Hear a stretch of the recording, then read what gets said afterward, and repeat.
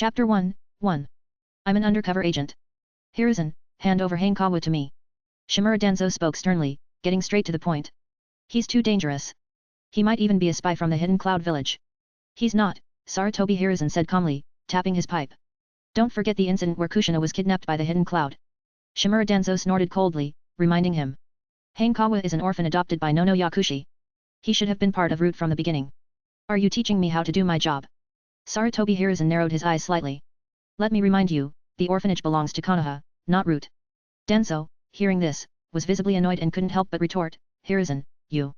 Are you trying to say I'll regret this? Hiruzen interrupted sharply. I won't. Danzo froze, his words caught in his throat, his thoughts in chaos. Damn it, Hiruzen, was this all part of your plan? Should I congratulate you for learning how to cut me off mid-sentence? Those were my lines. He wanted to shout, I'm the one who should be Hokage, but couldn't. Bang. Danzo stormed out of the room in a fury. After walking a few steps, he suddenly turned back and said, Hiruzen, you will regret this. Saying that made him feel a lot better. Hiruzen glanced at the now empty doorway and shook his head. Being the Hokage's advisor was simple, just argue. But being Hokage? That required careful consideration.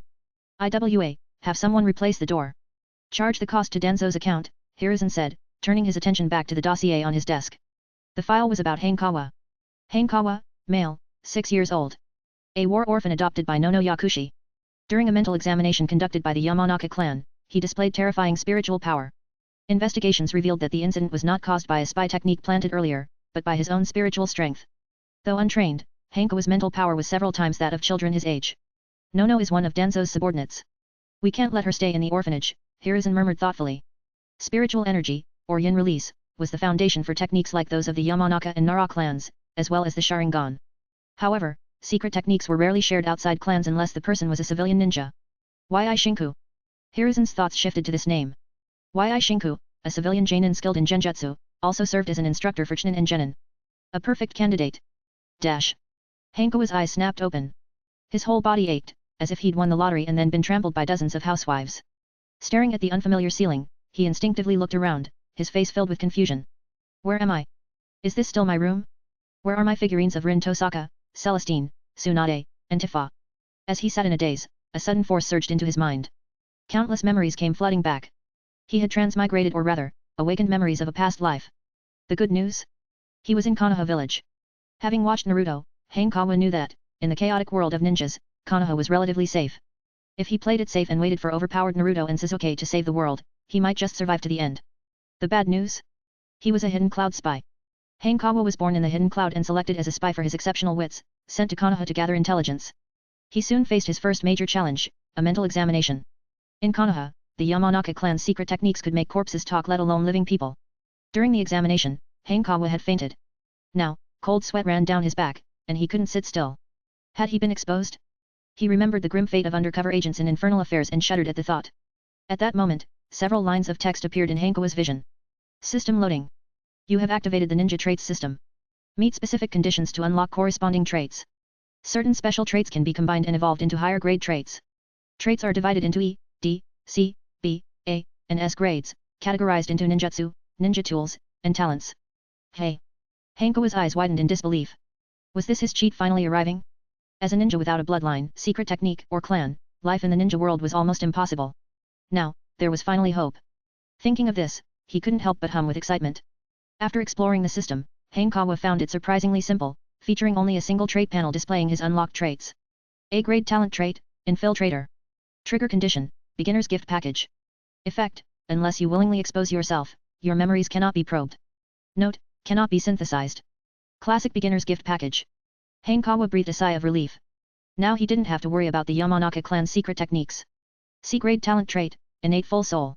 Trigger condition, Fusion of 2 souls. Effect, enhances yin release aptitude by 100%. Note, cannot be synthesized. Why wasn't Innate Full Soul awakening blue silver grass? Wait, wrong story. Shouldn't it be wood release? Hanekawa fell silent. Yin release was a tricky situation. Without a Sharingan, and not being a member of the Yamanaka or Nara clans, was he supposed to learn Genjutsu? But let's be honest, Genjutsu ninja weren't all that impressive. Kurane Yui spent her whole life mastering Genjutsu, yet couldn't compare to an Uchiha casually activating their eyes. For now, food came first. Hanekawa felt a strong wave of hunger and suddenly showed a regretful expression. Damn! My sacred sword! He recalled that before transmigrating, he had been pulling an all-nighter grinding the duel arena while multitasking. Then, in the blink of an eye, he ended up here. He had no idea what state his past self was in. If he went missing, his phone might eventually be cracked open. The thought alone made him shudder. Suddenly, the door opened. Hanekawa instinctively looked up at the girl who had just entered. Calling her a girl wasn't entirely accurate. She was more like a delicate, porcelain-like little lily. What caught his attention most were her ruby-like eyes. Hanekawa frowned slightly in confusion. Who was this? Where exactly was he? This definitely wasn't the orphanage. He knew all the kids there by memory. But this, to him, was a good thing. After all, the orphanage was managed by Nono Yakushi, one of Danzo's subordinates. If he caught Danzo's attention, he'd inevitably be subjected to Danzo's root will indoctrination, ensuring a fate of being played to death. You're awake. The girl smiled brightly. I'm Kurane Ui. Hanekawa, he responded, relaxing slightly at her cheerful demeanor. So this was Kurane Ui, hey? In the original series, she married Asuma Sarutobi and eventually became a widow. Can you walk? After a pause, Kurane added, I'll take you to see my dad. He'll explain everything. I can walk. Hanekawa got out of bed, silently calculating in his mind. Kurane's father was Shinku Ui. At least Shinku Ui wasn't one of Danzo's subordinates. As a Genjutsu Genin, Shinku was likely under the orders of the third Hokage, Hiruzen Sarutobi. It was almost certainly Hiruzen and not Minato Namikaze, given how young Kurane was. It was probably before the fourth Hokage's tenure. Hiruzen might be controversial, but he undeniably dedicated his life to Konoha. Compared to Danzo, Hiruzen could at least be called kind and gentle. At the very least, he wouldn't implant a curse mark on someone's private areas. Chapter 2, 2. A New Beginning. Hanekawa soon met Ui Shinku. He sat stiffly on the sofa in the living room, dressed in a black bodysuit and a green jonin vest, exuding an air of seriousness. Hanekawa recalled that Shinku had tragically perished during the Nine Tails rampage. Sit, Shinku said with a slight nod. Thank you, Uncle Shinku, Hanekawa responded politely. You'll be staying here from now on. I will teach you Genjutsu, Shinku explained after a brief pause. This is an order from the Hokage. Hokage? Hanekawa pondered the term. Could this be related to the innate full soul trait? Hey! Ui Kurane, who was listening in, asked with curiosity and surprise, why? Hanekawa is naturally suited for Genjutsu, Shinku replied. After receiving the notification from Sarutobi Hiruzen, he had personally checked Hanekawa's abilities and confirmed this. Even better than me? Didn't you say my Genjutsu talent was outstanding? Kurane asked, hands on her hips and cheeks puffed out in indignation. Her delicate face, wearing an expression of defiance, looked adorably fierce. Hanekawa couldn't help but chuckle. In the original story, Kurane was portrayed as strong-willed, which was evident from her preference for drinking sake and vodka. Kurane, you're already a student at the Ninja Academy. How can you compare yourself to Hanekawa? Shinku coughed lightly and countered. He wasn't lying to Kurane, but even among geniuses, there were levels of disparity. Isn't he a student, too? Kurane asked, momentarily stunned. Not yet, Shinku replied, recalling the information Sarutobi Hiruzen had given him. He hasn't been exposed to any ninja training or knowledge. I see, Kurane said, turning to look at Hanekawa. Her first impression was that he was extraordinarily attractive, almost like a meticulously crafted doll. All right then. Kurane suddenly raised her voice, patted her chest, and declared, from today on, I'll take care of you. Her confident, big sisterly demeanor paired with her doll-like face made her look irresistibly cute rather than commanding. If Shinku hadn't been there, Hanekawa would have been tempted to reach out and pinch her cheeks, they looked so soft. But how should he address her? Big sister Kurane? Little Ui? Both options sounded like something out of an elderly social group. Shinku gave a fatherly smile. Shifting his gaze from Kurane to Hanekawa, he said, let's eat first, and then I'll teach you some basic ninja knowledge. Won't Hanekawa go to school? Kurane asked instinctively. He will, Shinku answered. The Hokage has already arranged it. He'll join your class as a transfer student. Yay! Kurane cheered in excitement. To her, having Hanekawa as her little brother meant added prestige whenever they were out together. Hanekawa fell into silent contemplation. Who else might be in the same class as Kurane? The timeline of the original story was a bit muddled, making it hard for him to be sure. After dinner, Hanekawa followed Shinku to the small courtyard outside the house.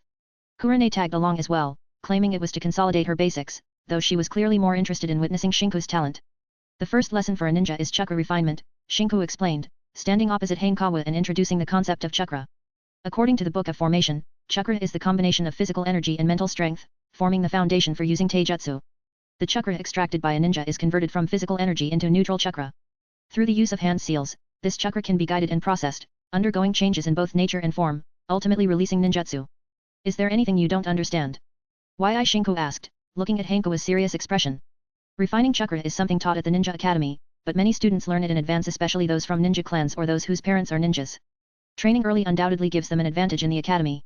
Take Hitaki Kakashi from Kurane's class, for instance. While others were learning the 3 basic techniques, he was already studying Earth Release. Aside from his talent, the key reason was his father, Konoha's White Fang, Hatake Sakumo, who ensured he lacked no resources. No, Hanekawa shook his head and replied. Then give it a try, Yi Shinku said with some anticipation. Usually, refining chakra takes about a month, but for a genius, it can take as little as 3 days. I did it in 3 days. Yi Kurane quickly raised her small hand, her eager demeanor making sure Hanekawa wouldn't overlook her. Could she really be a genius? Thinking about it carefully, Yi Kurane actually was. Her mediocre battle record was simply due to the bad luck of facing a few monsters. But let's be honest, against someone like Uchiha Itachi, over 99% of ninjas wouldn't stand a chance. In short, Yi Kurane was a normal kind of genius. Hanekawa exhaled and began controlling the energy produced by his 130 trillion cells along with his inherent mental energy. In the original work, mental energy was described as the accumulation of training experience. However, due to Hanekawa's innate full soul attribute, he came with a significant amount of mental energy. That was fast. Yi Shinku suddenly raised an eyebrow and exclaimed in surprise. What was fast? Yi Kurane didn't react immediately. He's already refined his chakra, Yi Shinku said, her tone carrying a hint of excitement. How is that possible? Yi Kurane stood frozen, utterly dumbfounded. Refining chakra in 3 days was considered genius level. Refining it in 3 seconds, what would you even call that? A monster, perhaps. At that moment, Hanekawa's body trembled slightly as a surge of excitement welled up inside him. Before he could rejoice over successfully refining his chakra, something new emerged. New trait acquired. E-rank talent trait, Ninja. Trigger condition, successfully refined chakra. Effect, increases chakra refinement speed by 10%. Note, 2 synthesis paths available. Path 1, combine E-rank traits 3 basic techniques and E-rank ninja tool throwing to synthesize D-rank trait ordinary genin. Path 2, combine E-rank traits 3 basic techniques, E-rank ninja tool throwing, and E-rank trait top student of the academy to synthesize C-rank trait genius genin. Hanekawa roughly understood how the system worked. The conditions for triggering new traits seemed to depend on his actions. This meant he could try different actions in the future. There might be surprises waiting for him. Based on the description, some special traits could evolve through synthesis. The ninja trait was clearly one of those. The system offered 2 synthesis paths, which was more freedom than he'd expected. Without a doubt, the genius genin trait would be far superior to ordinary genin. However, dominating the ninja academy would be a significant challenge, especially with someone like Hatake Kakashi in their cohort. Still, it wasn't impossible. Hanekawa wasn't planning on being just another ordinary person. Starting small doesn't count as cheating. After all, he was a man with cheats. Hanekawa exited his meditative state and looked at Yi Kurane, pausing momentarily. At this moment, the little girl resembled a wilting eggplant, her slightly curly long hair seeming to droop. So cute. Congratulations, Hanekawa, Yi Shinku said with a beaming smile. Hanekawa had been assigned to her by Sarutobi Hiruzen, and with such talent, their family's future seemed secure. Chapter 3, 3. The plan. Is this really your first time refining chakra? As Hanekawa finished his training, Kurane Ui couldn't help but lean closer. Yes, it's my first time, Hanekawa replied, blinking his eyes. Ugh. So frustrating. Kurane clenched her small fists and said indignantly, but don't think it'll be easy to surpass me. I'll do my best, Hanekawa responded with a smile. You, don't have to take it so seriously, Kurane murmured, momentarily dazed by his smile. It turns out, good looks can really influence perception, especially for someone like Hanekawa. Whether it's older women or cute little girls, he's universally charming. Hanekawa. Shinko Ui stepped out from the house and handed him an enrollment notice.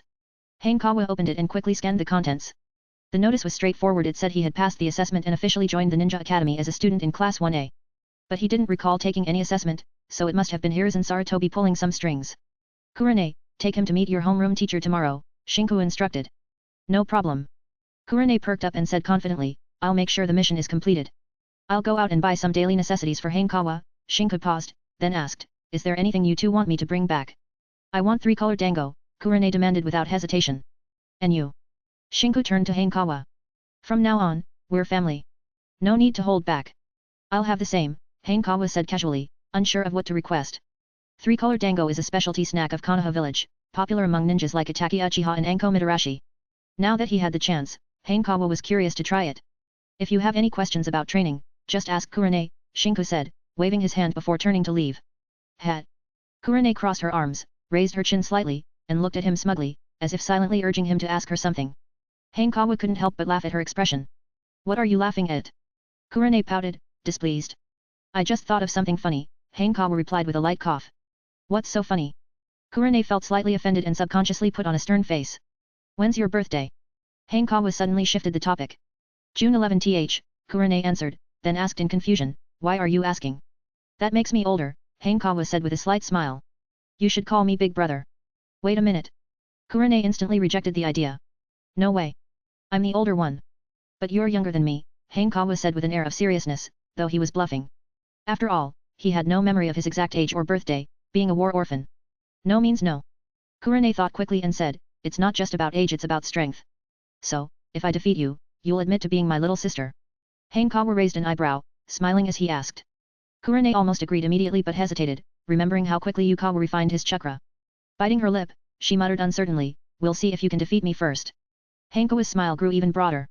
Teasing a pretty little girl like Kurane was surprisingly fun. To clarify, he wasn't into little girls, his interests leaned more toward mature women. Just then, the sound of footsteps echoed nearby. Back so soon? Hanekawa instinctively turned his head, and his expression froze. It wasn't Shinkuyui but a woman who was both unfamiliar and familiar, non-Yakushi. However, unlike the gentle image he remembered, her face was heavy with concern. Hanekawa didn't need to think to know what this was about. It was most likely Danzo Shimura, still harboring ill intentions toward him. Director, Hanekawa said to Nono Yakushi before walking forward. Non-Yakushi, in the original story, was undoubtedly a tragic supporting character. Her kindness had led her to leave the root organization, but Danzo coerced her to continue working for him by threatening the orphanage. Ultimately, she met her demise because she knew too much. In one of Danzo's schemes, she was pitted against her adopted son, Kabuto Yakushi, leading to a heartbreaking conclusion. Hanekawa, I'm glad you're all right. Non-Yakushi reached out and gently patted his head, her voice soft. Thank you for your concern, Director. Hanekawa noticed the hesitation on her face and asked, is there something you want to tell me? Non-Yakushi fell silent. Not long ago, Danzo had come to the orphanage to speak with her about Hanekawa. He expressed his desire for Hanekawa to join Root, arguing that if it was Hanekawa's own decision, even Hiruzen Sarutobi wouldn't have a reason to interfere. What arrangements has the Hokage made for you? Non-Yakushi thought for a moment before asking. He's sending me to the Ninja Academy, Hanekawa replied. Non-Yakushi's eyes brightened slightly. Her exceptional abilities, which had earned her the title of the Wandering Priestess, were the reason Danzo valued her so highly. Upon hearing about the Ninja Academy, she immediately thought of a way to buy time. Hanekawa, no matter what happens, you must graduate normally, Non-Yakushi said firmly. Understood, Hanekawa responded, picking up on the unspoken message. As long as he remained at the Ninja Academy, Danzo wouldn't make a move yet. But the shadow of Danzo's schemes lingered as a constant threat. If you can't beat them, join them. That's not going to work. Danzo wouldn't just demand loyalty, he'd take your heart and brainwash you in the process. Joining Root would be like turning into a puppet on a string. Hanekawa chuckled inwardly. If Danzo were replaced by Tsunade, he might consider it despite her debts, after all, big is justice. Hanekawa recalled that Kabuto wasn't yet at the orphanage. Judging by the timeline, it was at least 10 years away. The evil no, the Justice Gardenia plan begins now. 3 years to prepare, 3 years to grow, and 10 years to save non-Yakushi. It was a manageable goal. Although he was placed in the orphanage by Kumogakure's scheme, this kind-hearted director had always treated him very well. Come visit the orphanage whenever you have time. Non-Yakushi gave him a warm smile. I will, Hanekawa said with a firm nod. Non-Yakushi reached out and patted his head again before turning to leave. Watching her departing figure, Hanekawa couldn't help but twitch his lips. Why am I already getting head pats on my first day here? Kurane, Hanekawa turned to her and asked, can you teach me how to throw ninja tools? Danzo's looming threat had given him a strong sense of urgency. He needed to step up his training. Mastering ninja tools was one of the necessary skills to earn the Genius Genin title. While the system didn't specify how to trigger it, based on his previous experiences, it clearly required corresponding actions. Of course. Kurane snorted lightly, a confident look on her face. I'm pretty good at ninja tool throwing, you know. Chapter 4, 4. A wild Asuma appears. Behind the house, in a small forest. As a ninja, the most commonly used tools are shuriken and kunao. Kurane Yui imitated her class teacher, speaking in a lecturing tone while swaying her head for emphasis. Shuriken, commonly referred to as throwing stars, are small projectile weapons. Kunao, resembling daggers or throwing knives, can be used for close combat as well as ranged attacks. These two tools are essential items carried in every ninja's waist pouch. There are also advanced techniques, like manipulated shuriken jutsu or shuriken shadow clone jutsu. Today, we'll be learning kunao throwing, Kurane announced, pulling out a kunao. The real reason was that she had only recently joined the academy and had only learned kunao throwing. She wasn't entirely confident in her ability, especially with Hanekawa watching. She felt a bit nervous and feared making a mistake. With a serious expression, Kurane tightened her face and threw the kunao forcefully. Thunk. The kunao hit the wooden post but missed the target entirely. Kurane's cheeks flushed slightly red. She met Hanekawa's gaze and quickly defended herself. I was aiming for outside the target. Sure, say a few more sentences, and I might believe you. Hanekawa suppressed a laugh and nodded. He had undergone professional training. No matter how funny something was, he wouldn't laugh. Now for some real kunao throwing. Kurane turned back to the wooden post, adopting a serious expression. She threw another kunao with all her focus. Under her prayers, the kunao hit the bullseye, a perfect shot. See? I'm actually pretty good at this. Kurane couldn't hide the smile tugging at her lips. She turned to Hanekawa and asked, what do you think? Adorable. Hanekawa smiled and praised her, that was amazing. Your turn. Pleased by his understanding, Kurane handed the kunao to Hanekawa. Hanekawa steadied his breath, focused, and flung the kunao. If nothing else, something unexpected happened. He completely missed the wooden post. Seeing this, Kurane felt a bit more at ease. It seemed his talents were more in chakra refinement than ninja tools.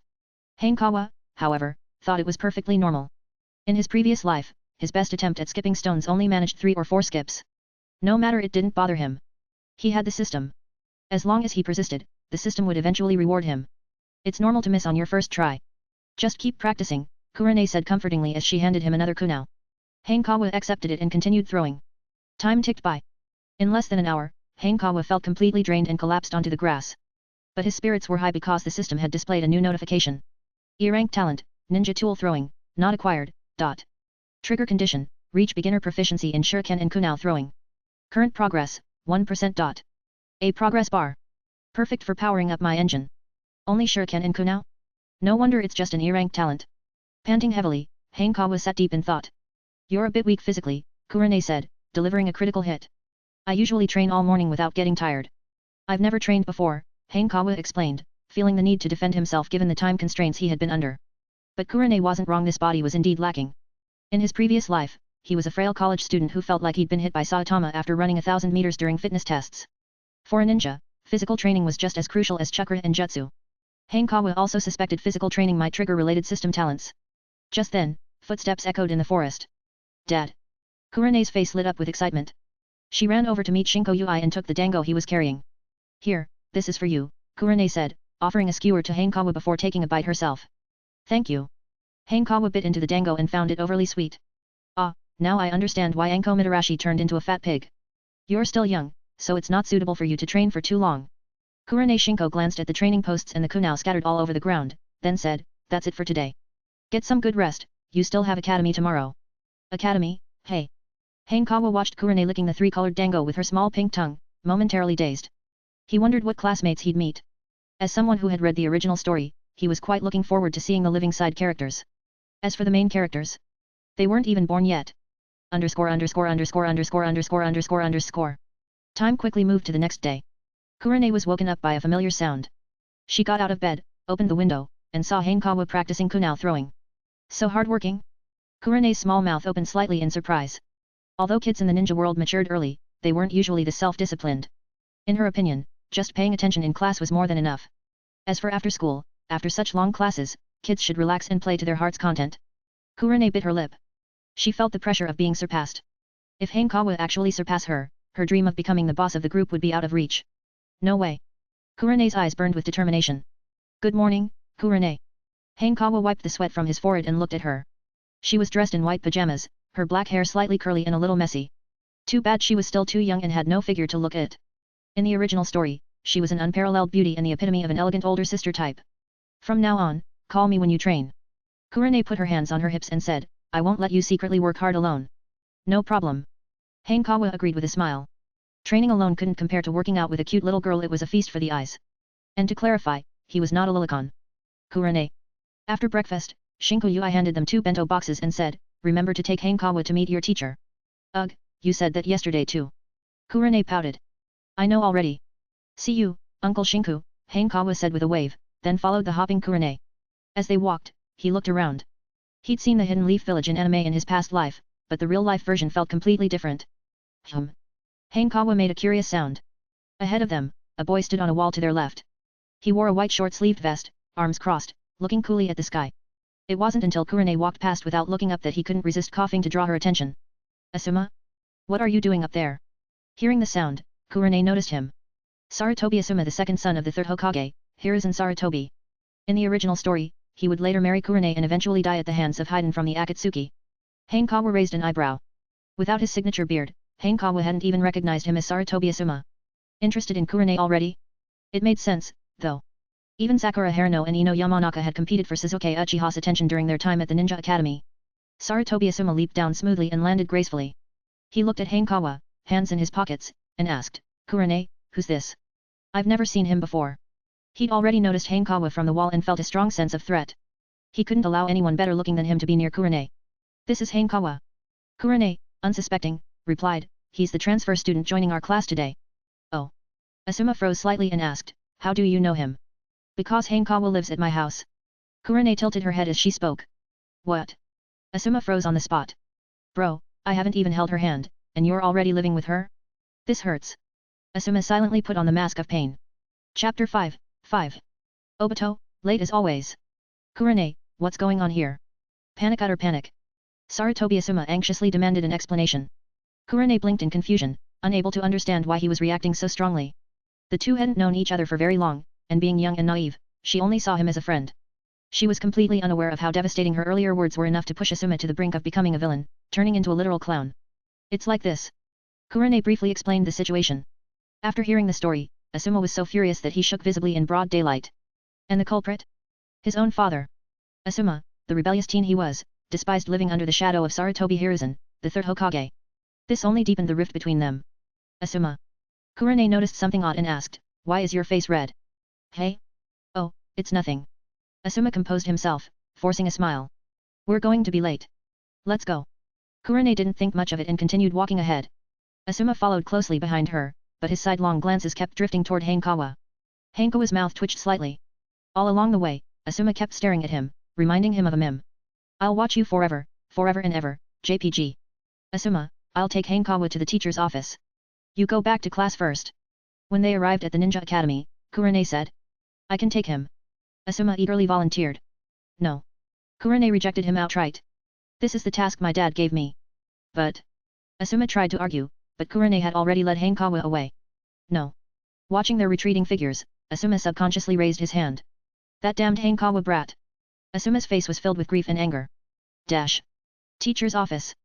Hanekawa handed over his enrollment notice to a young ninja. According to Kurane, his name was Yamamoto Ichiro, a Chunin. Hanekawa, welcome to Class 1A, Ichiro said warmly as he folded the notice. As a student personally approved by the third Hokage, he couldn't afford to be careless. Thank you, sensei, Hanekawa replied politely. Ichiro nodded slightly.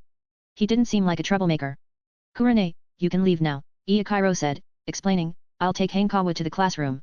Got it. Kurane gave Hanekawa a meaningful look before leaving without hesitation. These are the first grade textbooks. Ichiro picked up a stack of books from the desk and handed them to Hanekawa. Hanekawa counted them 7 books in total. The topmost one read Chakra concepts, explanation and refinement techniques. There are a few minutes left before class starts. Feel free to take a look, Ichiro said with a smile. Okay. Since time was short, Hanekawa schemed through the table of contents. Titles like Ninja Tool Throwing, Will of Fire, Ninja Code and History of Konoha were all there covering everything you'd expect. Hanekawa recalled that in his past life, some experts had analyzed the Chunin exam written test questions and found topics including English, chemistry, and physics.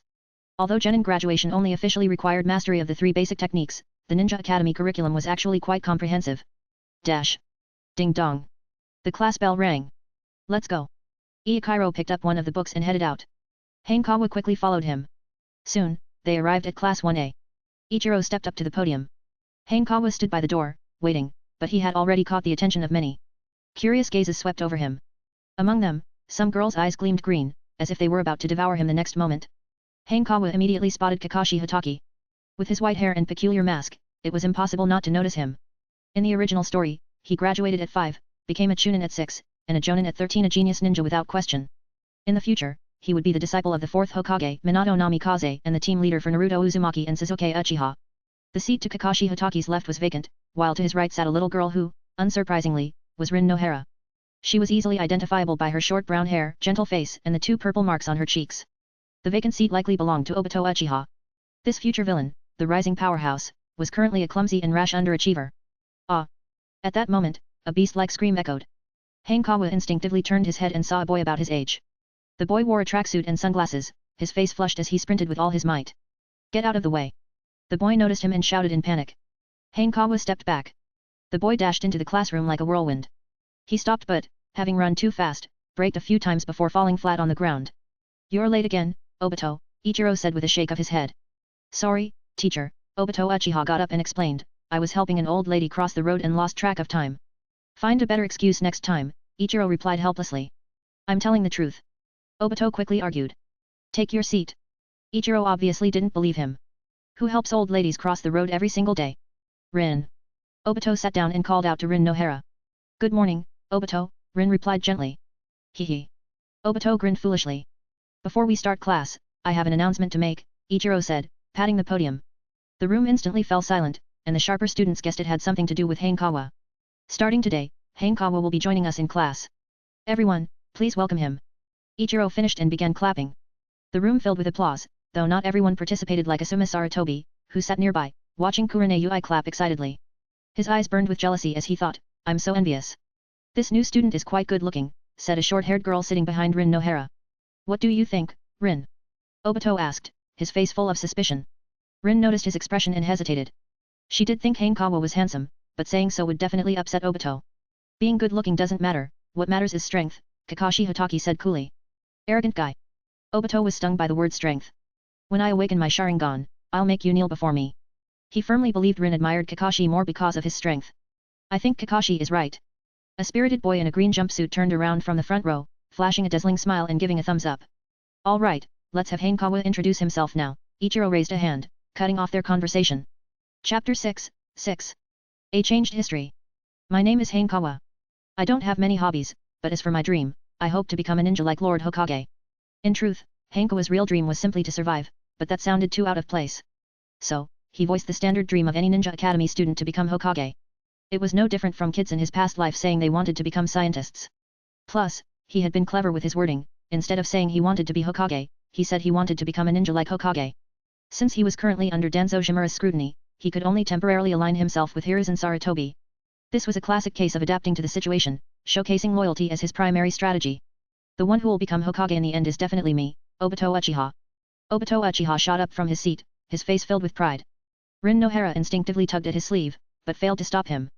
Childish, Kakashi Hatake said expressionlessly. After all, he wasn't some 3-year-old kid, he was already a 5-year-old. If he wanted to be Hokage, he wouldn't argue about it with words but prove it through action. Hanekawa glanced at Obito and suddenly thought of a dark joke, if you can't become Hokage, just make one. What's so great about being Hokage? Asuma Sarutobi slowly stood up, speaking in a low voice. I'm going to surpass Hokage. The classroom fell silent. Everyone knew he was the son of the third Hokage, Hiruzen Sarutobi. Hanekawa's expression turned a little strange. As someone who knew the story, he was well aware of how unrealistic Asuma's statement was. Asuma's talent was quite ordinary. Even among Jonin, he wasn't particularly outstanding, let alone surpassing Hiruzen Sarutobi. Having a dream is a good thing, but to achieve it, you must study diligently, Ichiro said, clapping his hands to draw everyone's attention. Hanekawa, the seat by the window in the last row is yours. The classroom was arranged with 3 students per table. Since Hanekawa had transferred in 2 months late, he could only sit in the back row. But he didn't mind at all, being in the back by the window was actually a good spot. His seatmate was a short-haired girl. Meeting her gaze, Hanekawa introduced himself, Hello, I'm Hanekawa. As a spy, there were usually 2 approaches, either blend into the background or become the center of attention. Unfortunately, his abilities and appearance didn't allow him to stay invisible. It was a pity he wasn't from the Aberme clan, otherwise, he'd naturally have an aura-suppressing effect. I'm Shizuan. Nice to meet you, the girl replied with a smile. Hanekawa was taken aback. Shizuan? Was she still in the ninja academy at this time? In the original story, after Tsunade developed a phobia of blood following the deaths of Noeki and Dankato, she left Konoha with Shizuan, wandering and gambling across the ninja world. Hanekawa rubbed his chin. Was Tsunade still in Konoha? Hanekawa glanced around. In the row ahead of him sat Kakashi Hatake, Rin Nohara, and Obito Uchiha. To his left front were Kurane Yui, Asuma Sarutobi, and a boy he didn't recognize. Today's class is on the history of Konoha.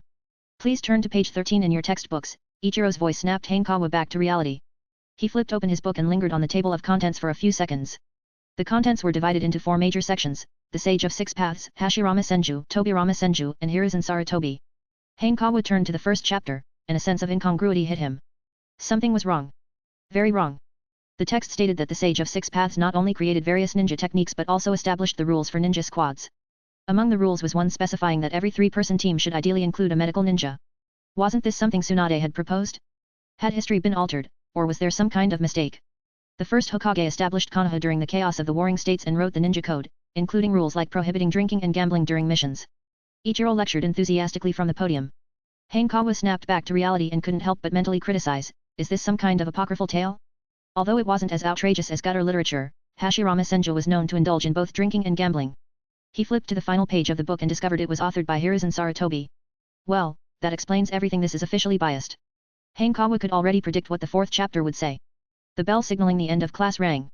Ichiro left with his textbook, and the classroom instantly became lively. Kurane. Asuma Sarutobi started to speak but froze when he saw Kurane Yui jump off her seat and head straight toward Hanekawa. He clenched his fists instinctively. At this rate, I'm going to lose completely, even my dignity. Hanekawa, are you adjusting well? Kurane greeted Shizuan before turning her attention to Hanekawa. Yes. Hanekawa nodded. For someone who'd attended university, studying elementary level material felt like going home. In his past life, he had even joined an online tutoring platform and thoroughly dominated elementary students. This is for you, Kurane said, handing him a notebook. It's my notes from the past 2 months. I think they'll help you. Thank you, Hanekawa replied earnestly. All right, I won't bother you anymore. See you at lunch. Kurane waved her small hand and walked away. Do you two know each other? Shizuan, sensing something, couldn't resist her curiosity. Kurane's father was my teacher, Hanekawa explained. A Jonin teacher. Shizuan's eyes widened in surprise. Normally, students wouldn't be assigned a team leader until after graduation. Hanekawa's case clearly exceeded her expectations. Do you know Lady Tsunade? Noticing her astonishment, Hanekawa seized the moment to ask. Shizuan shook her head. Hanekawa felt a growing sense of dissonance. Suddenly, he realized something critical. In the original story, Tsunade and Dan Kato had bonded during a Jonin meeting discussing the involvement of medical ninjas in ninja squads. But here, it seemed the Sage of Six Paths had preemptively implemented this idea. It appeared the world had undergone subtle, unexplained changes. Could this be the butterfly effect of his transmigration? Unable to unravel the mystery, Hanekawa decided to stop thinking about it. Time quickly passed, and by noon, students were either heading home or searching for a place to eat. As Hanekawa closed his textbook, he noticed Kurane standing in front of him, her ruby-like eyes sparkling in the sunlight. Not far away, Asuma Sarutobi was glaring at them with a resentful expression. You all go ahead, Shizuan said, getting up to find Rin Nohara. Kurane took the opportunity to sit in Shizuan's seat. Are you in Asuma clothes? Hanekawa asked while opening his lunchbox. Not really. We're just desk mates, Kurane replied with a hint of frustration. But he keeps pestering me. I see, Hanekawa said, picking up a piece of fried shrimp with his chopsticks. As a staunch believer in pure relationships, he had no intention of interfering in someone else's romantic matters for real. However, since Kurane claimed there was no connection, he felt no burden whatsoever. There will be a logical explanation for the changes surrounding the Sage of Six Paths later.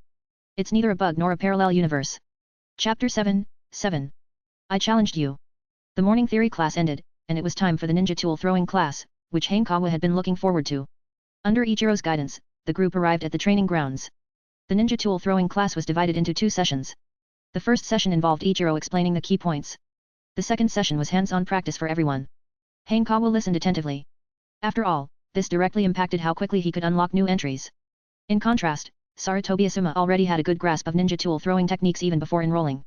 As the Hokage's son, he had a private tutor who was a special jonin. Aside from Kakashi Hatake, Asuma was confident he could beat any student in the class. But Sarutobi Asuma stared at Hanekawa and Kurane Yui, his face full of frustration. Why? He had been here first. Jealousy burned within Sarutobi Asuma. In the past, Kurane Yui always stood by his side, but today, she was standing next to Hanekawa. Hey! I've got an idea. Sarutobi Asuma thought of a way to win Kurane back. It was simple to defeat Hanekawa. In the ninja world, the most important rule was that the strong were respected. Besides, the gap between him and Hanekawa was significant. Victory was guaranteed. Now, let's begin the ninja tool throwing practice. Ichiro set up a row of wooden stakes as he spoke. I'll point out anything you do wrong. Teacher, I'll go first. Sarutobi Asuma raised his head proudly and said loudly. After speaking, he shot Kurane a watch me perform glance. Hanekawa was reminded of a phrase, a cock among roosters by watching him. At that moment, Sarutobi Asuma was a walking explosion of testosterone. But Kurane didn't understand his signal and instead looked confused. Thud, thud, thud. With a smooth flick, Sarutobi Asuma's 3 kunai all hit the bullseye. He turned around, grinning triumphantly at Hanekawa, but then froze. Kurane was bowing her head, quietly talking to Hanekawa. Not bad. Ichiro applauded as he spoke. But Sarutobi Asuma felt no joy. The excitement belonged to them, he had nothing. Could it be that his plan had failed? Impossible. Thank you, Kurane, Hanekawa said after receiving some private tips from her. As for Sarutobi Asuma's 3 bullseyes, no one was surprised he was the Hokage's son, after all. Hanekawa approached a wooden stake nearby. Using the techniques Kurane had taught him, he threw his kunai. It hit the target, but it was still some distance from the bullseye. That's it. Sarutobi Asuma, who had been watching closely, couldn't help but comment. Keep it up. Kurane clenched her small fists and encouraged him. Seeing this, Sarutobi Asuma was fuming. Why? Bro, he was losing his cool. The ninja tool throwing class ended. Hanekawa's progress bar had already reached 10%. For E-rank ninja tool throwing, mastering shuriken and kunao basics wasn't too difficult. Kakashi. Let's have a youthful duel. A green blur flashed past Hanekawa. He instinctively looked up and saw Might Guy. In the original story, this Giga Chad nearly ended the story with one kick using the 8 gates. Though his behavior and personality were unique. Next time for sure. Kakashi Hatake used the body flicker technique to make a quick escape. After enrolling, Hanekawa's extraordinary abilities caught Might Guy's attention, and he was soon entangled with him. At first, Hanekawa was intrigued and sparred with him a few times. But Might Guy was like an indomitable cockroach, endlessly energetic and inventing new ways to challenge him daily. How could he possibly endure that? What incredible speed! Might Guy's eyes lit up as he smiled brightly. As expected of my eternal rival. Watching the scene of Guy chasing him as he tried to escape, Hanekawa was reminded of his own plan to train his body. However, training with Might Guy? He couldn't handle it mentally or physically. Might Guy, who mastered the 8 gates to perfection, had unrivaled taijutsu talent in the ninja world. If Hanekawa followed his training methods, he felt that within a week, Kurane would be weeping over his grave. Hanekawa. Sarutobi Asuma stepped in front of Hanekawa. I challenge you to a duel. The idea had just been inspired by Might Guy. Asuma, Kurane said disapprovingly, isn't this bullying? She had previously thought well of Asuma, but now she felt he was being unreasonable. Hanekawa had only been exposed to ninja knowledge for 2 days and was essentially no different from an ordinary person. I didn't mean it that way. Realizing the problem, Asuma quickly clarified. I can wait until the end of the term to duel. Love had completely clouded his judgment. In the original story, Sarutobi Asuma was a decent person, but right now, he was acting out of rebellion. Still, he couldn't be entirely blamed, kids are reckless by nature. As for this duel, it was a perfect opportunity. Hanekawa had just obtained his system, how could he let himself be underestimated? Moreover, Sarutobi Asuma was an excellent benchmark to measure against an average prodigy. No problem, Hanekawa agreed. The end of the term was roughly 3 months away. With his system, if he still couldn't defeat a 6-year-old Sarutobi Asuma, he might as well find Tsunade and bash his head against a wall. Kurane hesitated, her face full of worry. Excellent. Sarutobi Asuma was thrilled, entirely oblivious to Kurane's changing attitude toward him. After setting the duel date, Hanekawa felt a renewed sense of motivation. That evening, after dinner, he headed to a small grove near his house to continue his training. At night, after a bath, Hanekawa lay on his bed and opened his system interface. After a night's training, the progress bar for ninja tool throwing had increased by another 5%. At this rate, he estimated he could unlock the entry within a week. However, the current issue was the lack of entries.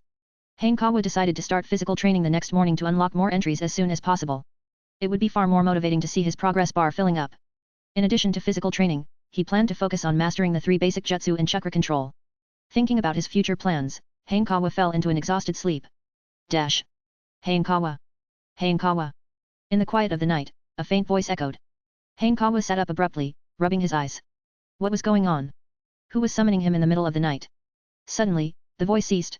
Instinctively, Hanekawa looked out the window. Under the moonlight, faint chakra lines formed a string of words. Sunday morning at 9 o'clock, meet at the Konoha Knowledge Bookstore. The message lasted only a few seconds before the chakra dissipated completely. Hanekawa's heart raced. This must be a Cloud Village ninja contacting him. Finally, was it time for undercover agents to meet? Though, the location being a bookstore and not a rooftop didn't quite fit the vibe. Hanekawa wondered who the Cloud Village ninja would be. When it came to Cloud Village, the figures he remembered most were the Reikage and Samui, who rivaled Tsunade in strength. Chapter 8. Come to my room after school. Beep, beep, beep. The nerve-wracking sound pierced Hanekawa's mind. Reaching out a hand, he broke free from the confines of his blanket and turned off the alarm clock. The technology in the ninja world was oddly advanced: computers, refrigerators, air conditioners, and, of course, alarm clocks. He glanced at the time, 6 a.m. on the dot. Though he was curious to see what Konoha looked like at 4 a.m., he was still a kid and needed sufficient sleep. Hanekawa changed into his workout clothes and stepped outside. His plan was to run for 30 minutes to an hour, depending on how he felt. Diving straight into intense training after a long period of inactivity was akin to flirting with death. Having such a promising start to his journey, he didn't want it to last only 3 days. He began jogging along the street. Since it was early, the streets were nearly empty, offering no obstacles. As time passed, his breathing grew heavier, sweat poured down his face, and even his vision started to blur. At that moment, a green light flashed in his eyes.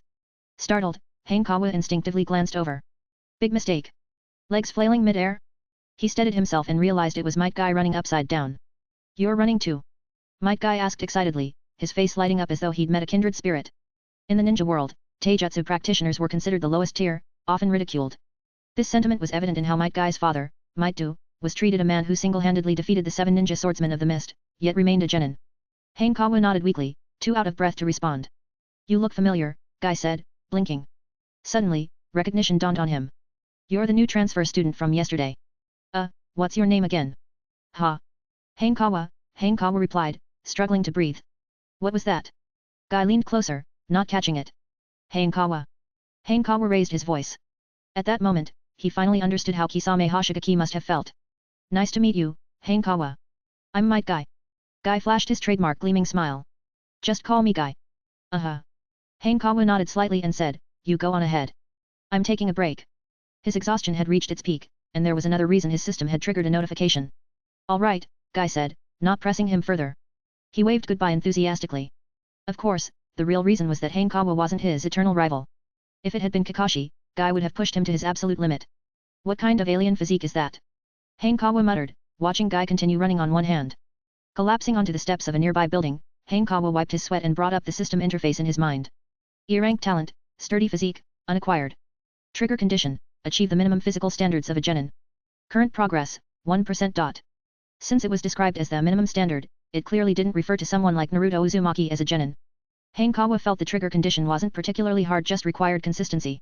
Wiping the sweat off his brow, he closed his eyes to rest. Hanekawa. I'm back. Might Guy's booming voice interrupted his break. Opening his eyes, Hanekawa saw him doing frog jumps nearby. He chuckled and waved back. After Might Guy left, Hanekawa got up and started running toward Kurane Yui's house. By 7 a.m., the streets were beginning to come alive with activity. Hanekawa passed by the Konoha Knowledge Bookstore, the location where he was supposed to meet the Kumogakure ninja. However, he avoided going in to prevent any complications. While passing a takoyaki shop, he thought of Kurane and decided to buy a box of takoyaki. When Hanekawa returned home, he ran into Shinko Yui, who was just opening the door. Did you go running? Shinko looked at the panting, sweat-drenched Hanekawa with surprise. So young yet so hardworking? With his yin release talent, this boy is destined for greatness. Good morning, Uncle Shinku, Hanekawa said, catching his breath. My body's weak, so I'm running to get stronger. Just then, a nearby door opened. Kurane Yui stepped out, barefoot on the carpet, her hair a mess. She yawned and asked groggily, why are you up so early? Kurane, you should learn from Hanekawa, Shinko said sternly. Stop sleeping in all the time. Hey. Kurane blinked and looked around, still a little dazed. She looked just like a sleepy kitten who had just woken up. I got you some takoyaki, Hanekawa said with a smile, handing her the box. For a moment, he felt like he had become the perfect kid from someone else's family. Wow, you're such a thoughtful little brother, Kurane said, her eyes lighting up at the sight of the octopus balls. Shinko's expression turned subtle. He felt like a cheeky kid was trying to steal the cabbage he'd grown. Must be my imagination, Shinko thought, shaking his head. They're just kids. What am I even thinking? This is just to thank you for lending me your study notes, Hanekawa explained earnestly. Nom nom, Kurane mumbled through a mouthful of takoyaki. Though her words were incoherent, her adorableness made up for it. After breakfast, Hanekawa and Kurane headed to the Ninja Academy together. Hanekawa, did you finish your homework from yesterday? Kurane asked, glancing at him. Are you planning to copy it? Hanekawa raised an eyebrow. Of course not. Kurane said, crossing her arms. I meant if there's anything you didn't understand, I can help you. There is, actually, Hanekawa replied smoothly, having already figured out her personality. Since you've asked so sincerely, I'll explain it to you, Kurane said, a smug smile on her face as her eyes narrowed in satisfaction. As they walked, Hanekawa asked her questions. Having joined the academy 2 months late, there were many problems he could only guess at. 3 long answers, pick the shortest. 3 short ones, pick the longest. Ichiro, their teacher, understood Hanekawa's situation and wouldn't blame him for guessing. Got it? Kurane asked, licking her lips. I think so, but not completely, Hanekawa admitted with a grin. That's normal at first, Kurane said with the wisdom of an old sage. Come to my room after school, and I'll teach you properly. No, please don't, Kurane. Hanekawa thought, smiling awkwardly. When he returned to his seat, he greeted Shizuan and opened his system panel. E-rank talent, top student, unacquired. Trigger condition, rank first in the theory class for the first semester. Current progress, 1%. Hanekawa rubbed his chin. This must have activated because of my recent study session with Kurane. However, he couldn't help but wonder what being a top student would mean in the ninja world. After all, in the original story, Sakura Haruno was a brilliant student, but before training under Tsunade, she was mostly a liability. Chapter 9, 9. The fastest man in the shinobi world. Hokage's office. Hiruzen Sarutobi gazed at the crystal ball in front of him, almost like a witch peering into the future. The translucent crystal ball shimmered, revealing a scene from Class 1A. Hiruzen Sarutobi had 2 sons. His elder son had already joined the Anbu and become an outstanding ninja. But his younger son, Asuma Sarutobi, was in a rebellious phase, constantly defying him and causing him endless headaches. After observing for a while, Hiruzen couldn't help but chuckle. Kids will be kids. But competition breeds pressure. Asuma Sarutobi had it too easy at school due to his status as the Hokage's son. With Hanekawa around, perhaps his rebellious son might change. "Sei," Hiruzen spoke. "I want all the information on Hanekawa from the past 3 days, now." "Understood," a voice responded from the shadows. It was Sei, an Anbu ninja. Hiruzen Sarutobi had high hopes for Hanekawa. Otherwise, he wouldn't have snatched him away from Danzo Shimura's grasp. Now, with Hanekawa reigniting Asuma's fighting spirit, it was truly a 2-for-1 success. "Hokage-sama." In less than 3 minutes, Sei appeared before him. She wore a frog mask, her short hair visible beneath it. Hiruzen took the documents from her and began flipping through them. Soon, his brow furrowed. As expected, Danzo Shimura hadn't given up entirely, though thankfully, nothing serious had occurred. As he continued reading, a smile appeared on his face. A hard-working kid. At that moment, a knock sounded on the door. "Come in," Hiruzen said, setting the documents aside. "Lord Hokage," came the voice of a blonde young man entering the room. "Minato." Hiruzen's gaze sharpened as he asked in a serious tone, "Is there an issue with Kushina?" Kushina Uzumaki was the Nine-Tails Jinchuriki. The nine-tailed beasts possessed destructive power, and the Nine-Tails was the strongest among them. A Jinchuriki is a ninja who has a tailed beast sealed within them, a village's ultimate weapon. However, the tailed beast's unruly nature made Jinchuriki prone to losing control. Beyond that, they were targets for enemy villages. Not long ago, Kumogakure had kidnapped Kushina Uzumaki. If not for Minato Namikaze, the Hidden Leaf village might have permanently lost its Nine-Tails Jinchuriki. "It's Kushina." She ran outside the barrier again today, Minato replied with an awkward smile. She used sealing techniques to bind the 2 Anbu assigned to guard her. "Minato, I understand your feelings for Kushina, but the matter of the Nine-Tails is too important for her to act recklessly," Hiruzen advised, taking a puff of his pipe. "I understand." Minato's expression turned serious. "There's no need to be so tense," Hiruzen said, his tone softening as he smiled. "Now that you've mastered the Flying Thunder God technique, I doubt Kushina can be kidnapped again." The Flying Thunder God technique was a space-time ninjutsu that allowed instantaneous teleportation using special markings. For example, with the Flying Thunder God mark placed on Kushina, Minato could reach her instantly, no matter how far away she was. It was no exaggeration to say that from now on, he was the fastest man in the shinobi world. "Is Jiraiya still in the village?" Hiruzen suddenly asked. "He is," Minato explained. "Sensei has been helping me develop a new jutsu recently." "A new jutsu?"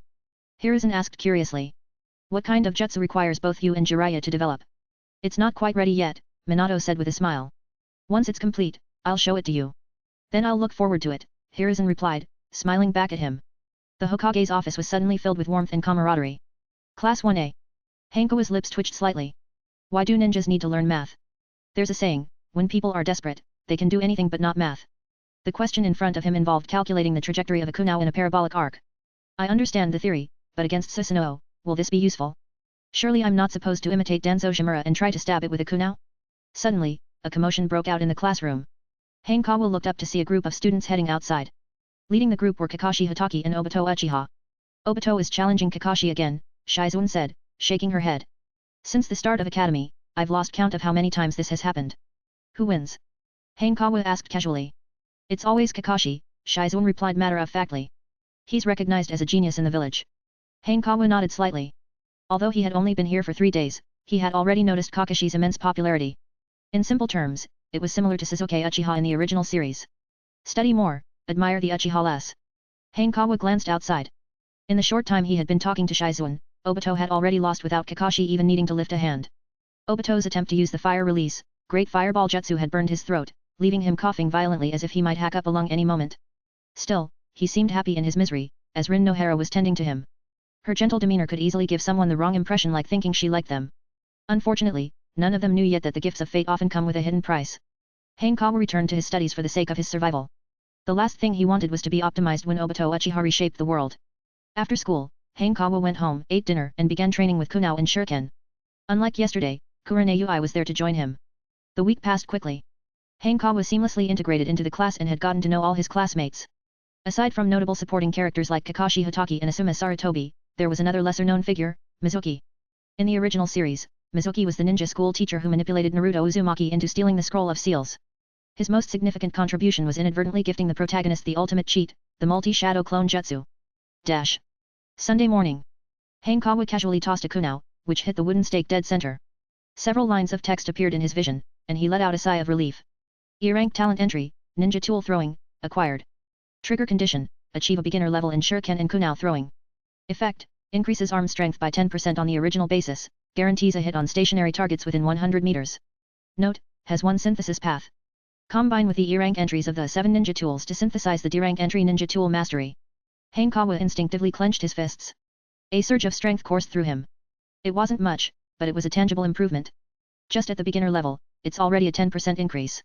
When I master it completely, won't I have an arm like a mythical beast? I should play basketball. This is a solid advantage. Shaking off his random thoughts, Hanekawa turned his attention to his new talent panel. E-rank talent entry, 7 ninja tools, not acquired. Trigger condition, achieve proficiency in all 7 ninja tools. Current progress, 10%. The difficulty of 7 ninja tools was noticeably higher than ninja tool throwing, likely due to its synthesis path leading to a D-rank talent. The progress bar indicated that shuriken and kunao counted, meaning he needed to learn 5 additional ninja tools. Hanekawa gathered the scattered kunao and shuriken on the ground before heading out. He had already informed Shinko Yui in advance that he'd be visiting the orphanage. In reality, he was meeting with a spy from Kumogakure. ______.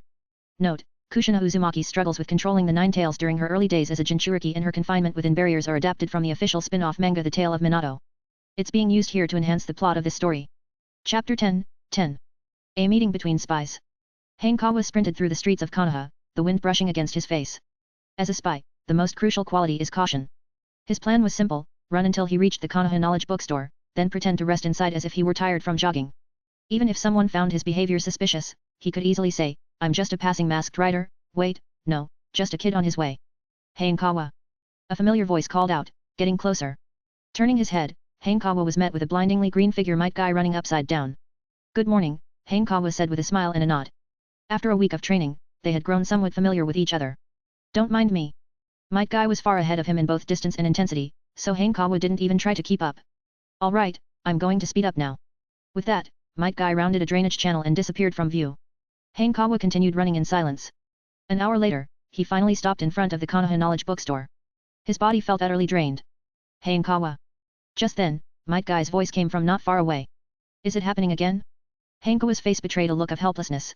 "Have you activated your backup energy supply?" Might Guy exclaimed, clenching his fists and trembling. To give it your all and fight to the end is the essence of youth. Nearby passers-by instinctively took a half-step back, their small retreat delivering an emotional blow. Hanekawa stood in place, expressionless. It felt like he had returned to the days before college entrance exams, shouting slogans with his classmates. The downside of befriending Might Guy was now clear: constant, unwanted reminders of his long-lost youthful days under the setting sun. But today, he was definitely out of energy, and besides, he had a meeting with a Kumogakure ninja to attend. Hanekawa slowly walked into the Konoha knowledge bookstore. Might Guy wasn't upset. The fact that Hanekawa had never shown disdain for his antics was already a rarity. Before him, only a select few, such as Kakashi Hatake, had managed to treat Guy normally. With that, Might Guy turned and continued his journey of youth. Hanekawa scanned the bookstore. Since he had arrived early, there were no other customers inside. "Little one, looking for a book?" A young woman approached him with a smile. "Do you have Ika Paradise?" Hanekawa asked after a brief thought. In his past life, he'd always been curious about Jiraiya's famous work. Now that the opportunity presented itself, he couldn't resist. "We don't," the young woman replied, shaking her head. How could a bookstore in Konoha not carry one of Jiraiya's masterpieces? Bookstore's empty. Might as well smash it. Then it hit him: Ika Paradise wasn't published until Jiraiya was 42 years old. At this point in time, it didn't even exist yet. "I'd like to buy a book called When Thunder Strikes," Hanekawa said, getting straight to the point. The title was a code phrase used by Kumogakure operatives. "That book is part of the owner's private collection. Let me take you to him," the young woman said, her expression sharpening. She led Hanekawa to the second floor of the bookstore. "Code 9527, it's good to see you're still alive." After the young woman left, a plain-looking middle-aged man appeared before Hanekawa. What does he mean, still alive? Hanekawa scrutinized the man, but there was nothing familiar about him in his memory. "I'm your contact. You can call me Tsuchibashi," the man explained, noticing Hanekawa's confusion. He also clarified the peculiar greeting. Not long ago, Kumogakure had orchestrated an operation to abduct Kushina Uzumaki. Although the operation had failed, it enraged Hiruzen Sarutobi. Konoha village launched a thorough investigation immediately, including a comprehensive sweep of the orphanage. Hanekawa was the sole survivor of his group. Hearing this, Hanekawa felt a chill run down his spine. If not for the sudden arrival of the system, he would have been just another corpse. He now truly understood the perilous life of a spy. "How's your current situation?" Tsuchibashi poured him a glass of water and asked. Hanekawa took a few sips before recounting his experiences, carefully omitting any mention of the system. "You've shown such remarkable talent." Tsuchibashi's face first lit up with surprise, then darkened with regret. "Had I known, I wouldn't have let you come here. Sending a prodigy to serve as a spy was clearly a waste." Someone like Hanekawa could have achieved far more within Kumogakure. But now, leaving was almost impossible. Both Hiruzen Sarutobi and Danzo Shimura had their eyes on him. I'm willing to stay in Konoha village. Hanekawa declared with determination. All for the glory of Kumogakure. Before, he had no choice. Now, he wanted to be a good ninja. The light of righteousness seemed to shine on Tsujibashi's face. Excited, Tsuchibashi exclaimed, with people like you, how could Kumogakure not prosper? You're really getting into character. Still, upon reflection, Hanekawa had to admit Kumogakure's environment was appealing. Fewer internal power struggles, and a strong emphasis on strength above all. Adapting quickly, Hanekawa responded, it's my duty. Tsuchibashi took a deep breath to calm his emotions. Studying Hanekawa, he said, your situation has turned out quite differently than expected. The original mission is no longer suitable. The initial plan was for Hanekawa to infiltrate the orphanage and collect intelligence from the inside. However, now that he was enrolled in the Ninja Academy and had caught the attention of Konoha's leadership, a new plan was necessary. Tsuchibashi fell into deep thought. Truthfully, Hanekawa's current position was more advantageous for Kumogakure. Kumogakure had succeeded in kidnapping Kushina Uzumaki in the past because they leveraged a spy within the Anbu. But once exposed, such spies could no longer be used. They urgently needed new operatives in mid to high-level positions. Hanekawa, your mission from now on is to become a true genius, Tsuchibashi said after some deliberation. Hanekawa immediately grasped the intent. This task suited him perfectly. He had already passed Hiruzen Sarutobi's scrutiny. As long as he didn't reveal himself, he could climb the ranks within Konoha, step by step. If you encounter any emergencies, come to the Konoha bookstore to find me, Tsuchibashi said, patting his shoulder. Be careful. The hopes of the entire village rest on you now. I understand, Hanekawa replied solemnly. Do your best. Tsuchibashi smiled. There will be rewards for your efforts. You might even earn recognition from the Raikage and gain access to taijutsu techniques. Thank you, Uncle Tsuchibashi, Hanekawa said, his eyes lighting up with excitement. He was deeply intrigued by Kumogakure's taijutsu. The fourth Raikage's taijutsu prowess, in particular, was legendary in the original story. On your way out, pick up a couple of books to avoid suspicion, Tsuchibashi reminded him. Can I take a few more? Hanekawa remembered his other task, the orphanage. Books would make great gifts, and it would also cover the lie he told Ui Shinku about his visit. Sure, Tsuchibashi said after a pause, but don't take too many. At your age, it would seem odd if you could afford a large number of books. You're a seasoned spy, aren't you? Such attention to detail. Hanekawa headed downstairs, selected 7 children's picture books, and left the Konoha bookstore. As he stepped outside, he suddenly stopped. Not far away, a familiar figure appeared, Obito Uchiha. Obito was helping an elderly woman cross the street. Hanekawa considered approaching but decided against it, turning instead toward the orphanage. Thank you again, Obito, the old woman said softly. She cast a fleeting glance at Hanekawa. For an instant, a sharp gleam flickered in her eyes before she returned to her kindly demeanor. Chapter 11. Kurene's wallet. Director, are you heading out? Hanekawa had just arrived at the orphanage when he saw Nono Yakushi hurrying toward the exit. Hanekawa. Nono paused, slightly surprised, and asked, why are you here? Is there something you need? Nothing in particular. It's Sunday, so I thought I'd visit the orphanage, Hanekawa said, shaking the picture books in his hand. I also brought some gifts for the kids. That's thoughtful of you. Nono gave him a gentle smile. This is nothing, Hanekawa replied, shaking his head. Everyone here has been so kind to me. Then go see them, Nono said, patting his head. I need to head to Konoha Hospital. Are you performing surgery? Hanekawa asked casually. Nono juggled multiple roles: director of the orphanage, an operative of the root division, and a doctor at Konoha Hospital. For her to be involved, it was unlikely the patient was an ordinary ninja. No, it's for a meeting, Nono said after a pause. Lady Tsunade has returned to the hospital, she's the hospital director. Lady Tsunade. Hanekawa's eyes lit up. Can I go with you? I'm a big fan of hers and have always wanted to meet her. As one of the legendary Sannin, Tsunade was a role model for many ninjas. Saying he admired her wouldn't raise any suspicion. Today's a meeting, so it wouldn't be appropriate, Nono said after thinking for a moment. Next Saturday, I'll take you to meet her. All right, Hanekawa said, temporarily suppressing his curiosity. I'll be off then. See you next time, Nono said, withdrawing her hand before heading to Konoha Hospital. Hanekawa watched her leave, lost in thought. So Tsunade really is in Konoha at this time. Unfortunately, he only had an affinity for yin release, not yang release. His yin release affinity stemmed from the mental strength he gained upon recovering his past life memories. But yang release? That was tied to physical strength. Hanekawa suddenly recalled the E-rank ability robust physique he hadn't acquired yet. One of its synthesis methods might just lead to a yang release affinity. Regardless, it was worth a try. After all, training the body wouldn't hurt. After a week of training, his robust physique progress bar had already reached 60%. Another week of effort should be enough to unlock it. Maybe even less, considering his training durations were gradually increasing. After entering the orphanage, Hanekawa handed out the picture books to the children and played with them for a while before taking his leave. Walking through the streets, he pondered when Kabuto Yakushi would arrive at the orphanage. Although the exact timing wasn't mentioned in the original story, it was certain to be after the Third Shinobi World War. A sense of urgency surged within him. The Shinobi World War was no small threat, even cage-level ninjas fell in battle. Hanekawa. A voice called out from above. Hanekawa looked up to see Kurane Yui's swinging feet, glowing white under the warm sunlight. Before he realized it, he had wandered back to Kurane's house. Outside her house were two trees, one a locust tree, and the other also a locust tree. What are you doing up there? Hanekawa asked. Kurane Yui put on her shoes and leaped down from the tree. Landing gracefully in front of Hanekawa, she extended her hand. Hanekawa raised an eyebrow, locking eyes with her in a silent standoff. You went out and didn't bring me anything. Kurane placed her hands on her hips and declared, unacceptable. No money, Hanekawa coughed lightly, replying. In truth, he had simply forgotten. Kurane froze, suddenly remembering that Hanekawa was an orphan with no source of income. Age here. She shoved a wallet into his hands, turning her head to the side, her face tinged with a faint blush. The wallet was pink, adorned with a rabbit pattern design. Hanekawa blinked in surprise and instinctively opened it. Inside was a stack of cash. His stomach suddenly felt uneasy. While freeloading off a pretty girl seemed tempting, his pride wouldn't allow it. More importantly, Kurane wasn't wealthy herself. If it were the Hyuga or Uchiha clans, he might have considered it. But the Hyuga family's little heiress hadn't even been born yet. As for the Uchiha clan, if they had a little girl like Kurane, perhaps half the drama in the series could have been avoided. Still, he realized he needed to find a way to earn some money soon. No need, Hanekawa said, grabbing Kurane's wrist and returning the wallet. Hey! Kurane tilted her head, blinking in confusion, looking adorably clueless. Something stirred in Hanekawa's heart. He reached out and patted her head. Kurane instinctively leaned back, but she didn't dodge in time and could only glare at him. You still haven't told me why you were up there, Hanekawa said, smoothly changing the subject. After ruffling her hair twice, he withdrew his hand.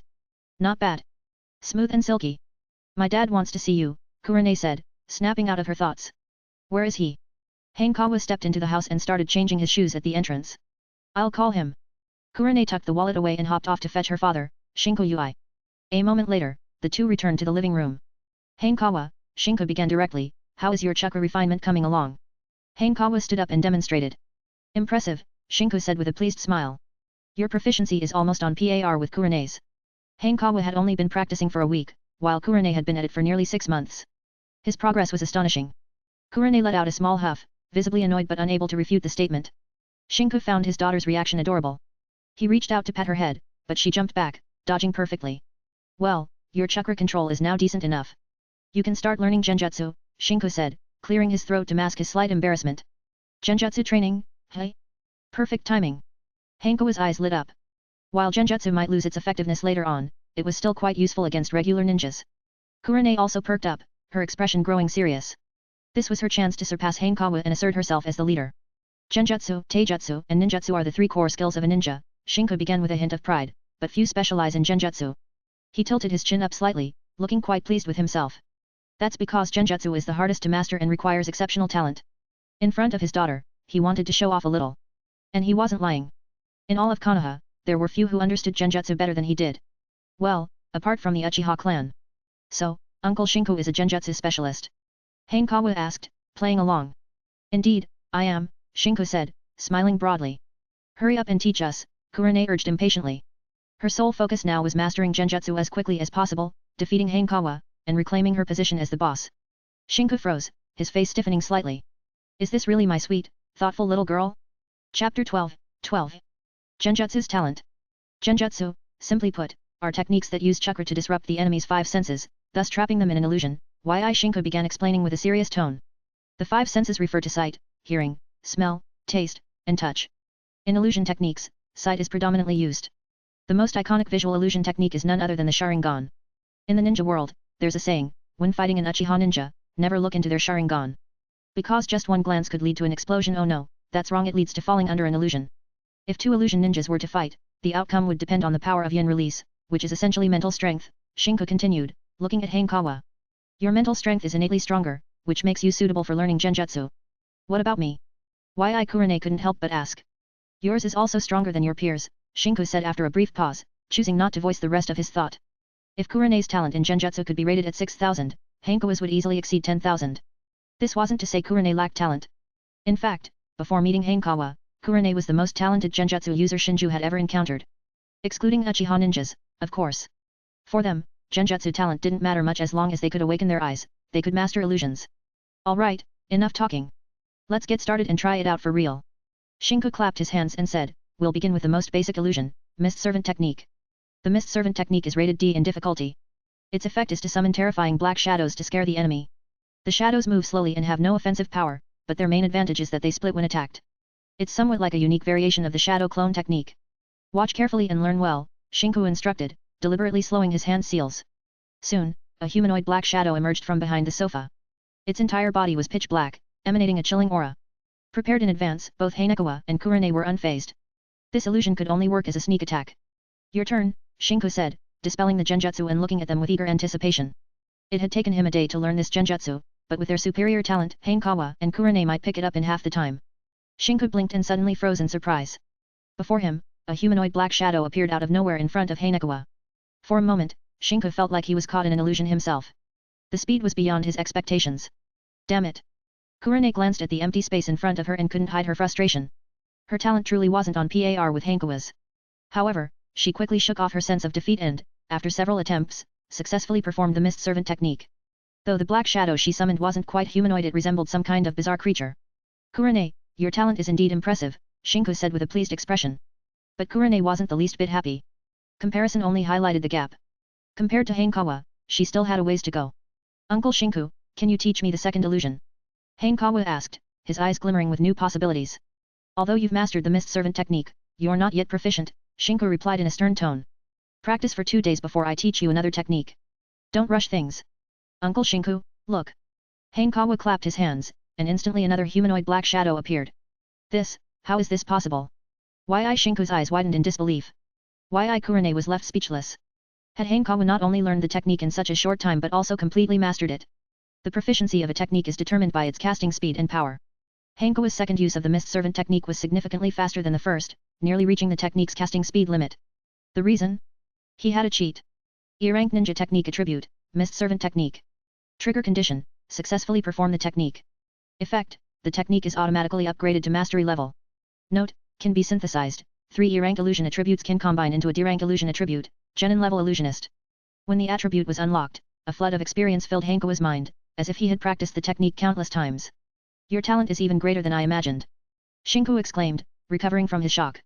The ninja world had not seen a truly exceptional Genjutsu user for a long time, as the Uchiha clan's Sharingan had stolen all the glory. Now, Hanekawa gave him hope. Perhaps one day, the YI family could rise to fame, maybe even become one of the YI clan. Hanekawa remained silent, unsure what to say. Should he proclaim, I'll bring my talent to the YI family? I'll teach you the second Genjutsu now, Shinku said, taking a deep breath. Demonic illusion, hell viewing technique. Hanekawa's eyes lit up. This Genjutsu was quite famous in the original series, used by both Orochimaru and Hokage Kakashi. Though still classified as a D-rank technique, its power far surpassed the Mist Servant technique. It forces the enemy to confront their deepest fears, striking terror into their hearts. After successfully performing it once, Hanekawa unlocked another attribute. E-rank ninja technique attribute, demonic illusion, hell viewing technique. Trigger condition, successfully perform the technique. Effect, the technique is automatically upgraded to mastery level. Note, can be synthesized, 3 E-rank illusion attributes can combine into a D-rank illusion attribute, Genin level Genjutsu. Hanekawa took a deep breath. After casting 3 techniques in quick succession, his chakra reserves were nearly depleted. This was precisely why the Ninja Academy started with just the basic 3 techniques: substitution, transformation, and clone techniques. But Hanekawa pressed on, urging Shinku to teach him a third illusion. After all, he was close to synthesizing a new attribute. Stopping now would be like pausing an action movie at the climax. Skipping the final payoff would ruin the experience. Recognizing Hanekawa's extraordinary talent and seeing that he still had some energy left, Shinku agreed. E-rank ninja technique attribute, Genjutsu, triple cherry blossom dance. Trigger condition, successfully perform the technique. Effect, the technique is automatically upgraded to mastery level. Note, can be synthesized, 3 E-rank illusion attributes can combine into a D-rank illusion attribute, Genin level Genjutsu. The triple cherry blossom dance creates an illusion of fluttering petals to distract and confuse the enemy. In terms of utility, it fell short of the hell viewing technique, serving only to obscure vision. With his chakra nearly depleted, Hanekawa sat down to rest. His rapid mastery was due not only to his talent but also to the relatively low difficulty of the techniques. Witnessing the astonishing display, Kurane fell silent for a moment before letting out a resigned smile. Hanekawa wasn't just a man among men, he was a genius among geniuses. How could she ever compete? In the end, she realized she was just an ordinary person. Chapter 13, Kakashi, you've caught my interest. Hanekawa watched Kurane Yui practicing Genjutsu, but her attention was focused on the system in front of her. 3 Genjutsu entries had been collected, making it possible to synthesize a new entry. D-rank talent entry, Genjutsu Genin. Trigger condition, possess 3 Genjutsu entries. Effect, increases the power of all Genjutsu by 30%. Note, learning more Genjutsu can advance this entry to C rank, Genjutsu Chunin. According to the standards of the ninja world, mastering the 3 basic techniques qualifies one to become a Genin. Having mastered 3 Genjutsu techniques, Hanekawa truly lived up to the title of Genjutsu Genin. The 30% increase in Genjutsu power was enough to give him a significant edge in combat, perhaps even allowing him to face off against someone with an ordinary Sharingan. The only thing that surprised Hanekawa was how straightforward this entry was. It felt as if it had a clear ceiling, resembling the path Kurane Yui had taken. But on second thought, it made sense. In the ninja world, no matter how powerful Genjutsu is, can it surpass the Manjiki Sharingan? Genjutsu was merely a stepping stone. Ninjutsu and Taijutsu were the real investments, offering much higher potential. Unless the system decided to gift her a pair of Sharingan. After recovering his chakra, Hanekawa greeted Kurane and headed to the small forest outside. His chakra reserves were insufficient to support learning advanced ninjutsu for now. That would have to wait until his foundations were stronger. Hanekawa stopped in front of a wooden stake, casually pulling out a senbon he had prepared earlier. Senbon, essentially long, needle-like ninja tools, were one of the 3 most commonly used weapons alongside kunao and shuriken. With a casual flick of his wrist, Hanekawa hit the bullseye perfectly. Senbon shared similarities with shuriken as throwable weapons, and the techniques for using them weren't too different. The pleasant Sunday passed quickly. Looking at the progress bar for the 7 types of ninja tools entry steadily advancing, Hanekawa smiled with satisfaction. A new week began. Early Monday morning, the classroom of first year Class A was lively, even before class had started. Everyone gathered in pairs, chatting away. Kurane Yui, resting her chin on her hands, felt nothing but irritation. Sarutobi Asuma was sitting beside her, chattering non-stop about his weekend adventures. She had zero interest. Instinctively, Kurane's eyes drifted to Hanekawa. At that moment, Hanekawa was engrossed in a book, his serious expression making Kurane hesitant to interrupt. From the day Hanekawa had joined the academy, he had been like this, always diligent. Kurane, on the other hand, couldn't even manage to read for more than half an hour before her attention began to wander. The slightest distraction could pull her focus away. She found herself staring absent-mindedly. Her little junior really was quite handsome. Though she had given up on defeating him, her dream of being a big sister boss hadn't faded. After all, life without dreams would make her nothing more than an useless person. Sarutobi Asuma noticed the issue while he was talking. Following Kurane's gaze, he saw the problem immediately. It was him. It was him again. That Hanekawa brat. Sarutobi Asuma was fuming, his frustration evident. No way he couldn't let Hanekawa steal the spotlight. Kurane, Asuma said, lifting his chin with a smug expression, I learned a wind release jutsu yesterday. At the Ninja Academy, mastering techniques beyond the 3 basic jutsu was a mark of genius. Especially considering they had only been enrolled for 2 months. In the entire class, only Kakashi Hatake could match him. Asuma could already imagine Kurane's odd reaction, his grin widening. He was almost ready to cackle. So what? Kurane asked absent-mindedly. Asuma's smile froze. Wasn't this impressive? Couldn't she at least say something nice? Hanekawa learned 3 genjutsu techniques yesterday. Kurane said proudly, noticing his expression. It was as if she had been the one to master 3 genjutsu techniques. Impossible. Absolutely impossible. Sarutobi Asuma leaned back slightly, speaking with disbelief. Adaptation isn't fabrication, and dramatization isn't nonsense. How could anyone learn 3 genjutsu techniques in a single day? You don't believe me? Kurane Yui snorted softly, challenging him. Of course not. Sarutobi Asuma replied matter-of-factly. Liars deserve to swallow 1,000 needles. As the Hokage's son, with an elite jonin as his tutor, his knowledge was unparalleled among his peers. Clearly, Kurane had been deceived by that cunning Hanekawa brat. Learning 3 genjutsu techniques in one day? He'd never heard of such a thing. Just you wait, Kurane said, smirking with a mix of mockery, pride, and nonchalance. She stood up and walked over to Hanekawa. However, when she reached him, she hesitated. Would she cause him trouble by bringing this up? Something wrong. Hanekawa looked up at her, speaking calmly. Kurane bit her lip and explained the situation. No big deal, Hanekawa replied. Immersed in training the past few days, he had nearly forgotten about Sarutobi Asuma and their 3-month challenge. Why wait 3 months to defeat him? Why not today? With the ninja tool throwing and Genjutsu Genin entries newly unlocked, Hanekawa was itching to test them out. Even if Kurane hadn't said anything, he would have found a way to bring the fight forward. Asuma, Hanekawa said as he walked over to Kurane's desk and sat down. What is it? Sarutobi Asuma replied, scowling, sparks practically flying from his eyes.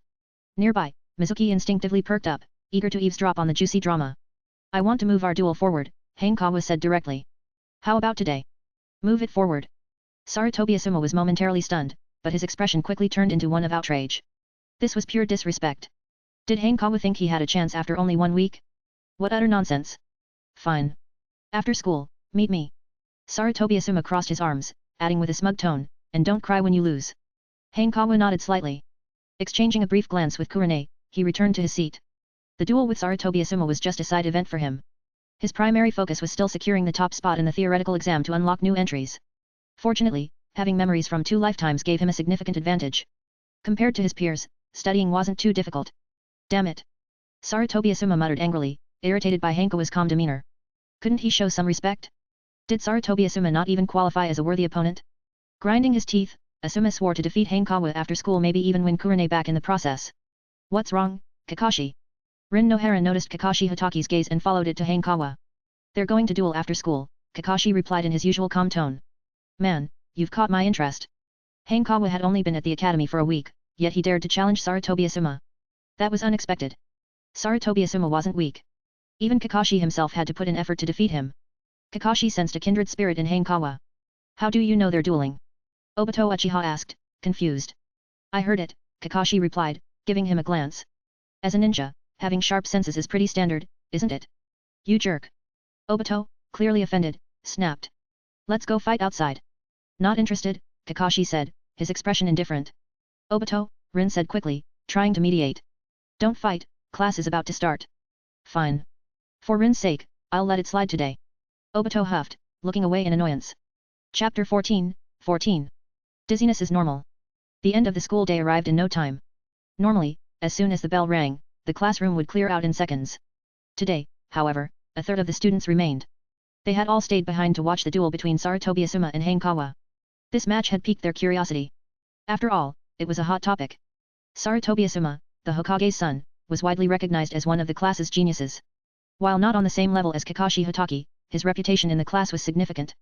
On the other hand, Hanekawa, a transfer student, left most of his classmates with little impression. Since joining the academy, he had been unremarkable, neither causing trouble nor standing out. Kakashi, who do you think will win? Rin Nohara asked curiously, glancing at Sarutobi Asuma and Hanekawa in the center of the classroom. I don't know, Kakashi Hatake replied with a shake of his head. It'll definitely be Asuma. Obito Uchiha interjected. He's the Hokage's son. Not necessarily, Kakashi said calmly. He noticed that Hanekawa seemed far too composed, almost as if he was certain of his victory. Want to bet on it? Obito's eyes gleamed as he suggested. What's the bet? Kakashi asked after a brief pause. If it's another duel, I'm not interested. Humph, it's not that, Obito replied, sneaking a glance at Rin. Whoever loses has to treat Rin to a meal. Why me? Rin blinked, confused. Caught under her gaze, Obito's face turned slightly red, and he was momentarily at a loss for words. Fine, I'll take the bet, Kakashi said nonchalantly. Great. Obito's spirits soared. Could this finally lead to his long-dreamed one-on-one time with Rin? You two are hopeless, Rin said with a helpless smile. She was already used to her two friends constantly competing, though it almost always ended with Obito losing. Still, maybe this time he'd win. She also believed Sarutobi Asuma had a better chance. As a ninja from a non-clan background, Rin was well aware of the advantages that clan members had. In the center of the room, Sarutobi Asuma frowned slightly. He hated being referred to as the Hokage's son more than anything. No matter how great that man was, what did it have to do with him? Remember this, the one who defeats you is Sarutobi Asuma. He declared loudly, staring at Hanekawa. Hanekawa's lips twitched. His second-hand embarrassment was acting up again. What kind of cheesy line was that? Then again, for a 5 or 6-year-old, it was just right. The gathered students were visibly excited, their eyes glued to the scene. Bring it on. Sarutobi Asuma raised his hands, clearly enjoying the spotlight. Hanekawa remained expressionless as he performed the seal of confrontation, a gesture required in ninja duels. Asuma followed suit. When the seal was completed, Asuma immediately hurled 2 shuriken, one after the other, at sharp angles aimed directly at Hanekawa's vital points. It was worth noting that since this was just a sparring session, they were using wooden tools. The sound of the shuriken cutting through the air filled the room. Hanekawa responded in kind, throwing 2 shuriken of his own. The 4 shuriken collided midair. Asuma's were knocked to the ground, while Hanekawa's continued their trajectory, unimpeded. What? Asuma's eyes widened in disbelief. He clearly remembered that just a week ago, Hanekawa couldn't even hit the target in the ninja tools class. Now, he had not only intercepted Asuma's shuriken but surpassed him in both skill and power. What kind of progress was this? Asuma was stunned but wasted no time forming hand signs. Substitution jutsu. A puff of smoke erupted. His body shifted to the left. The remaining 2 shuriken flew through the smoke, hitting their mark with 2 sharp thuds. A wooden log remained in Sarutobi Asuma's place, blocking the shuriken for him. The essence of the substitution jutsu lies in deception. When mastered, it can resemble a space-time ninjutsu. Your shuriken skills are decent, but this is the end for you, Hanekawa. Asuma said in a low voice, glancing at Kurenei on the sidelines. His plan was to secure victory with a single decisive move. He had already wasted too much time. If the fight dragged on, even a win would be humiliating. To struggle against someone who had been at the academy for just a week, while he had been there for 2 months. That would be disgraceful. Body flicker technique. Chakra surged around Asuma's feet, dramatically increasing his speed. He leaned forward, rushing toward Hanekawa with a kunai gripped tightly in his right hand. The distance between them rapidly closed. Move, Hanekawa. Kurenei's worried face was filled with anxiety as she watched him remain still. He's definitely frozen in fear. Obito Uchiha shook his head. He hasn't learned the 3 basic techniques. The outcome is already decided. Just then, Hanekawa quickly formed hand signs. But when the seals were completed, nothing happened. It seemed like a failed ninjutsu attempt. Obito was about to speak when his expression suddenly shifted to confusion. Asuma had stopped in his tracks. It's Genjutsu. Kakashi Hatake said, his eyes glinting. It's over. Genjutsu. Obito froze in surprise. The other students, lacking Kakashi's sharp perception, looked at each other in confusion, unsure of what had happened. From Asuma's perspective, he saw Hanekawa perform hand signs and prepare for defense. But when nothing happened, Asuma laughed inwardly. Failed ninjutsu, an error common among beginners. Clearly, Hanekawa's skills weren't up to par. You've lost. Asuma declared, closing the distance and thrusting his kunai forward. But the next moment, it hit nothing but air. What's going on? Asuma instinctively turned his head, only to see Hanekawa standing behind him. How did he dodge that? Asuma frowned deeply. There's no way you can evade this technique. He stowed his kunai and clasped his hands together. Wind release, gale palm.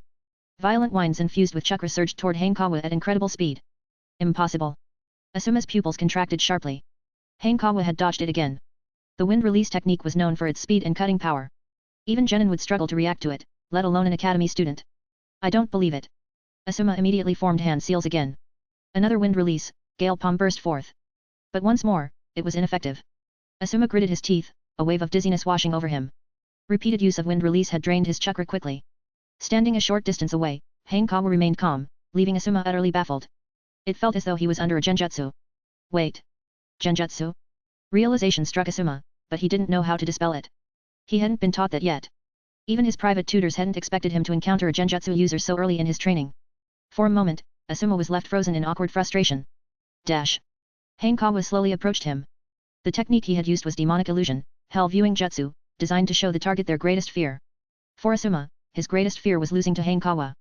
With the genjutsu released, Asuma opened his eyes only to see a kunai at his neck. Are you alright? Hanekawa asked calmly as he withdrew the kunai. Asuma's face flushed with anger, his chest heaving as though he might faint.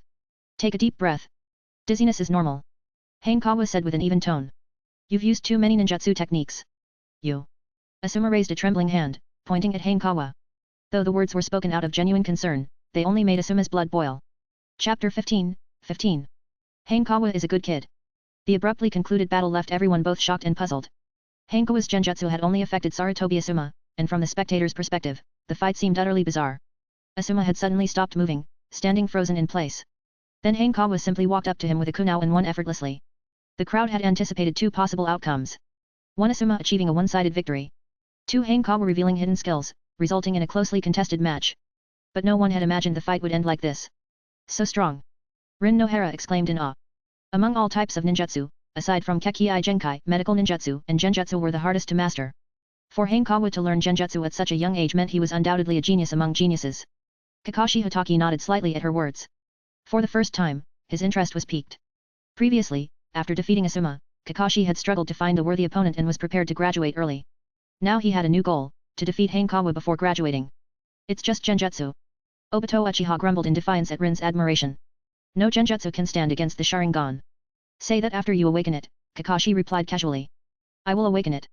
Obito's face turned red with frustration. Unlike the Byakugan, awakening the Sharingan required specific talent. So far, Obito had shown no signs of activating it. I believe in you, Obito, Rin said gently, trying to diffuse the tension. Your potential is no less than anyone else's. Hat. Obito immediately broke into a goofy smile, his frustration vanishing. Let's go, Kakashi said, turning away. I'll treat you to dinner, Rin. Obito froze, realizing too late that he had lost their bet. Crap. His heart ached at the thought. This time, he had lost completely. Obito, Rin called back to him with a kind smile. Come with us. I don't mind, Kakashi added indifferently. Rin. Obito was overwhelmed with emotion. As the fight wrapped up, The other students began to leave, their curiosity satisfied. Only Kurenei ran excitedly toward Hanekawa. Whoever said Genjutsu wasn't powerful? Genjutsu was amazing. Hanekawa. Kurenei's face was flushed like a red apple as she called out to him. Hanekawa snapped out of his thoughts and smiled at her. He had been distracted by the newly triggered trait. E-rank talent, Storm Series. Trigger condition, defeat young Sarutobi Asuma. Effect, increases wind release talent by 10%. The new trait had been an unexpected surprise. He hadn't thought defeating opponents could trigger new abilities. Although the bonus was only 10%, it gave him many new ideas. If he defeated Kakashi, would he gain a lightning release talent? And if he beat a stronger version of Asuma in the future, would the wind release bonus increase further? Asuma, Hanekawa said sincerely, you're amazing. If you had held out a little longer, I would have run out of chakra and lost. This was a lie. Hanekawa needed Asuma to keep challenging him so he could unlock more traits. The best way to achieve that was to give him hope, to make him feel like victory was just within reach. Asuma froze in confusion. What does this mean? Was this a gesture of goodwill? But, there was no way he could accept that. I'll be back. Asuma declared, glancing at Kurenei before storming off. He felt utterly defeated, his world shattered. Asuma returned home in silence. Pushing open the door, he changed his shoes and walked straight to his room without saying a word. Asuma, called Hiruzen Sarutobi, his father. Why didn't you greet me? Asuma ignored him entirely, not even lifting his head. Hiruzen's face stiffened. He was used to Asuma being a bit rebellious, but today of all days, there were guests present. He had even been planning to reward him with a fancy gift. Old man, it's rare to see you so flustered, said a voice teasingly. What happened this time? Sounds of faint laughter echoed through the room. Excuse me for the embarrassment, Tsunade, Sarutobi Hiruzen said awkwardly. As the third Hokage, he had rarely faced such humiliation in front of his students. It's nothing, Tsunade replied casually. Kids are like that. Then, her tone shifted. But it seems like Asuma ran into something unusual. Hiruzen thought back to Asuma's earlier behavior. It was indeed odd. After a moment's reflection, he gave a command, Haru, investigate the matter. Tsunade was his former student, and since things had already reached this point, he saw no need to hide anything from her. In the meantime, how's Minato's recovery? Hiruzen asked. He's fine now, Tsunade replied with a confident smile. With me handling it, you don't need to worry. True, Hiruzen said, frowning slightly. But I didn't expect Minato to be so gravely injured. When the Nine-Tails Jinchuriki loses control, anything can happen, Tsunade said, shaking her head. Fortunately, he had the flying rage in jutsu. Otherwise, the damage would have been catastrophic. At this, Hiruzen's expression turned grim with lingering fear. If Kushina Uzumaki had reached Konoha while in that state, the chaos would have been unimaginable. Lord Hokage. A knock on the door broke the tension. Haru, a masked Anbu ninja, stepped inside and handed over a scroll. Without a doubt, it contained the results of the investigation into Asuma. Hiruzen, curious, opened the scroll. Let's see what's going on. Given Asuma's background and skill, it was unlikely he'd face bullying at school. But as he read, Hiruzen let out a soft sound of surprise. He lost to Hanekawa? The thought was absurd. Asuma's talent wasn't top tier, but it was solid enough. Most importantly, he had already been training for over 6 months. Before entering the academy, Asuma had received instruction from elite Genin. And Hanekawa? He had only been learning for a week. The only explanation was that Hanekawa was an exceptionally rare Genjutsu prodigy. On top of that, his demeanor was commendable. After defeating Asuma, he hadn't gloated. Instead, he had tried to console him. An idea struck Hiruzen's mind. This was an opportunity. A chance to mend his strained relationship with Asuma. Finished reading. Tsunade extended her hand. Hiruzen passed her the scroll without hesitation. A first-year student mastering Genjutsu. Tsunade scanned the report and raised an eyebrow. Seems like we've got another genius on our hands. Indeed, Hiruzen said, standing up. I'm going to speak with Asuma. All right. Tsunade set the scroll down and added, I'll go check how Lady Biwako is doing with dinner. She was referring to Hiruzen's wife, Biwako Sarutobi. Asuma, Hiruzen called, knocking on his son's door. Not here, came the muffled reply, dripping with frustration. Don't you want to defeat Hanekawa? Hiruzen asked after a brief pause. I can teach you how to break Genjutsu. Silence fell between them. After a moment, the door creaked open. Asuma stood there, his face tense. Speak. Quickly. Seeing this, Hiruzen's lips curled into a smile. Hanekawa, you're a good kid. Chapter 17. Studying medicine won't save the shinobi world. Whose adorable little child is this? Tsunade asked with a faint smile, adding, yours, no. As for Hanekawa's wandering gaze, she didn't seem to mind. He was just a child, after all, no reason to get upset.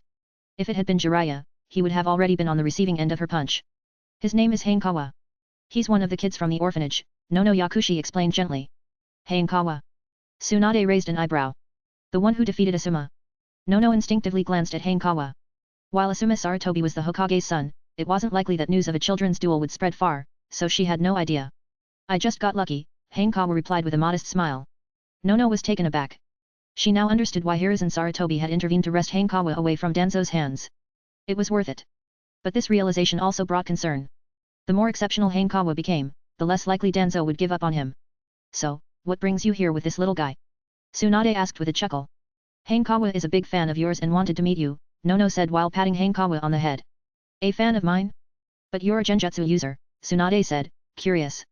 A fan of your mountains, Hanekawa thought. But he couldn't possibly say that out loud. I think medical ninjas are amazing, he said instead. They can save lives. Really? Tsunade paused, her expression softening. Then, she sighed.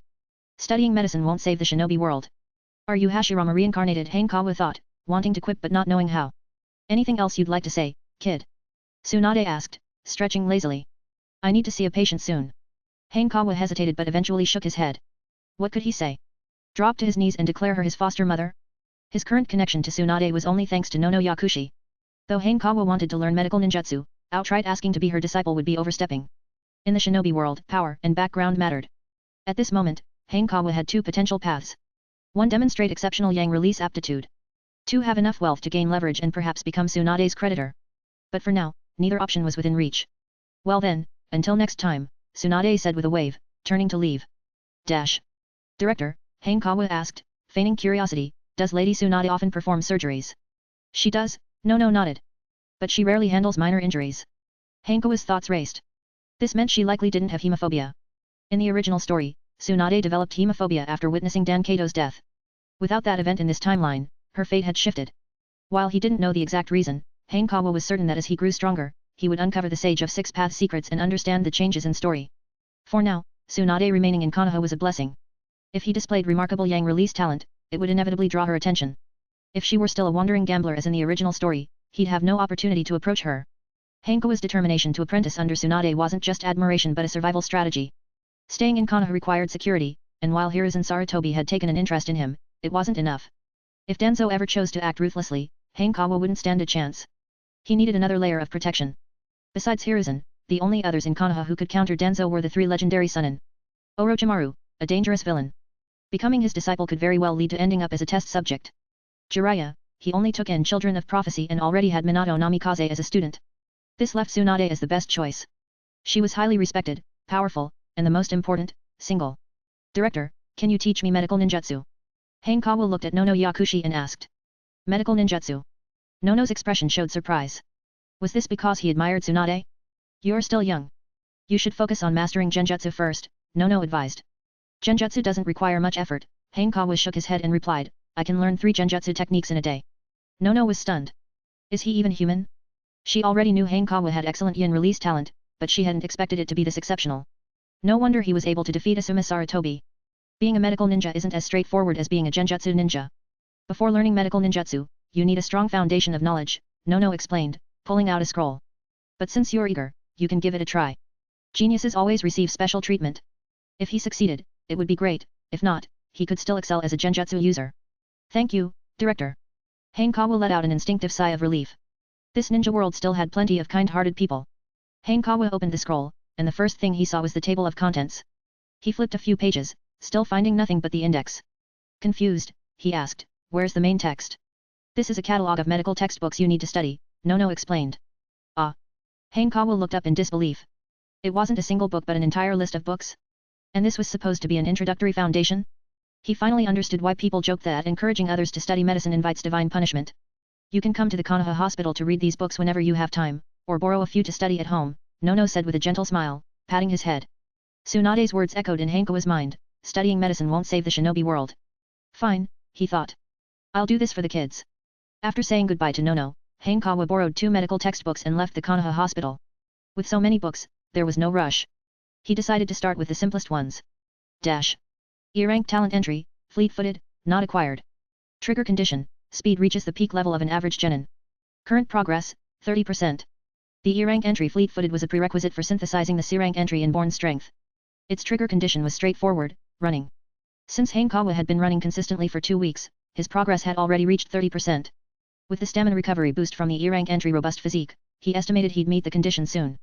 After stretching his limbs, Hanekawa prepared to start running. Dash. The streets were already bustling with people, making it unsuitable for running. After a moment of thought, he headed north to Konoha's fourth training ground. The training ground was public, and as Hanekawa scanned the area, he spotted a familiar figure, Kakashi Hatake. But Kakashi wasn't training ninjutsu or exercising, instead, he was sparring with a white-haired man. Sakumo Hatake? Hanekawa thought to himself. In Konoha, there was another ninja unafraid of Danzo, Sakumo Hatake. At this time, Sakumo's reputation surpassed that of the legendary Sannin, second only to Hiruzen Sarutobi. His name struck fear across the shinobi world as the White Fang of the Leaf. But in 2 or 3 years, he would tragically take his own life after a failed mission. Hanekawa chose not to disturb them and began jogging around the edge of the training ground. Chapter 18, 18. Konoha's White Fang, Sakumo Hatake. Take a break. Sakumo Hatake sheathed his sword and stepped back, speaking calmly. Kakashi Hatake plopped onto the ground, utterly exhausted and panting heavily without any concern for his image. Each sparring session felt like hell for him. Though he was a genius among geniuses, he was up against the legendary Konoha's White Fang, feared throughout the shinobi world. Is that your classmate? Sakumo glanced toward Hanekawa, who was jogging nearby, and asked. Yeah, Kakashi exhaled deeply and replied, his name is Hanekawa. He's decent with Genjutsu. Only Genjutsu? Sakumo asked, raising an eyebrow. Did you notice something? Kakashi, slightly taken aback, asked in return. He knew his father had a sharp eye and was rarely wrong in his assessments. His stamina isn't bad, Sakumo said, rubbing his chin thoughtfully. And he carries the same confidence as you. He beat Asuma recently. It's normal to be confident after that, Kakashi said, unsurprised. I see, Sakumo chuckled. Perhaps he might become a strong rival for you. He won't, Kakashi retorted. After all, he wasn't Sarutobi Asuma. How could he fall for a genjutsu so easily? Sakumo said nothing more. Geniuses often carried a certain arrogance, and his son was undeniably unmatched among his peers. Time passed, and eventually, Hanekawa came to a stop, wiping the sweat from his forehead as he calculated the time. With the strong physique skill under his belt, he had managed to persist for an extra half-hour compared to before. Unbeknownst to him, Kakashi and Sakumo had left at some point. Hanekawa didn't linger either and headed back home. Dash. Time ticked away, and the week drew to a close. In these 7 days, Hanekawa focused on just 2 things, running laps at the 4th training ground and practicing weapon throwing in the small grove outside his home. Dash. On Sunday morning, Hanekawa woke up early and jogged to the 4th training ground. Suppressing the anticipation in his heart, he adjusted his breathing and began running laps. About 10 minutes later, the familiar pair of white-haired father and son appeared, Sakumo and Kakashi Hatake. By now, both were accustomed to Hanekawa's presence, and they trained alongside him in mutual understanding, without interference. Sakumo let out a soft hum of surprise.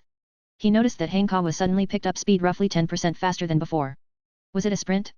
No, that wasn't it. Sakumo's eyes narrowed. This was a breakthrough. He determined this based on Hanekawa's breathing. Even with the increased speed, his rhythm remained just as steady as before. Kakashi, Sakumo said with mild amazement, it seems I was right. He truly might become a strong rival for you. Hanekawa's speed was now on par with an average genin. But what was remarkable wasn't his current level, it was the sheer speed of his progress. The finals are coming up soon. I'll defeat Hanekawa and apply for early graduation, Kakashi declared, not noticing Hanekawa's improvement. Sakumo's repeated remarks, however, had sparked his competitive spirit. I look forward to it, Sakumo said with great interest. I'll make sure to watch the match. You won't be disappointed, Kakashi said confidently, drawing a short blade. He had no doubt about his victory. Dash. The father and son began their sparring, their intense battle unfolding once more. An hour later, Hanekawa exhaled deeply. E-rank talent unlocked, fleet-footed, acquired. Condition met, achieve speed equivalent to the upper limit of a standard genin. Effect, enhances foot speed by an additional 10%. He had just tested the effects of his newly acquired skill. The so-called foot strength not only improved his power but also enhanced his speed. Though it was only a 10% boost, for him, it still marked a significant increase in his overall strength. Feeling a spark of excitement, Hanekawa opened the system interface. Currently, he was working on progressing 3 skills. E-rank skill, Scholar requires him to achieve the top score in the theoretical exam at the end of term. E-rank skill, 7 ninja tools he had already mastered 4, Shuriken, Kunao, Senbon and the Demon Wind Shuriken. D-rank skill, medical ninja. Unlike the first 2, this one was still at the beginner level. Hanekawa felt a headache just looking at the pile of medical books. He finally understood why medical ninjas were so rare. It was incredibly difficult to master. Although the obstacles were numerous, he hadn't given up. After all, the allure of Tsunade was too strong to resist. Having completed enough physical training for the day, Hanekawa closed the system interface and headed home. Dash. He extended his hand and pushed open the door, only to see Kurenai standing there. Click. A cabinet shifted slightly. Genjutsu, release. Hanekawa disrupted his chakra flow, dispelling the illusion. How did you do that? Kurane asked, her tone filled with frustration. Ambushes won't work on me, Hanekawa replied, patting her head. How did you figure it out? She asked, unfazed by the head pat, her confusion evident. The world you constructed in your Genjutsu lacked detail, Hanekawa explained casually. Genjutsu users were somewhat like game designers in his previous life. The more detailed their illusions, the less likely they were to raise suspicion. Of course, the Uchiha clan was an exception. If their ocular power was strong enough, even knowing you were caught in a Genjutsu wouldn't help you escape like Uchiha attackist Tsukuyomi. I'm going to take a shower, Hanekawa said, removing his shoes. I'll teach you Genjutsu later. Okay, Kurane replied absent-mindedly, still pondering what had lacked detail in her Genjutsu. Dash. The hot water cascaded down, and Hanekawa let out a comfortable sigh. A shower after exercise was one of life's simple pleasures. Dash. You smell nice, Hanekawa, Kurane said absent-mindedly, sniffing the air. Hanekawa, freshly out of the shower, froze for a moment. Hairdryer, Hanekawa said, sitting on the couch. Why don't you get it yourself? Kurane retorted, hands on her hips. At this rate, she wasn't just far from being the big boss she aspired to be, she was practically turning into a little maid. How could Kurane Yi, future amazing kunoichi, allow herself to be ordered around like this? This is the price for teaching you Genjutsu, Hanekawa said with a smile. By now, the two had grown close enough that this kind of banter was routine. Fine.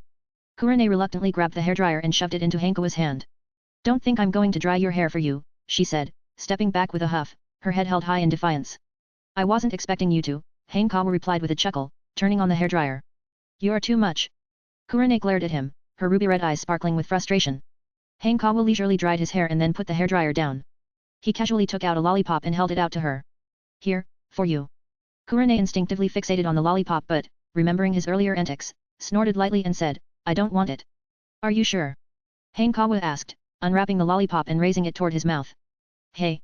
Kurane shouted in panic, reaching out. The next second, she felt a sweet taste in her mouth. The lollipop was already there. Let's go, Hanekawa said, standing up. I'll teach you Genjutsu now. Kurane's lips curled into a small smile as she followed him, her steps light and cheerful. Chapter 19. I have a friend. Early Monday morning, in the small grove outside his house, Hanekawa invited Kurane Yi to train together. She practiced Genjutsu, while he focused on throwing ninja tools. However, he found himself stuck on which three ninja tools he should master next. The most common and basic tools were Kunao, Shuriken, Senbon, and the Fuma Shuriken. Beyond these, the difficulty skyrocketed. There were weapons like long swords, short swords, great swords, staves, and nunchaku, among others. Explosive tags could also be considered a type of ninja tool. They were straightforward to use but far too expensive for him to afford regularly. As Hanekawa thought about it, his mind wandered to how he might earn some money. For a child, opportunities to make money were quite limited. After a moment of contemplation, he suddenly recalled Tsuchibashi, the owner of Konoha's knowledge bookstore. In the original story, Jiraiya had once shown Naruto his bank book, which was quite impressive. While he wasn't the wealthiest man, he was undoubtedly rich, and it was all thanks to the success of Ika Ika Paradise. Hanekawa, in his previous life, had read many classic works and even had a ready-made pen named Thunderfire Blade. Of course, he didn't necessarily have to write the books himself. For now, he decided that the remaining tools he would choose were explosive tags and itachi, long sword. In Japan, swords and blades were often considered interchangeable. The reason for choosing itachi was simple, the Konoha-style swordsmanship. In Konoha, most sword techniques were family secrets, and outsiders had no chance of learning them, such as the Hotaki clan's sword style. However, there were exceptions, like the Konoha-style swordsmanship. In the original story, characters such as Heiatgak, Dozoki Yujeo, and Maruyama Kasuke had used it. As for the final ninja tool, Hanekawa had long since made up his mind, a scalpel. It would be perfect for when he started learning medical ninjutsu. Dash. I'm heading out for a run, Kurane, Hanekawa said suddenly. He had just come up with an idea. He needed money, so why not ask Tsuchibashi for it? As a spy for the Hidden Cloud Village, he would need operational funds, wouldn't he? Asking for money seemed entirely reasonable. After running 2 laps around the streets, Hanekawa entered Konoha's knowledge bookstore. Agent 9527, I'm glad you haven't been exposed yet, Tsuchibashi greeted him with the same blessing as last time. Hanekawa's mouth twitched slightly. This kind of blessing was better left unsaid. It felt like a stage play general riddled with ominous flags. Hanekawa, did you come to report intelligence? Tsuchibashi asked eagerly. Hanekawa paused briefly. He did know quite a bit about Konoha, all from the secrets revealed in the original story. No, he replied, extending his hand. I need operational funds. Operational funds. Tsuchibashi froze for a moment before realizing what he meant. Ah, he's asking for money but putting it so elegantly.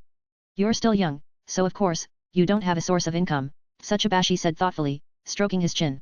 How about I give you 5,000 RY per month from now on? For a child, 5,000 RY was a huge sum. To put it in perspective, ninja missions were ranked from D to S, with D-rank missions starting at 5,000 RY.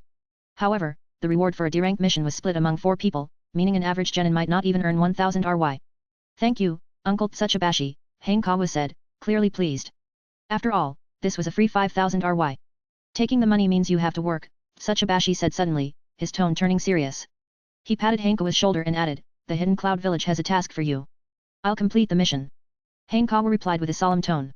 In school, showcase your talents as much as you can. Then, when you graduate, make sure to select a high-ranking Konoha official as your mentor, Tsuchibashi said earnestly. Right now, you're the Hidden Cloud's only hope of infiltrating Konoha's leadership. I understand. Hanekawa replied with determination. Hanekawa nodded firmly. As long as he could become Tsunade's apprentice, this mission would practically complete itself. If you manage to do this, you will become Lord Raikage's honorary disciple and gain the qualification to learn nintaijutsu, Tsuchibashi said with a softer tone, smiling. I get it. Selling dreams, huh? But this was a good dream, and Hanekawa was happy to buy into it. Uncle Tsuchibashi, Hanekawa scratched his head and asked, I have a friend. If he wants to publish a book, could he do it here? Of course, Tsuchibashi replied after a brief pause. Since he's your friend, I can even offer him 20% of the profits. 20%? Hanekawa asked curiously. What's the usual split? 70-30, Tsuchibashi explained after a short pause. The bookstore takes 70%, and the author gets 30%. Only 30%? That's practically begging on your knees.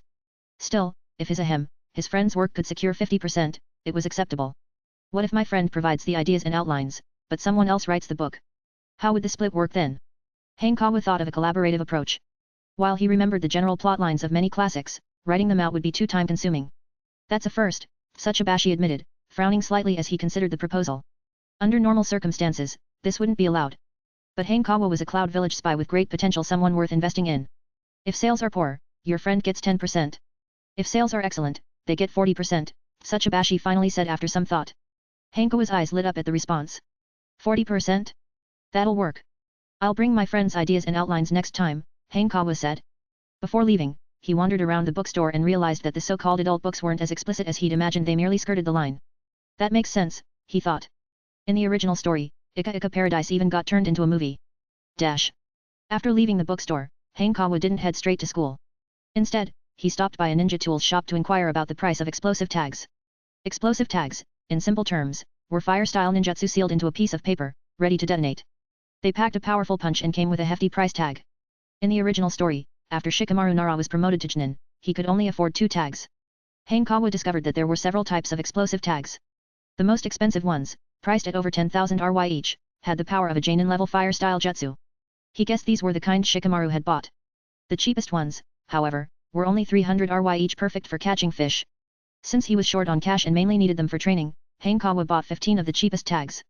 Even so, his freshly acquired 5,000 RY was reduced to a mere 500. Hanekawa returned home and headed to ninja school with Kurane. As for the explosive tags, he planned to test them in an open area after school. In the classroom, Obito Uchiha's fiery declaration echoed. Kakashi. This afternoon, I swear I'll beat you in physical training. You're not even in the top 10, Kakashi Hatake replied with a glance. This time, I'll make it. Obito said, crossing his arms confidently. As the future Hokage, I won't lose again. The academy curriculum was divided into theoretical and practical lessons. Practical lessons weren't just one-on-one sparring but included ninjutsu practice, ninja tool throwing, and physical training. Ugh, physical training is the worst, Kurane grumbled, puffing up her cheeks in frustration. Hanekawa sympathized with her. Ninja physical training was far more grueling than any fitness test he'd experienced in college. Last time, both he and Obito had failed to make it into the top 10. Chapter 20. The Flourishing Konoha. Physical training was scheduled for the afternoon, but the morning class was Konoha history. Today's lesson is about the third Hokage, said the teacher, Ichiro, standing at the podium. Please listen carefully. This is a key topic for the final exam and will definitely appear on the test. Hanekawa casually propped up his Konoha history textbook on his desk to block the teacher's view. He had already mastered most of the material to unlock the scholar title and didn't need to follow along step by step. Moreover, his recent excellent performance made Ichiro more lenient, allowing him to ignore minor infractions. The third Hokage, hailing from the Sarutobi clan, is the current Hokage. Under his leadership, Konoha has flourished, Ichiro continued. When the Sarutobi clan was mentioned, the teacher's gaze naturally drifted toward Sarutobi Asuma. The other students followed suit. Asuma frowned. Although his relationship with Hiruzen Sarutobi had improved since the Genjutsu dispelling lessons, he still felt irritated by the constant reminders of being the Hokage's son. He wanted people to think of him as Asuma Sarutobi first, not merely as the Hokage's child. The third Hokage is the direct apprentice of the second Hokage, Tobirama Senju, and has mastered all the ninjutsu of Konoha, Ichiro continued. He's known by many titles: the strongest Hokage, Professor of Ninjutsu, and God of Shinobi. Many students wore expressions of admiration and longing. Hanekawa, however, wasn't moved.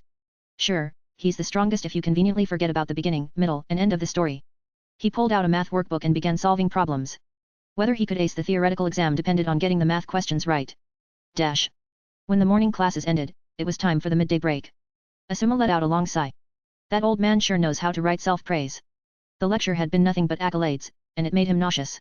When I become Hokage someday, I'll double down on this.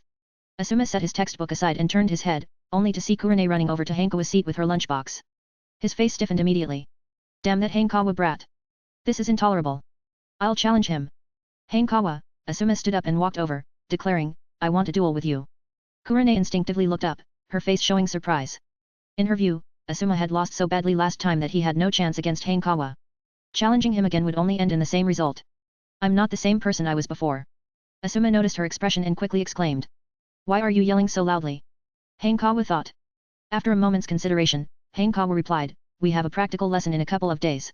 We can fight during class and save time. Fine. Asuma's spirits lifted at Hanekawa's agreement, and he said confidently, this time, I'll definitely win.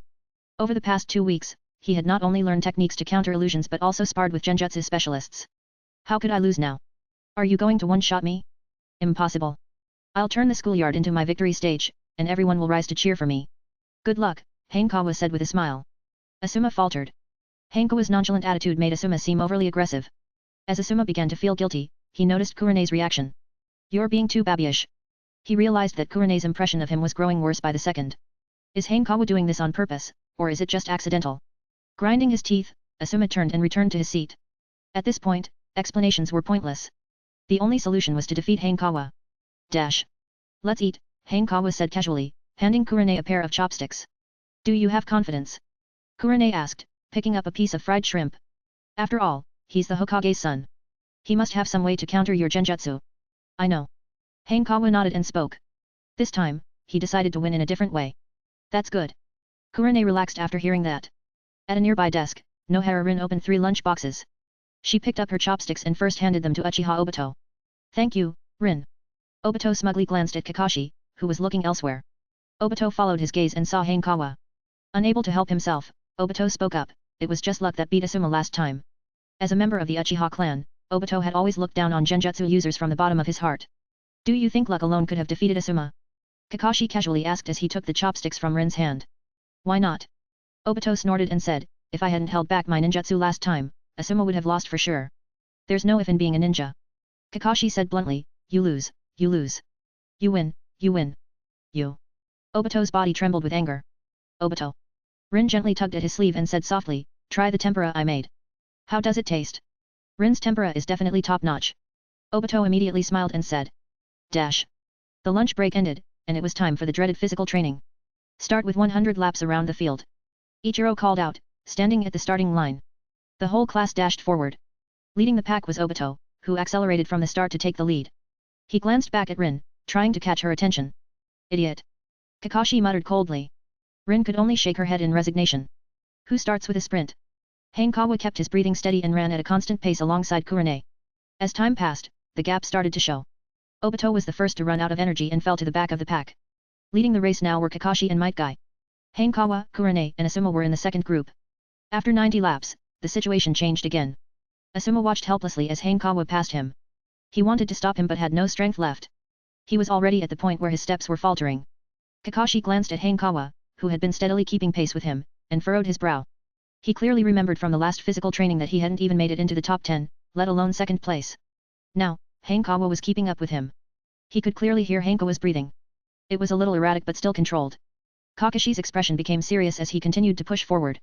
As they approached the last lap, most of the students were exhausted and sitting on the ground resting. Only 3 were still running, Kakashi, Might Guy, and Hanekawa. What's up with this guy? Kakashi panted, his rhythm starting to falter. Every time he thought Hanekawa's stamina was nearing its limit, Hanekawa somehow managed to recover. Am I going to lose? Although Kakashi hadn't trained specifically for physical endurance, the intensity of his swordsmanship practice had kept him in good shape. Combined with his natural talent, his physical strength surpassed that of most low-ranked ninjas. Kakashi gritted his teeth, gathered his remaining strength, and started to speed up. This is youth. Might Guy, watching the two of them race, suddenly trembled with excitement. Hanekawa's lips twitched. But, what a great opportunity. He wasn't holding back anymore, he was about to unleash everything. Chapter 21, Kushina and Minato. First place, Hanekawa. Ichiro couldn't help but praise, Hanekawa's progress since enrollment has been evident to all. Everyone should learn from him. Kakashi instinctively clenched his fist.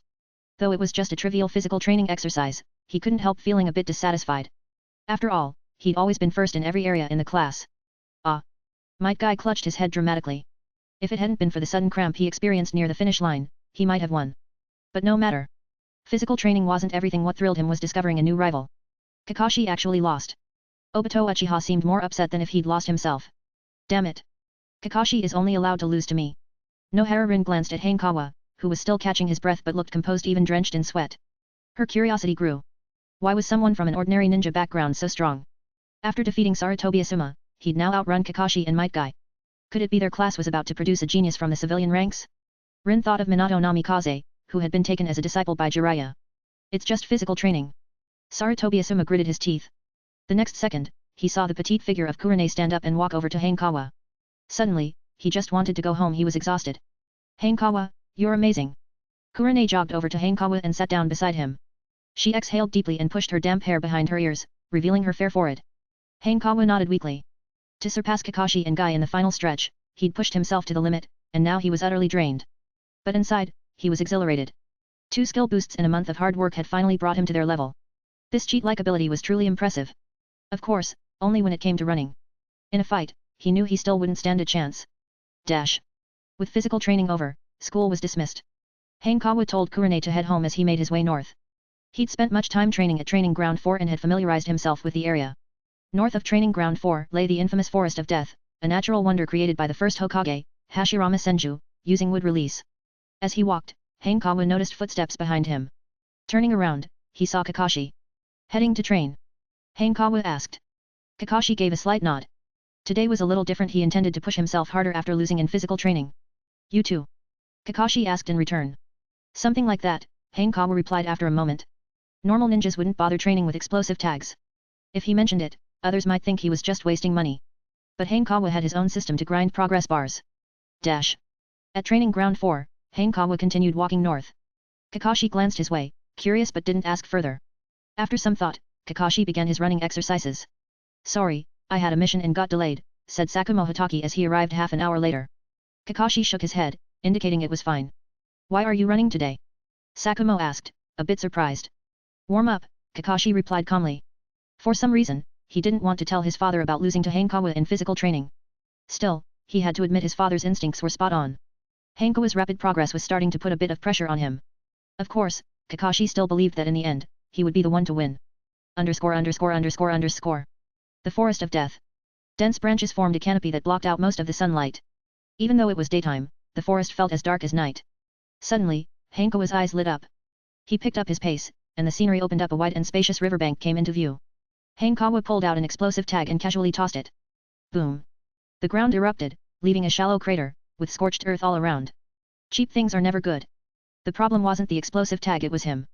Hanekawa felt that the power of this 300 Ryo tag was weaker than the simplest fire style, fireball jutsu. Focusing his mind, he opened his system panel and checked the progress bar. It had increased by 1%, proving that explosive tags were considered ninja tools and did indeed contribute. Hanekawa resumed his training. The experience reminded him of his childhood, setting off firecrackers during New Year's celebrations. Unfortunately, once he grew older and had money, he no longer had the chance to play like that. Before long, the ground was riddled with craters, and waves of invisible heat distorted the air. Who's the idiot? A furious shout came from afar, growing closer. Hanekawa turned toward the voice and saw a young woman with striking red hair approaching. Was this your doing? Her expression softened slightly when she saw him. I'm practicing with explosive tags, Hanekawa replied, blinking innocently. Explosive tags? The red-haired woman scoffed. No wonder I haven't caught a single fish. Since he was just a kid, she didn't get too angry. Fish. Hanekawa quickly realized what she meant. Wait a moment. He jogged to the riverbank, where most of the fish had already been scared off by his explosive tags.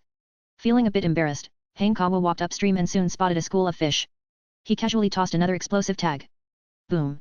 The river surface rippled, and several fish floated to the top, unconscious. Come over. Hanekawa called to her. Using explosive tags to catch fish? Only you could think of that. The red-haired woman glanced at the floating fish and couldn't help but laugh. The value of all the fish combined probably didn't even match the cost of a single tag. With a casual wave of her hand, she formed a net out of chakra and scooped up the fish effortlessly. Hanekawa's lips twitched. Her chakra control is terrifying. He had a pretty good guess about her identity. Red hair carried a special significance in the ninja world. Hey, kid, what's your name? The red-haired woman tossed the fish into a bucket she had brought along. I'm Hanekawa, he replied. Uzumaki Kushina. She shook the bucket, the fish splashing inside, and extended an invitation. There's too much fish for just 2 people. Want to join us? 2 people? Minato Namikaze? As a fan of the original story, there was no way Hanekawa would miss this chance. He nodded enthusiastically. Follow me, Kushina said, carrying the bucket and leading the way. Dash. A few minutes later, Hanekawa spotted a blonde young man busy preparing food. Minato. Look. Kushina beamed, showing him the bucket. I'd say this is 3 or 4 pounds.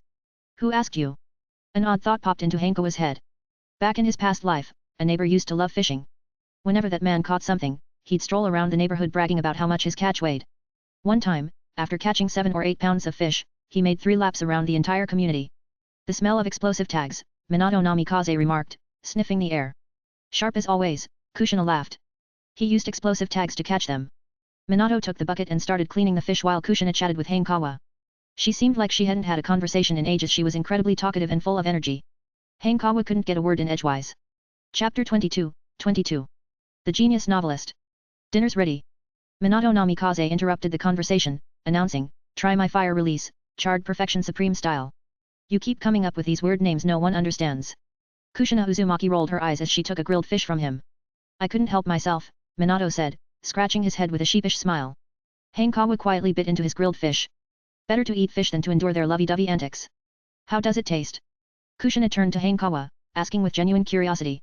From their earlier chat, she had already learned about this pretty child's situation, a war orphan currently living with Yui Shinku's family. It was a tragic story, somewhat similar to her own past. It's delicious, Hanekawa said earnestly, nodding. Next time, you should try my cooking, Kushina said with a warm smile. Sure, Hanekawa agreed readily. Meeting Kushina had been an accident, but forming a good relationship with him was definitely a win, especially with Minato Namikaze. In the upcoming Third Shinobi World War, having such connections might just be a lifesaver. Kushina. Minato coughed lightly to get her attention. As usual, Kushina had sneaked out by trapping her ANBU guards with sealing techniques. According to her, she planned to do it again. What? Kushina clenched her fist, feigning irritation. Are you saying my cooking isn't good enough? It's delicious, Minato replied instantly. Good answer, Kushina said, pretending not to notice the underlying meaning. Life within the village barriers was just too dull for her. Hanekawa felt like he'd been force-fed another serving of their affection. The meal ended amid their light-hearted chatter. Hanekawa said his goodbyes and headed back to Konoha. Dash. By the time he returned, the sky had turned dark, and the streetlights illuminated the village roads. He couldn't help but imagine a crow flying by, heralding the appearance of Itaki Uchiha.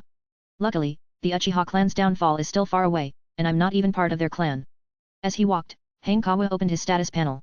The progress bar for the E-rank trait, 7 ninja tools had reached 70%. Apparently, using explosive tags was much more effective than he had expected. Perhaps this was the power of pay to win. As the saying goes, money buys happiness. The progress bar for the E-rank trait, academic star, was also nearly complete. All that was left was the grand finale, the end of term exams. I'm home. Hanekawa pushed the door open and started changing his shoes at the entrance. Hearing his voice, Kurane Yui jumped off the couch and darted out like an excited little rabbit. Her father, Yui Shinku, sitting across from her, couldn't help but twitch the corners of his mouth. My standing in this household is seriously under threat. Hanekawa, why are you so late? Kurane crossed her arms and pouted. And you didn't even tell me in advance. Ah, so that's the real issue. Seeing her puffed up cheeks, Hanekawa smiled and said, I ran into Minato Namikaze. Who's Minato Namikaze? Kurane tilted her head in confusion. You met Minato. Yui Shinku's face lit up with surprise. I ran into him at the 4th training ground, Hanekawa said, improvising. Maybe he thought I had potential, so he invited me to eat grilled fish with him. It's probably because the Hokage mentioned you to him, Yui Shinku said thoughtfully. Kurane Yui widened her eyes in surprise. Even the Hokage knows about Hanekawa. What do you think? Shinku Yui patted her head with a smile. He did defeat Asuma, after all. It was just a sparring match, Hanekawa said earnestly. Alright, let's continue this inside. Shinku gave Hanekawa a sharp look and led Kurane inside. Hanekawa was puzzled. What's going on? I didn't leave my explosive tags parked outside your house or anything. Dash. Once in the living room, Hanekawa cut straight to the point. Uncle Shinku, I want to learn Genjutsu. Since H Kawa and Uzuki Ujao were still younger than him, and he didn't know Kisame Hoshigaki, his only option was to turn to Shinku. Why the sudden interest in Genjutsu? Shinku looked at him with surprise. I don't have enough chakra right now to learn new Genjutsu, so I thought I'd learn Genjutsu for self-defense. Hanekawa had already prepared this explanation. Shinku nodded slightly. It was a valid reason, leaving him no room to refuse. So this is what it's like to be a genius, Shinku thought, feeling a bit emotional. Alright, I'll teach you Genjutsu in a moment. Hey. Hanekawa instinctively looked doubtful. You little brat. Shinku's eyebrows furrowed as he glared. What, you think a Genjutsu ninja like me wouldn't know some Genjutsu? Genjutsu was part of Taijutsu, and Taijutsu was a fundamental skill for all ninjas. For Genjutsu users, it was essential as a fallback when their illusions failed. No problem at all. Hanekawa straightened up immediately and replied seriously, thank you, Uncle Shinku. I want to learn too. Kurane raised her small hand eagerly. Kurane, Shinku said gently, learn Genjutsu first, and then I'll teach you Genjutsu. Fine. Kurane understood there was a big gap between her and Hanekawa. Trying to learn everything at once might lead to mastering nothing. Go wait for me outside, Shinku instructed, heading to his room. After a while, Shinku returned with 2 wooden swords. The Genjutsu I'm teaching you is called Konoha-style Genjutsu.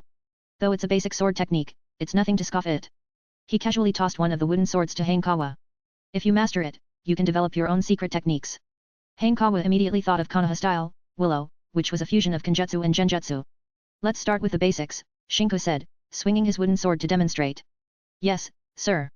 Hanekawa nodded with a serious expression. Dash. Under the night sky, moonlight bathed the ground. After 2 hours of practice, Hanekawa finally unlocked a new trait. E-rank ninjutsu trait, Sword Ninja, unobtained. Unlock condition, achieve basic proficiency in Konoha-style Genjutsu. Current progress, 5%. Once training was over, Hanekawa took a bath and returned to his room. Although tired, he didn't immediately go to sleep. Instead, he picked up a pen. After much thought, he began drafting ideas and an outline for a novel. The story he had in mind was Demon Slayer Shinobi. Dash. 2 days passed. In the early morning, after his usual jog through the streets, Hanekawa entered the Konoha Knowledge Bookstore. There, he quickly found Tsuchibashi and handed over the outline for Demon Slayer Shinobi. So soon? Tsuchibashi asked casually. What's your friend's name? Thunderfire Blade, Hanekawa replied after a pause. That's his pen name. Ah, a pen name? I get it. Tsuchibashi gave him a knowing smile. What exactly do you think you get? Hanekawa felt a shiver down his spine. He didn't dare imagine the social embarrassment he'd face if the truth about this friend got out. Tsuchibashi began reading. Before long, his smile disappeared, replaced by a serious expression. Then, his face lit up with excitement. Your friend is a genius. Tsuchibashi exclaimed, his tone filled with enthusiasm. This kind of ninja setting is unprecedented, it's bound to be a bestseller. Chapter 23, Duel. Hanekawa didn't linger and left the Konoha Knowledge Bookstore right away. There was nothing more he needed to handle, Tsuchibashi would take care of the rest. He just wondered which writer Tsuchibashi would hire as a ghostwriter. He thought of Jiraiya, but that was unlikely. Hiring a ghostwriter wouldn't reflect well if it got out. Hanekawa headed to the 4th training ground, picked up a wooden sword, and began practicing the Konoha-style sword technique. An hour later, he finished his training and started walking toward the Ninja Academy. Before long, Hanekawa spotted Asuma Sarutobi. Leaning against a tree with his hands in his pockets, Asuma gazed at the sky at a 45-degree angle, exuding an air of invincibility. You're here. Asuma turned his head and said. Hanekawa tugged at the corner of his mouth. What was he supposed to say to that? You weren't supposed to come? Do you think this is a samurai drama? I'm here to remind you not to forget about the practical combat class this afternoon. A gleam of eagerness flashed in Asuma's eyes. He could hardly wait to defeat Hanekawa and win back Kurane-Ui's heart. I know. Hanekawa nodded slightly. Good. Asuma suddenly turned his back to him and said, I hope you'll make it worth my while. With a dramatic flick of his head, he strode off. Hanekawa paid no attention to this small episode. He headed to the classroom, greeted Shizuan, and started studying. Class, please take out your Will of Fire books, said Ichiro, smiling as he stood at the podium. Who can tell me what the Will of Fire represents? Many students eagerly raised their hands. Obito, you answer. Ichiro scanned the room and called out a name. Where the leaves dance, the fire burns eternal. The flames will continue to illuminate the village and cause new leaves to sprout. Obito Uchiha recited in one breath. Not bad. Ichiro opened the book and said, Today, we'll discuss the new leaves, the future of Konoha village, which is all of you. Hanekawa, however, tuned it out and continued solving math problems. The workbook under his pen seemed to come alive, and by the end of the morning, it was filled with answers. The afternoon was dedicated to the practical combat class. For first-year students, the combat lessons were laughably basic, essentially weaklings pecking at each other. Since they hadn't yet learned the 3 basic techniques, they could only practice taijutsu and weapon throwing. The 3 basic techniques wouldn't be taught until the second semester. Although they were considered the most fundamental ninja skills, many students needed 6 years to master them. Kakashi, I challenge you. As soon as class began, Obito Uchiha couldn't wait to shout. On normal days, sparring depended entirely on Kakashi Hataki's mood. Most of the time, Obito couldn't get a match, leaving him seething in frustration. But during practical combat class, Kakashi couldn't easily refuse. Asuma Sarutobi was a second too late, swallowing his challenge, leaving him simmering with frustration. The sight of Hanekawa chatting and laughing with Kurenei only made it worse. Kakashi, said Ichiro with a smile, why don't you demonstrate for your classmates? Kakashi walked to the center of the field with a calm expression. Obito, be careful, Nohara-rin said helplessly. Don't worry. Obito patted his chest confidently. I'll hold back. Rin was momentarily at a loss for words. He kept losing every match. Where did he get the confidence? Obito stepped to face Kakashi, forming the seal of confrontation. As soon as the seal was formed, he charged forward. Kakashi remained still and threw a single punch. Uchiha Obito lunged low, sliding forward to attack Kakashi Hataki's legs. But Kakashi was faster. Body flicker technique. In an instant, he sprang forward, appearing behind Obito and delivering a swift kick. Bang!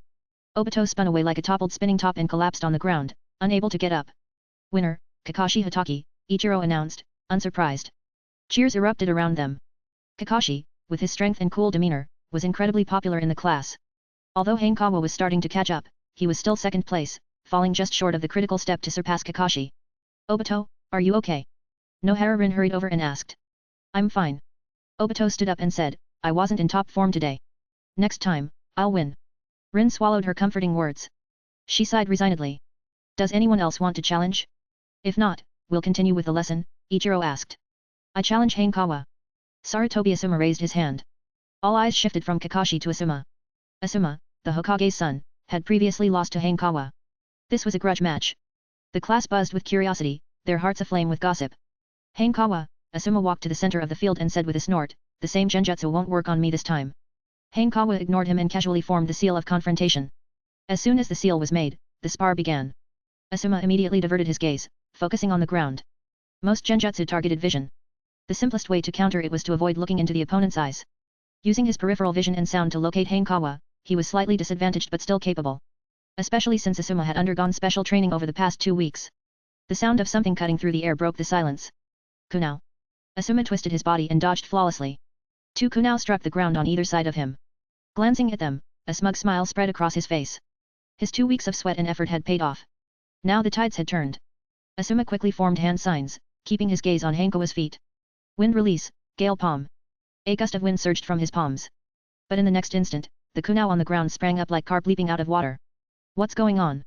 Had the kunao come to life? Asuma instinctively turned his head and froze, eyes wide like saucers. Threads. Barely visible strings attached to the kunao were now crossing each other, entangling him under Hanekawa's control. Asuma stumbled and fell face first into the dirt. No. If I go down here, my pride is over. Quickly regaining his composure, Asuma suppressed the pain and scrambled to his feet. But waiting for him was another kunao. Asuma's face turned bright red with frustration. You're not playing by the rules. A genjutsu user relying on kunao like an Uchiha? This is outrageous. But a loss was a loss. In front of so many classmates, Asuma couldn't shamelessly make excuses like Obito. Winner, Hanekawa, Ichiro announced, breaking Asuma's hesitation. Asuma sighed in relief, but frustration followed immediately. 2 weeks of special training had been completely wasted. Who could endure that? E-rank talent trait Swift Gale upgraded. Wind release proficiency increased by 30%. Seeing the 2 glowing lines appear before him, Hanekawa couldn't help but feel elated. Chapter 24, 24. If you don't work hard, you'll become a toy for women. I'll be back. Sarutobi Asuma didn't know what to say, so he forced out a harsh parting line. He turned and left the field, feeling the weight of everyone's gazes, unable to stand still. If it weren't for the fact that class was still in session, he would have bolted long ago. Hanekawa couldn't help but smile. Oh, Asuma, Asuma. He had done it on purpose. He didn't even need to guess what Asuma had trained in. Knowing that, he simply countered it. Not only did it allow him to win easily, but it also left Asuma feeling deeply unsatisfied, ensuring he'd return for a rematch. A perfect plan. Kunao can be this useful. Nohara-rin's eyes sparkled with interest. It's not because he's strong, it's because we Uchiha are strong, Obito Uchiha interjected, noticing her reaction and feeling a sense of crisis. He's copying us Uchiha. Why have I never seen you use it? Rin asked, puzzled. As a ninja from a civilian background, her only contact with the Uchiha clan was Obito. Obito broke out in a cold sweat. Seeing his reaction, Rin didn't press further, assuming he was just being stubborn and spouting nonsense again. Kakashi Hatake shook his head slightly. Obito was half right. Using threads to control Kunao was indeed a signature technique favored by the Uchiha clan. With their Sharingan granting superior dynamic vision, such techniques were relatively easy for them to master. But Hanekawa didn't have a Sharingan. This demonstrated his impressive proficiency with weapon manipulation. Even so, the fact that Hanekawa chose not to use Genjutsu was unexpected. Poor Asuma had been completely outplayed. But to Kakashi, this was useful intelligence. When the final exams came around, he'd know to be wary of Hanekawa's skill with thrown weapons. As soon as the practical combat class ended, Asuma bolted out of the room. He wanted to leave the scene of his humiliation as quickly as possible. Bang! The sound startled Hiruzen Sarutobi, who had been lounging on the sofa, smoking. What's going on? Did Danzo storm in, slamming doors again? Turning his head, he saw Asuma standing there, looking utterly dejected. Lost again? Hiruzen blurted out. Asuma flinched as if physically struck, taking yet another critical hit. I haven't even said a word, and you already assume I lost? Damn it. Ninjas are the worst. Asuma stormed into his room and locked the door.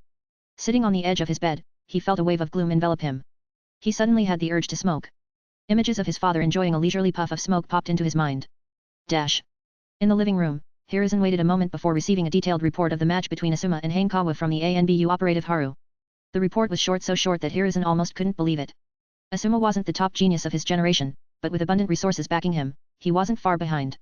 Before the match, Hiruzen had expected Hanekawa to lose the rematch, given that Asuma had undergone 2 weeks of intensive training. But after reading the report, Hiruzen understood. The loss wasn't undeserved. Hanekawa had completely anticipated Asuma's strategy and outmaneuvered him with ease. This was what Hiruzen called battle intelligence. It reminded him of Minato Namikaze, who possessed an extraordinary level of battle intelligence. Even when facing stronger opponents, Minato could hold his own. This is quite the unexpected discovery, Hiruzen mused. Hiruzen Sarutobi stroked his beard thoughtfully. Hanekawa's performance satisfied him, but Asuma wasn't bad either. The past 2 weeks of effort hadn't gone unnoticed, in fact, it filled Hiruzen with pride. The saying goes, diligence makes up for lack of talent. If Asuma could maintain this level of dedication, he might eventually catch up to Hanekawa. Who knows? The Sarutobi clan might produce another Hokage someday. Asuma, Hiruzen called out from the door. Do you know why you lost? After a few seconds, the door creaked open. Why? Asuma asked stiffly. Lack of combat experience, Hiruzen replied with a smile. Focusing solely on countering Genjutsu wasn't enough. What should I do? Asuma asked instinctively. Do you want to learn? I can teach you, Hiruzen said, raising his voice slightly. After all, I am the Hokage. Saturday arrived quickly. Aside from attending classes, Hanekawa spent most of his time practicing the Konoha-style swordsmanship, progressing to about 30% proficiency.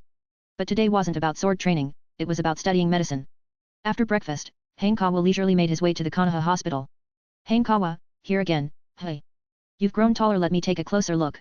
Have you eaten yet? Want to come to my room? On his way, several nurses greeted him cheerfully.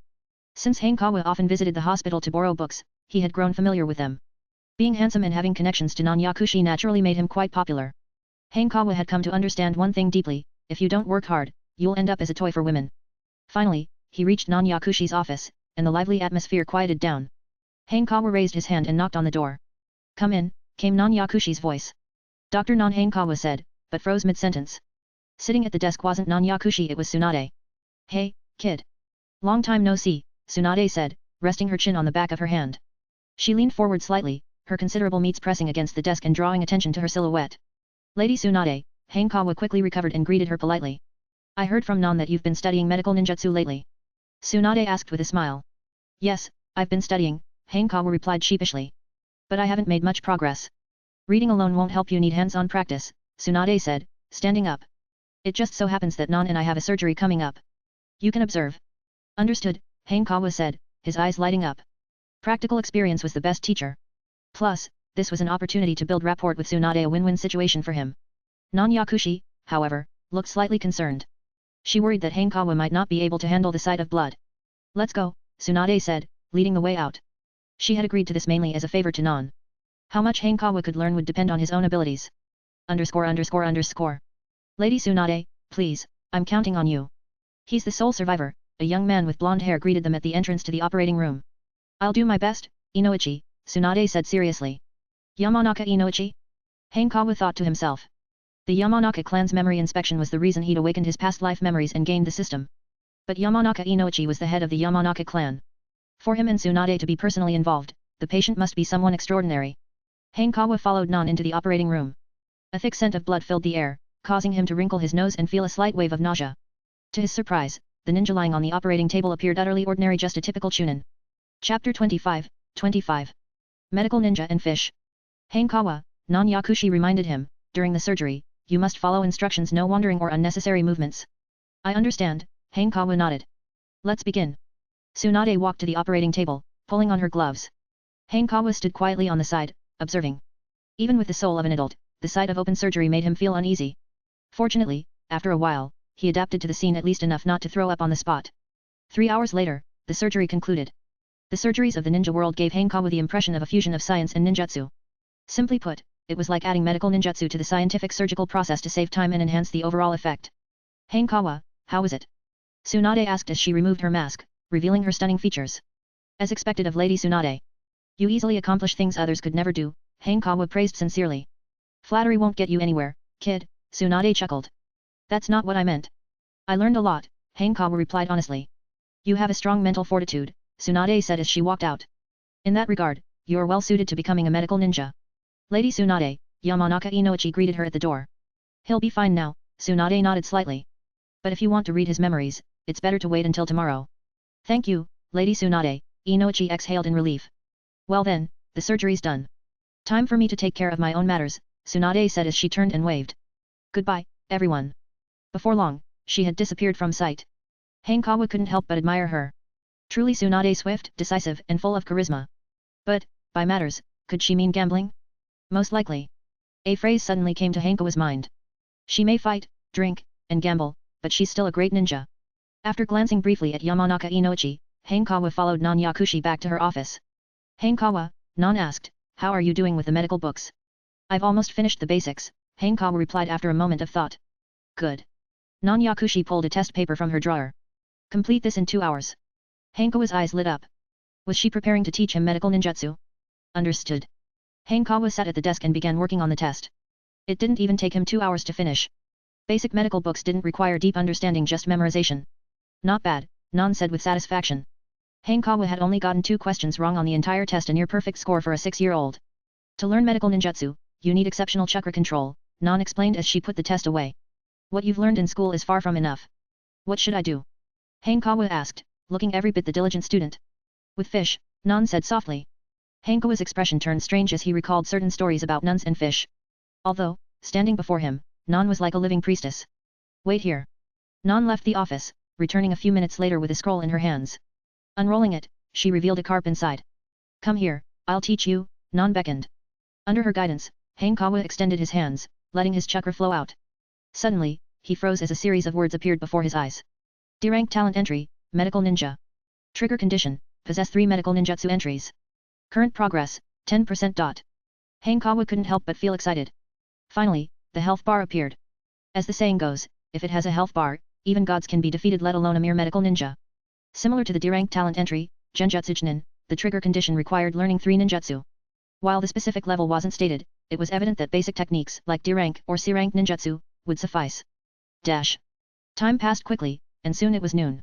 Take a break and eat, Nan Yakushi said as she took out 2 bento boxes. All right. Hanekawa withdrew his hands and wiped the sweat off his forehead. Although he hadn't used much chakra, maintaining a steady flow was mentally taxing. No wonder learning medical ninjutsu starts with fish. Those bastards. Chasing me over such a small amount of money. It's not like I won't pay them back. A familiar, irritated voice echoed from outside, growing louder. Tsunade stormed into the office, grumbling under her breath. Lady Tsunade, Nan Yakushi calmly reminded her, please keep your voice down. This is a hospital. Tsunade plopped down on the sofa with a slight bounce, her legs crossing casually. She wore open-toe high-heeled sandals, her red-painted toenails peeking out. Lost again? Nan Yakushi asked, unfazed by the scene. Just bad luck today, Tsunade muttered, her face full of displeasure. Nan Yakushi fell silent. Only today? You're unlucky every day.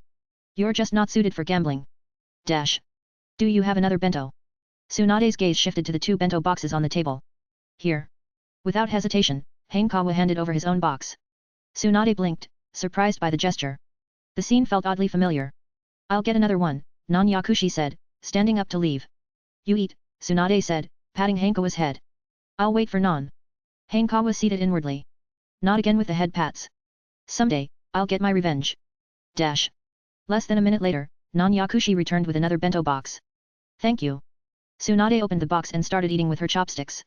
The food came from the hospital cafeteria, average in taste but sufficient for ninja accustomed to far worse during missions. Hanekawa was already learning medical ninjutsu. Tsunade asked, noticing the scroll and fish nearby. Yes, Non-Yakushi explained. His foundation is solid enough. Quite the little genius, Tsunade remarked slyly. Hanekawa, if there's anything you don't understand, feel free to ask me. Lady Tsunade, are you planning to borrow money from me again? Non-Yakushi cut straight to the point. I'll pay you back when I win. Tsunade replied shamelessly. Non-Yakushi sighed, her patience tested. Have you ever won? Can I come? Hanekawa asked, looking up. You're just a kid. You can't go to a gambling den, Non-Yakushi quickly objected. Hanekawa's curiosity about gambling was worrying enough. If he picked up bad habits, it would be disastrous.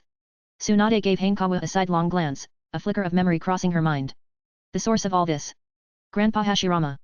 She remembered how Senjo Hashirama had taken her to gambling houses as a child. I'm lucky, Hanekawa said, recalling a saying from his past life, bet against Tsunade, and you'll end up with a villa by the sea. He genuinely wanted to test his luck. No way. Non-Yakushi firmly refused. Under the table, Tsunade nudged Hanekawa with her foot, giving him a sly look. She wasn't planning to teach him how to gamble, she just saw him as her lucky charm. What kind of childish behavior is this? Hanekawa froze for a moment before realizing what was happening. Is she actually planning to take me along? Chapter 26, 26. Tsunade's private tutoring. 26 Tsunade's private tutoring. Non, go handle your tasks. I'll watch over Hanekawa, Tsunade said casually after finishing her meal, waving her hand dismissively. You can't take him to a gambling den, Non-Yakushi said suspiciously, her eyes narrowing. I won't, Tsunade replied, crossing her arms. Of course, she wouldn't take him if Hanekawa went on his own initiative, that would be a different story entirely. In that case, I'll leave him to you, Lady Tsunade, Non finally agreed after a moment's hesitation. Unlike Tsunade, she couldn't move so freely, the duties of Konoha Hospital required her constant attention. Hanekawa, Non said, holding 3 empty bento boxes. Be obedient, and don't upset Lady Tsunade. Understood, Hanekawa nodded obediently. And one more thing, Non added, as if suddenly recalling something. Don't leave the village for now. Why? Hanekawa asked, momentarily stunned and curious. There have been several cases of children going missing near Konoha, including newborn infants, Non explained without holding back. Missing infants? Hanekawa immediately thought of the surgery Tsunade performed earlier and Yamanaka Inoichi's serious demeanor. Adding the timeline into consideration, could this be related to the wood release experiments? In the original story, Konoha conducted such experiments in an attempt to replicate Senjo Hashirama's invincible wood release abilities. Using Hashirama's cells for human experimentation, the project resulted in numerous deaths before Hiruzen Sarutobi shut it down. However, Danzo Shimura and Orochimaru continued in secret, eventually producing Yamato, a successful wood release user. Just don't leave the village, Non said softly.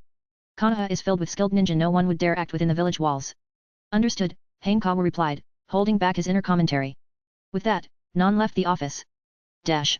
Shall I continue, Lady Tsunade? Hanekawa asked, raising his hands over the koi fish. Go ahead, Tsunade replied, glancing at him. I'll correct you if anything is wrong. Hanekawa took a deep breath and let his chakra flow through his hands, emitting a warm, soft glow. Tsunade absent-mindedly drummed her fingers against her thigh, her mind wandering to where she could borrow money next.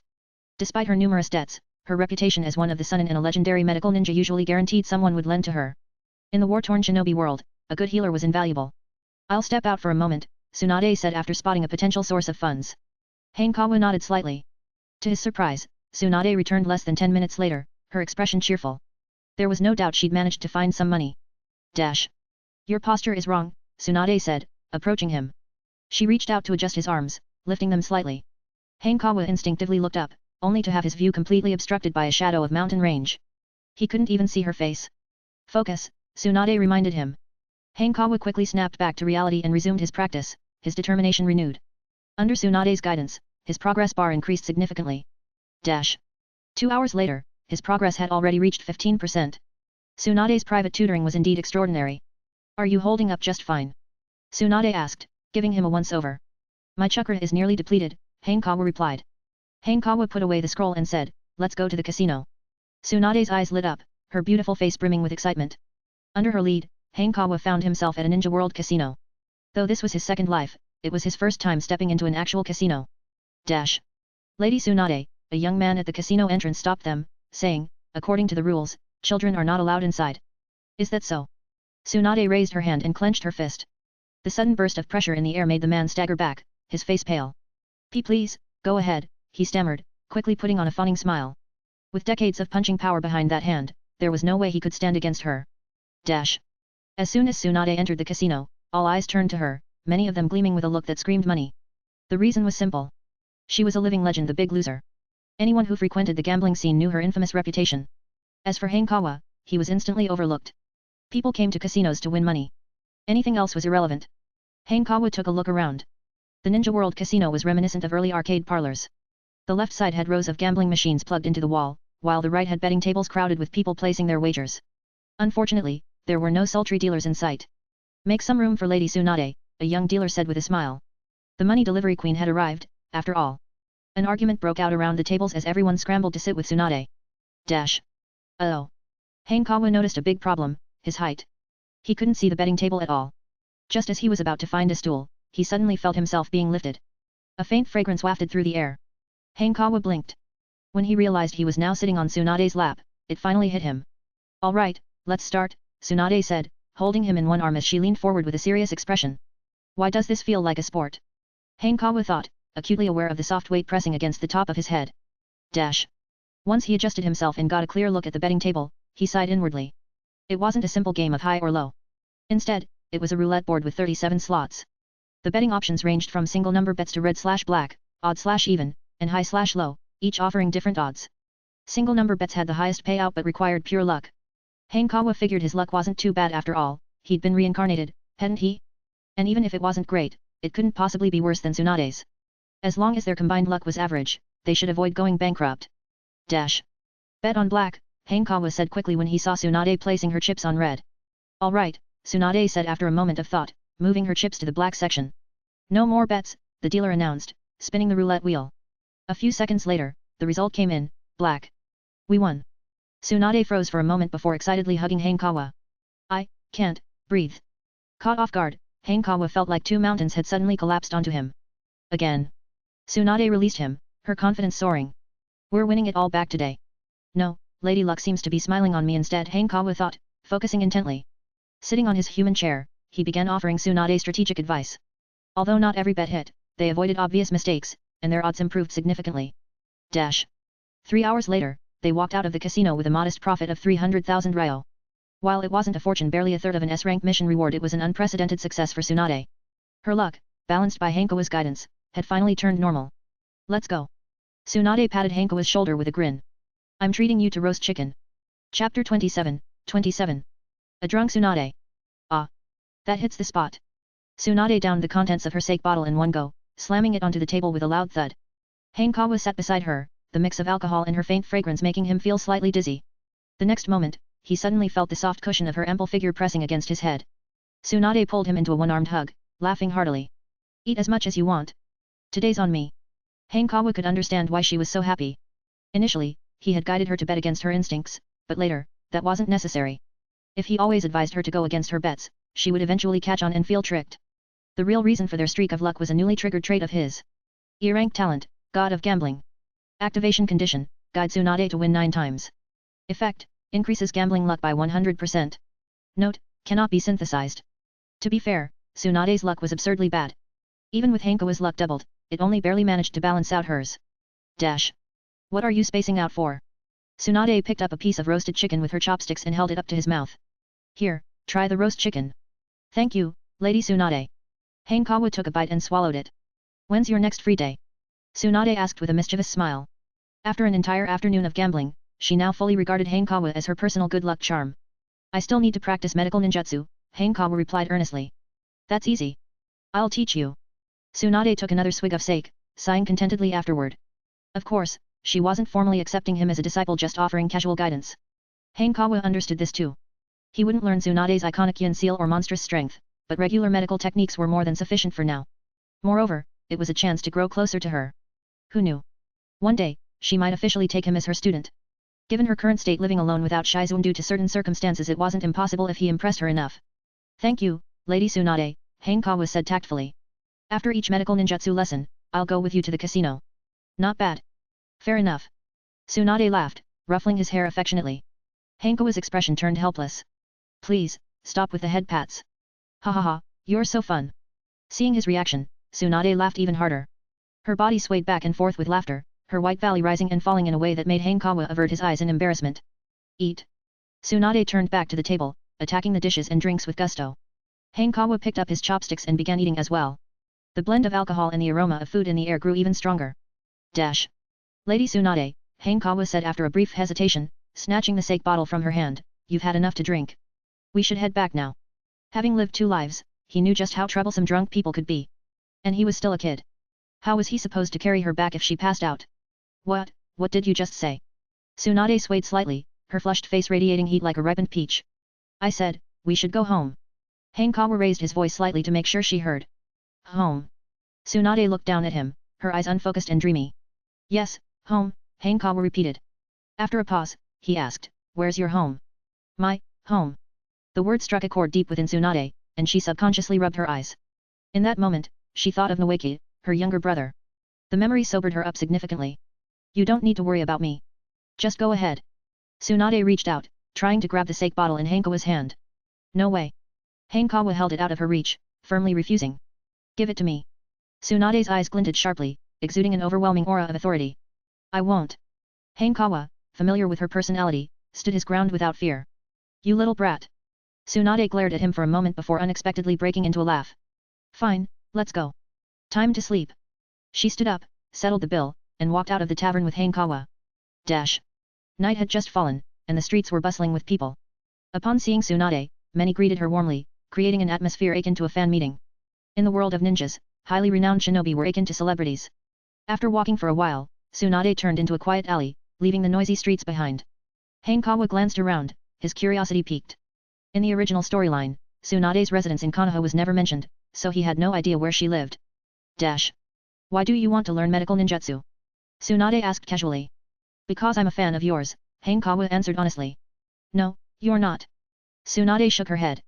Your reactions don't match those of a fan. I'm just reserved, Hanekawa replied with a slight cough. Who are you trying to fool? Tsunade turned to face him, bending down to his eye level. Hanekawa froze. Her face, slightly flushed from the alcohol, still radiated youthful beauty. Her slender waist bent gracefully, her chest strained to its limits, and her entire presence exuded a mature and seductive charm. Hanekawa hesitated, then opted for a different approach. I want to become Hokage. The overly ideal response momentarily surprised Tsunade. She ruffled his hair with force, chuckling. How boring. If it's boring, why are you still ruffling my hair? Hanekawa could only grit his teeth in silence. Tell the truth, and you don't believe me. Lie, and you don't believe me either. This is too much. Tsunade withdrew her hand and continued strolling ahead. After passing through a bamboo grove, a row of houses came into view. Dash. We're here. Her voice, tinged with drunkenness, was casual. Want to stay over? No, I need to head back, Hanekawa declined politely. He hadn't informed Yi Shinku or Kurane beforehand, and staying out would surely worry them. See you tomorrow, Tsunade said nonchalantly, waving him off. She only bothered asking because of Yakushi no and today's unexpected good luck. To her, Hanekawa hadn't yet reached a level where he truly mattered. Good night, Lady Tsunade, Hanekawa replied. As he walked away, he reflected that the day had gone better than expected. If my system were a relationship simulation, I'd probably have cleared the first stage by now. Dash. When Hanekawa returned home and opened the door, as expected, he was greeted by Kurane. I was at Konoha Hospital today and met Lady Tsunade, he said with a smile.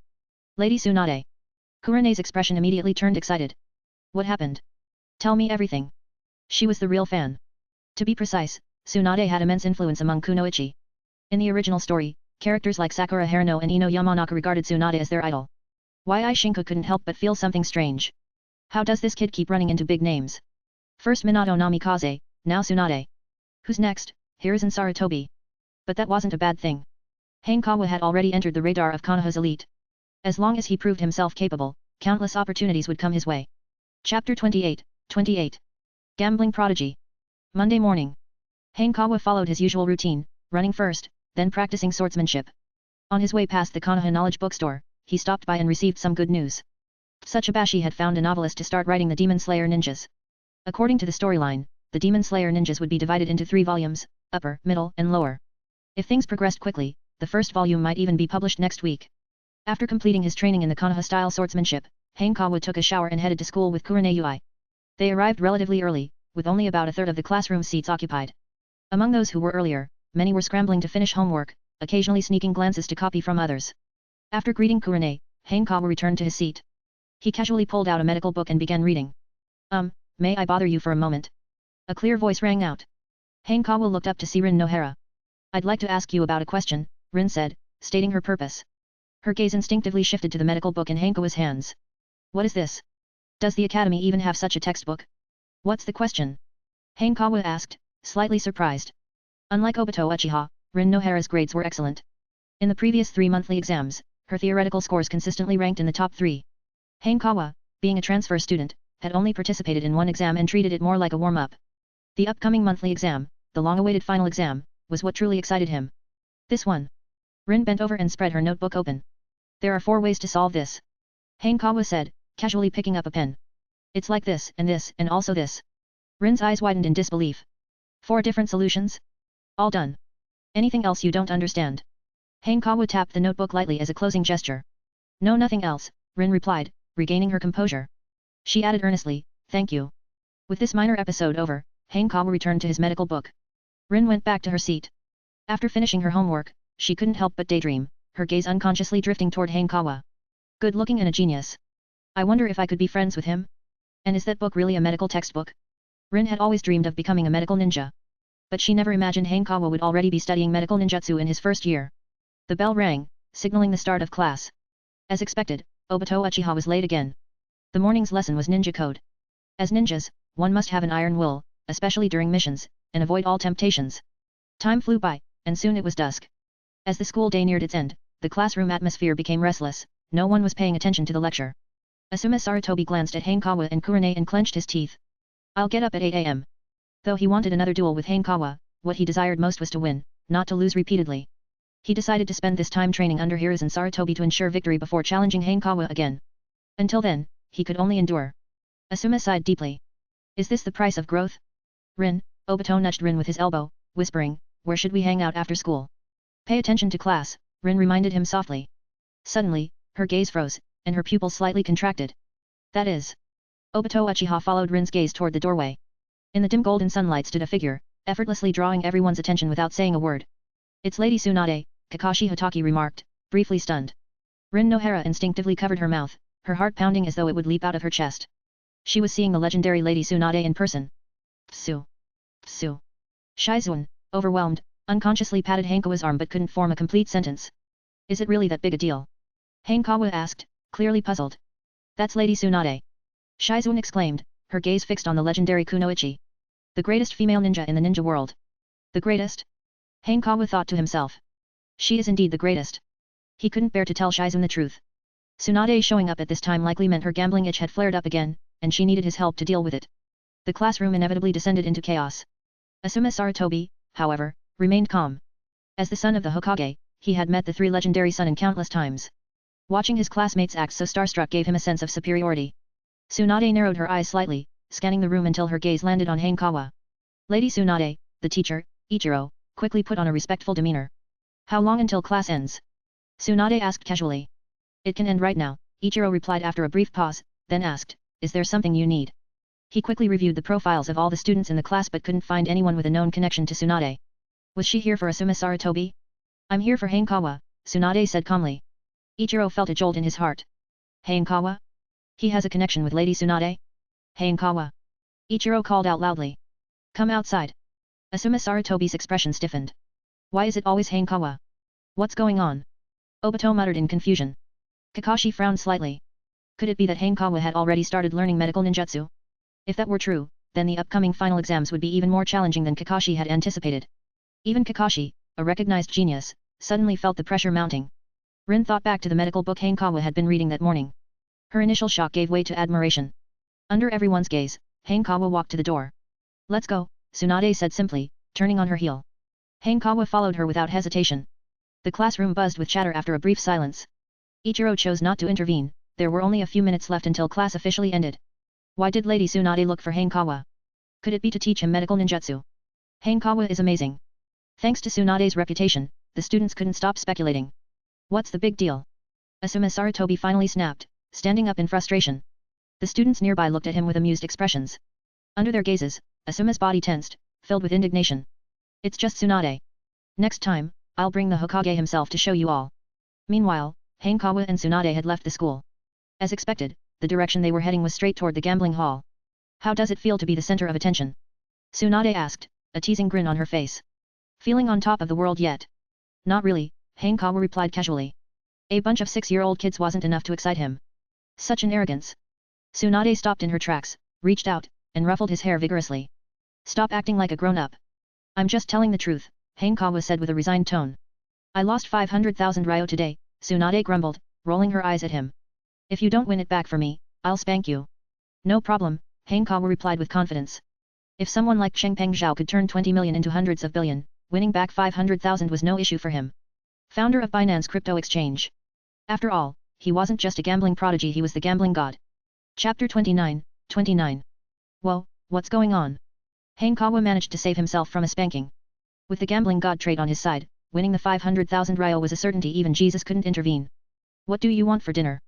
Tsunade twirled the money she had just won in her hand, looking smug. Paired with that question, someone might have mistaken her for planning to spoil Hanekawa. Barbecue, Hanekawa said without hesitation. Tsunade's victory was at least 1/3 thanks to him. After gambling for so long, why shouldn't he enjoy himself? No problem. Tsunade grinned and reached out to ruffle his hair again. Can we stop with the head pats already? Hanekawa instinctively pushed her arm, but it didn't budge. Not bad strength. Tsunade noticed his effort and raised an eyebrow slightly. This strength boost was due to the ninja tool throwing training, but she didn't know that. This way, Tsunade said, grabbing his small hand and leading him across the street. A warm, soft sensation enveloped his hand. Hanekawa glanced at their clasped hands and quickened his pace. They soon arrived at the barbecue restaurant. Dash. Lady Tsunade. The moment they entered, a voice called out. Hanekawa instinctively turned toward the sound. It was Inoichi Yamanaka. Beside him were 2 other young men, one a red-haired, heavy-set guy, and the other with a pineapple-shaped hairstyle. Though this was Hanekawa's first time meeting them, he immediately guessed their identities, Chisa Akimichi and Shikaku Nara. Together with Inoichi, they were the iconic Inoshika CH trio. Inoichi represents the boar, Ino. Chisa represents the butterfly, CH. Shikaku represents the deer, Shika. Lady Tsunade, we've already ordered meat. How about joining us? Inoichi offered politely after a brief exchange of greetings. Tsunade gave a slight nod. Like Hanekawa, she had no concept of being reserved. Is this Tsunade-sama's new student? Shikaku asked, studying Hanekawa curiously. No, Tsunade replied, he's a child from Nan's orphanage. I'm just helping out. You're helping? Shikaku recalled all the stories he'd heard about Tsunade and couldn't help feeling a bit skeptical. Did the memory extraction help last time? Tsunade casually asked Inoichi. No, Inoichi sighed. Although he saw the murderer, the killer was wearing a mask. A mask? Tsunade frowned. Don't tell me it's that disgusting old guy, Danzo, again. Her disdain for Danzo Shimura was obvious. To Tsunade, Danzo was like a sewer rat always lurking in the shadows, doing despicable things. There's no evidence at the moment, Inoichi replied, wiping the cold sweat from his brow. Tsunade might have the guts to openly criticize Danzo, but they didn't. If Danzo decided to target them, the Inoshika CH clan would face serious losses again. Danzo's root organization had already stolen countless young talents from their clans. Dash. Hanekawa glanced at Tsunade thoughtfully. As L. Yusun famously said, for forbidden jutsu, ask Tobirama Senju. For scapegoats, blame Danzo Shimura. This time, Tsunade's guess was half right. One of the masterminds was indeed Danzo Shimura. Hanekawa pondered for a moment. In the original story, when Hiruzen Sarutobi discovered Danzo's involvement, he didn't punish him. Instead, he merely took Yamato, Tenso, away. Telling Tsunade about this wouldn't achieve much. Not only would it fail to explain how he knew, but it would also provoke Danzo. At that point, Hanekawa might suffer immensely without any reprieve. The only valuable outcome here was Yamato. Although his wood release didn't compare to Hashirama Senju's, it still held a unique significance for Tsunade. I'll find a chance to tell Tsunade later. After finishing a barbecue meal, Hanekawa returned home with Tsunade. They didn't do anything special, just pure focus on learning medical ninjutsu. Dash. Time quickly flew by, and soon it was Saturday. Over the past 5 days, Hanekawa had done only 3 things, train, and more training. Dash. At Konoha Hospital. Hanekawa was practicing swordsmanship on the open grounds outside Non-Yakushi's office. Since it was Saturday, he had come early in the morning. Of course, before practicing swordsmanship, he treated the koi fish he had been healing. After using up most of his chakra, he stepped outside to train in Konoha-style swordsmanship. Time passed unnoticed, but suddenly, 4 lines of text appeared before his eyes. It's here. Hanekawa's spirits soared. At last, he had unlocked it. E-rank ninjutsu trait, Sword Ninja, unlocked. Trigger condition, achieved beginner level in Konoha-style swordsmanship. Effect, increases the power of Konoha-style swordsmanship by 10%. Note, further mastery can promote the trait to D-rank Sword Genin. Dash. A straightforward and effective ability with a clear progression path. Hanekawa nodded in satisfaction. After reaching beginner level comes proficiency, then mastery. Once he mastered it, he figured he would be at the level of a special jonin. In addition to the sword ninja trait, the progress bar for 7 ninja tools also surged forward. Now that his swordsmanship had reached beginner level, his proficiency with a katana fulfilled the requirement. The 7 ninja tools progress bar was at 90%, only one tool left to complete. Dash. Inside Non-Yakushi's office. Is he tired yet? Tsunade asked as she watched Hanekawa pause. Can a kid handle learning so much at once? I've advised him to take it easy, but he insists he's fine, Non said helplessly. Hanekawa's training regimen was something most genin couldn't match. And he wasn't just focusing on one skill, he was learning Genjutsu, swordsmanship, and medical ninjutsu all at once. Dash. Tsunade suddenly made a surprised sound. Hanekawa had resumed practicing his swordsmanship, but this time, it was different. His movements had become exceptionally fluid and refined, as though he had just experienced a breakthrough. With her sharp eyes, Tsunade could tell that Hanekawa's current skill level in Konoha-style swordsmanship had already surpassed most genin. Non noticed as well, her face filled with astonishment. It seemed that true geniuses defied common sense. Well, looks like there's nothing to worry about, Tsunade said, withdrawing her gaze and reclining on the sofa. Crossing her legs, the tight fabric of her pants stretched over her thighs, emphasizing their fullness. I'll get back to work, Lady Tsunade, Non said, used to Tsunade's casual demeanor. She gave a polite nod before leaving. Dash. While Hanekawa practiced swordsmanship, the Konoha bookstore was unusually lively. At the entrance, a striking poster was displayed. The poster featured 3 female ninjas. The one in the center was wrapped in a tight purple bodysuit, carrying a katana and boasting an explosive figure. The one on the left wore a black bodysuit, her fair legs exposed. The one on the right stood with her back turned, revealing a beautiful bare back and shapely hips. Beneath the poster, bold orange letters spelled out the title, Demon Slayer Ninjas. In smaller text below, it read. From the genius new novelist Reikaken, an unmissable adult novel. Dash. The eye-catching poster drew an endless stream of customers. Driven by curiosity, they opened Demon Slayer Ninjas and were captivated by its content.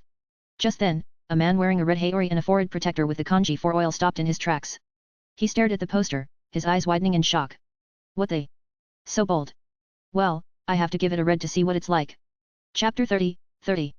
Rin, what are you doing? Jiraiya walked into the bookstore without hesitation. As one of Konoha's legendary Sannin, he felt it was his duty to investigate and critique this phenomenon. Dash. So crowded. Jiraiya looked at the bookstore packed with customers, his curiosity growing stronger. It didn't seem like mere clickbait, there was substance here. Weaving through the crowd, he quickly managed to grab a copy of the book. His presence didn't cause much of a stir.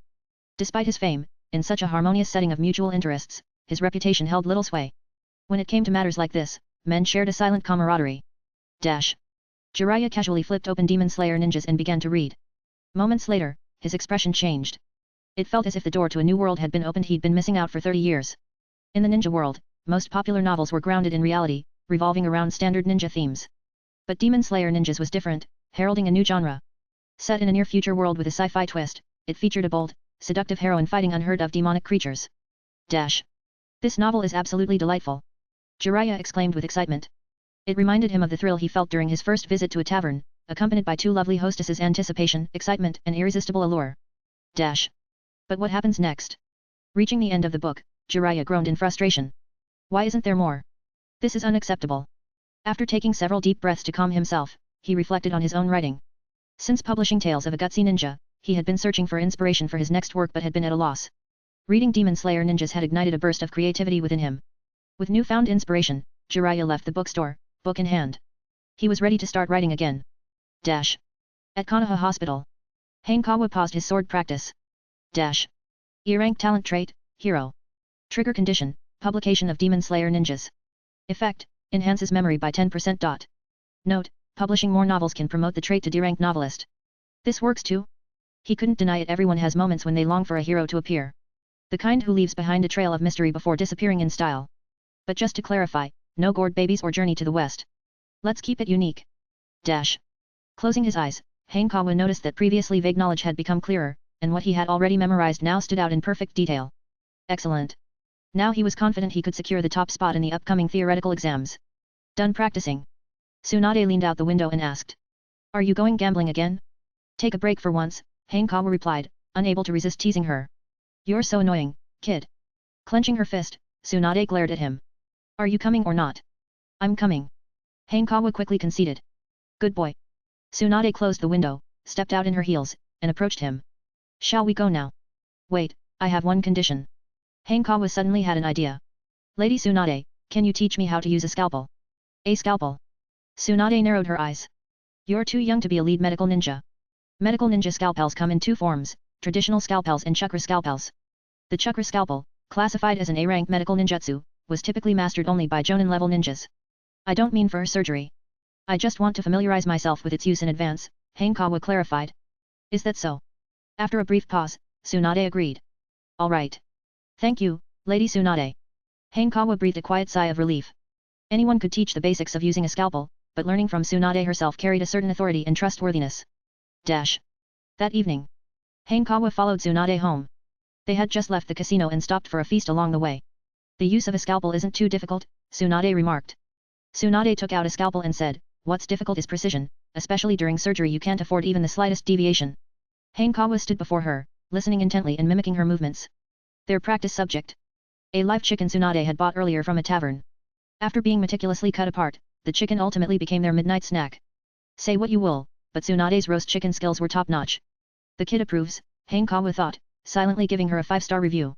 The weekend passed in a blend of gambling and training. A new week began. The notable difference? It was now March, the final month of Hanekawa's first year at the academy. In other words, Hanekawa was about to graduate from a first-year elementary student to a second-year one. What a momentous occasion, he thought sarcastically. Suddenly, Kakashi Hatake came to mind. According to the timeline of the original story, Kakashi graduated from the academy in just 1 year, becoming a genin immediately after. With Hanekawa's current strength, he could also graduate early. But that's way too dangerous. Why did Kakashi graduate so quickly, yet still end up forming a team with Obito Uchiha and Rin Nohara later? Because his earlier teammates, all died. Every single one of them. Even without deep analysis, it was obvious that staying in the academy was the safer option. Hanekawa made up his mind, until I become a master swordsman, I'm not graduating. Hanekawa. A familiar voice broke his train of thought. Looking up, he saw Rin Nohara standing shyly in front of him. I don't understand this question, she said hesitantly. Can you help me? One time turned into many. Ever since Hanekawa had taught her 4 different writing techniques last time, she had come to him for help with difficult questions. There was another reason, though. Tsunade. Let me see. Hanekawa opened her notebook, thought for a moment, and said, this one's a bit tricky. Listen carefully. Meanwhile, in the hallway outside the classroom, Obito Uchiha walked with excitement and determination. He had arrived unusually early today. The elderly woman he usually helped cross the street had no errands for him this morning. Rin is going to be so surprised, he thought, grinning broadly. Quickening his pace, he entered the classroom and froze. Unbelievable. Obito stared at Hanekawa and Rin, chatting and laughing together. The smile vanished from his face. Snapping out of his shock, he rushed over, asking urgently, Rin, what are you two doing? Obito. Rin turned to him in surprise. When did you get here? Hanekawa was equally taken aback. Obito Uchiha, not late for once? Hanekawa was explaining a question to me, Rin explained.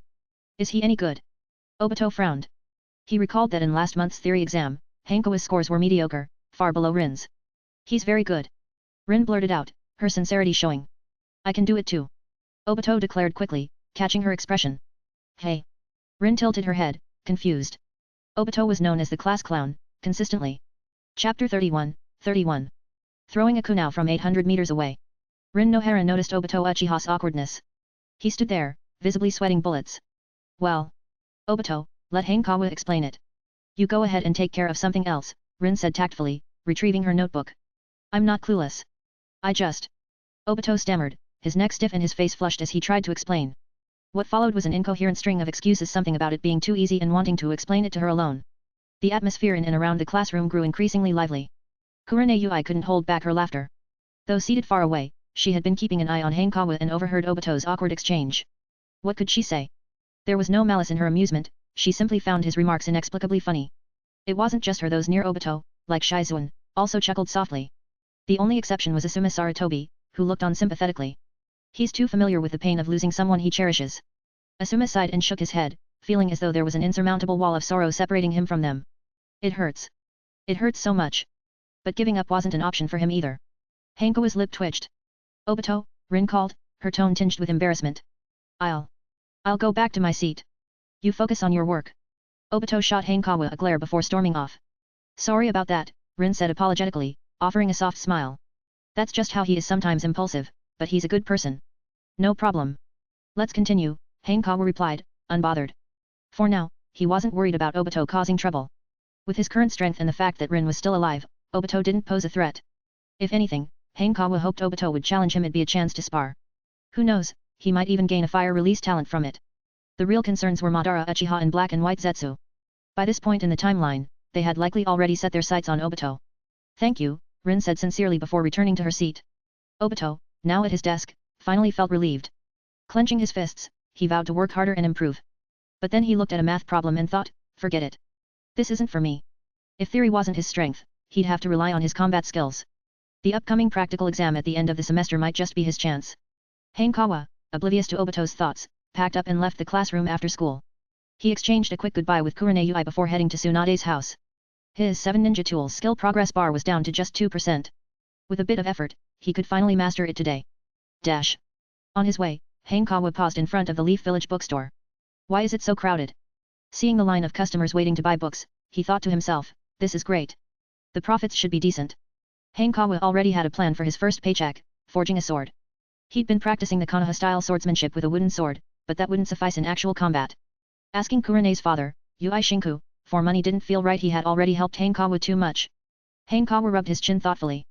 I wonder if I can afford a Chakra metal katana. Chakra metal, a material known for its ability to channel chakra more effectively and enhance both power and range, was highly sought after. Naturally, it was also incredibly expensive. In the original story, Asuma Sarutobi was one of the few characters who wielded chakra metal blades. Hanekawa figured they weren't something Asuma bought himself but rather a gift from his father, Hiruzen Sarutobi. With that thought, Hanekawa crossed the street and soon arrived at Tsunade's home. He had been here so often that he was now quite familiar with the route. Tsunade's house, technically the former residence of Hashirama Senju and Mito Uzumaki, was situated between the Hokage Rock and the Konoha Hospital. Hanekawa raised his hand to knock on the door, but no one answered. Out gambling again? Or at the hospital? At this hour, gambling seemed like the more likely option. Standing on the open ground in front of the door, Hanekawa took out his wooden sword and began practicing the Konoha-style swordsmanship to improve his proficiency. The Konoha-style swordsmanship was a comprehensive system, but in the original series, 2 moves were especially powerful. 1 Konoha-style, Willow, created by Muruzashi Kasuke. 2 Dance of the Crescent Moon, used by Heiate Gecko and Yujao Uzuki. Unfortunately, Hanekawa couldn't learn the Willow technique since it was a unique creation of Muruzashi Kasuke. However, Dance of the Crescent Moon was achievable, just not yet. The technique required Shadow Clone Jutsu, which he hadn't mastered. Suddenly, Hanekawa raised an eyebrow. An earthquake? He instinctively turned around and saw Tsunade, her face dark with irritation. With a light stomp of her foot, she crushed a stone on the ground into powder, and the earth beneath her cracked like an eggshell. When did you get here? Tsunade's expression softened slightly as she spotted Hanekawa. Just a few minutes ago, Hanekawa replied, blinking. I'm free tomorrow, so I can go to the casino. He figured he would unlock the 7 ninja tools ability today, so taking half a day off wouldn't hurt. Tsunade paused, visibly surprised. She brushed a strand of hair from her face, then flicked Hanekawa's forehead lightly. While I like gambling, I'm not that obsessed, she said with a laugh. Hanekawa almost said something but stopped himself. No way. That statement has zero credibility. Who was it that interrupted his class just to drag him to a gambling den? But he didn't dare say it aloud. One forward flick from Tsunade could be fatal. Her feats of monstrous strength were well documented. Come on, let's go inside. Tsunade brushed off her earlier irritation, grinning excitedly. We'll finish today, and tomorrow casino time. That's a quicker mood swing than those 2,000 yen teammates of yours. Hanekawa looked up and saw Tsunade at the entrance, changing her shoes. She leaned slightly against the wall, left hand bracing herself. Her body bent slightly, revealing the curve of her hips as she stretched her right arm to remove a shoe. Her pale, delicate soul flashed briefly before pressing onto the carpet. Don't just stand there, hurry up, Tsunade called back, walking barefoot into the living room. Coming, Hanekawa replied, following her inside. As before, they each grabbed scalpels and began dissecting a live chicken. An hour later, Hanekawa felt a tremor run through his body as a string of text appeared before his eyes. E-rank talent, 7 ninja tools, unlocked. Trigger condition, basic mastery of 7 ninja tools. Effect, increases the power of all ninja tools by 10%. You've met the synthesis requirements for the D-rank talent ninja tool mastery. Would you like to synthesize? Note, synthesis does not erase non-overlapping effects of lower ranked talents. Hanekawa didn't hesitate and selected synthesis. D-rank talent, ninja tool mastery, unlocked. Trigger condition, synthesis of E-rank talents 7 ninja tools and tool throwing. Effect, increases arm strength by 30% and automatically provides an 8x zoom effect when using ninja tools. Yes. Hanekawa had anticipated the 30% strength boost but hadn't expected the absurd addition of an 8x zoom. Suddenly, the possibility of recreating Kakuzu's legendary kunao throw from 800 meters away seemed entirely plausible. Chapter 32, 32. Consider a student. Hanekawa instinctively looked up at Tsunade, her face reflected in his eyes. At that moment, his right eye twitched, and his entire field of vision transformed. Hanekawa was struck with awe so flawless. Her delicate collarbones, smooth skin, everything was vividly clear under the magnification of his right eye. For most people, viewing skin under 8x magnification would reveal imperfections not visible to the naked eye. But Tsunade was different. She had the strength of 100 seal, an S-rank medical sealing technique. This technique offered numerous benefits, such as instant healing, enhanced physical attacks, and increased speed. However, its most coveted feature among kunoichi was its ability to maintain the body at peak condition, effectively preserving youth and beauty. Considering Tsunade was only in her 30s, her skin was exceptionally flawless. "What are you staring at?" Tsunade asked, her expression hardening as she noticed his gaze. While she was typically carefree, she took teaching very seriously and never tolerated slacking during lessons. "Yes, ma'am." Hanekawa immediately deactivated the 8x zoom. After briefly testing it out, he had a solid grasp of how the ability worked. 1. The 8x zoom activated automatically when holding a ninja tool. Earlier, he had been holding the scalpel, which triggered the effect. Not his fault. Blame the system for being so intrusive. 2. Only the right eye had the 8x zoom feature. This wasn't a drawback. If both eyes zoomed in, it would be easy to lose track of nearby targets. With one eye zoomed and the other in normal vision, he could balance long-range and short-range perception. However, adapting to the difference would require practice, as mismatched magnification could cause disorientation. Tsunade squinted slightly, scrutinizing Hanekawa. She noticed that his proficiency with the scalpel had improved significantly in just a short time. Although the E-rank talent 7 ninja tools had been synthesized into the higher-ranked ninja tool mastery, its 10% power boost for all tools was still active. Naturally, this included the scalpel. Unaware that Hanekawa had a hidden advantage, Tsunade simply attributed his rapid progress to his innate talent. This kid's skills were exceptionally well-rounded from genjutsu to swordsmanship, and now medical ninjutsu. He was excelling in everything. Tsunade suddenly remembered what Shikaku Nara had said at the barbecue restaurant.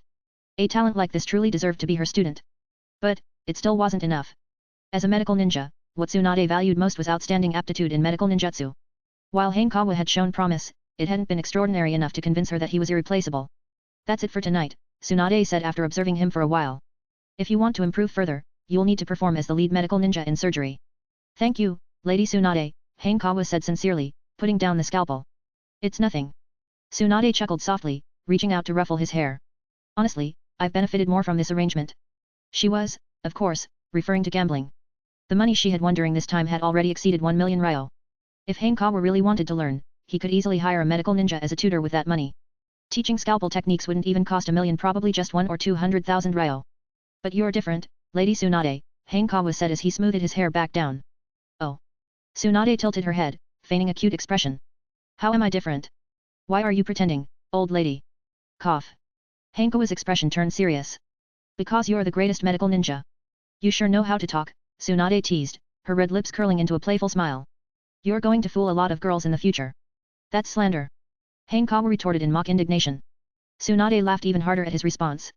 As Hanekawa watched the lively sway of her figure, he was briefly tempted to activate his 8x zoom again but ultimately refrained, reminding himself that he was a gentleman. After finishing his scalpel lesson, Hanekawa bid Tsunade farewell and stepped out of her house. The sky had darkened, but it wasn't completely black thanks to the streetlights. He glanced at a street lamp in the distance and activated his 8x zoom. After a series of tests, he had a better understanding of its range.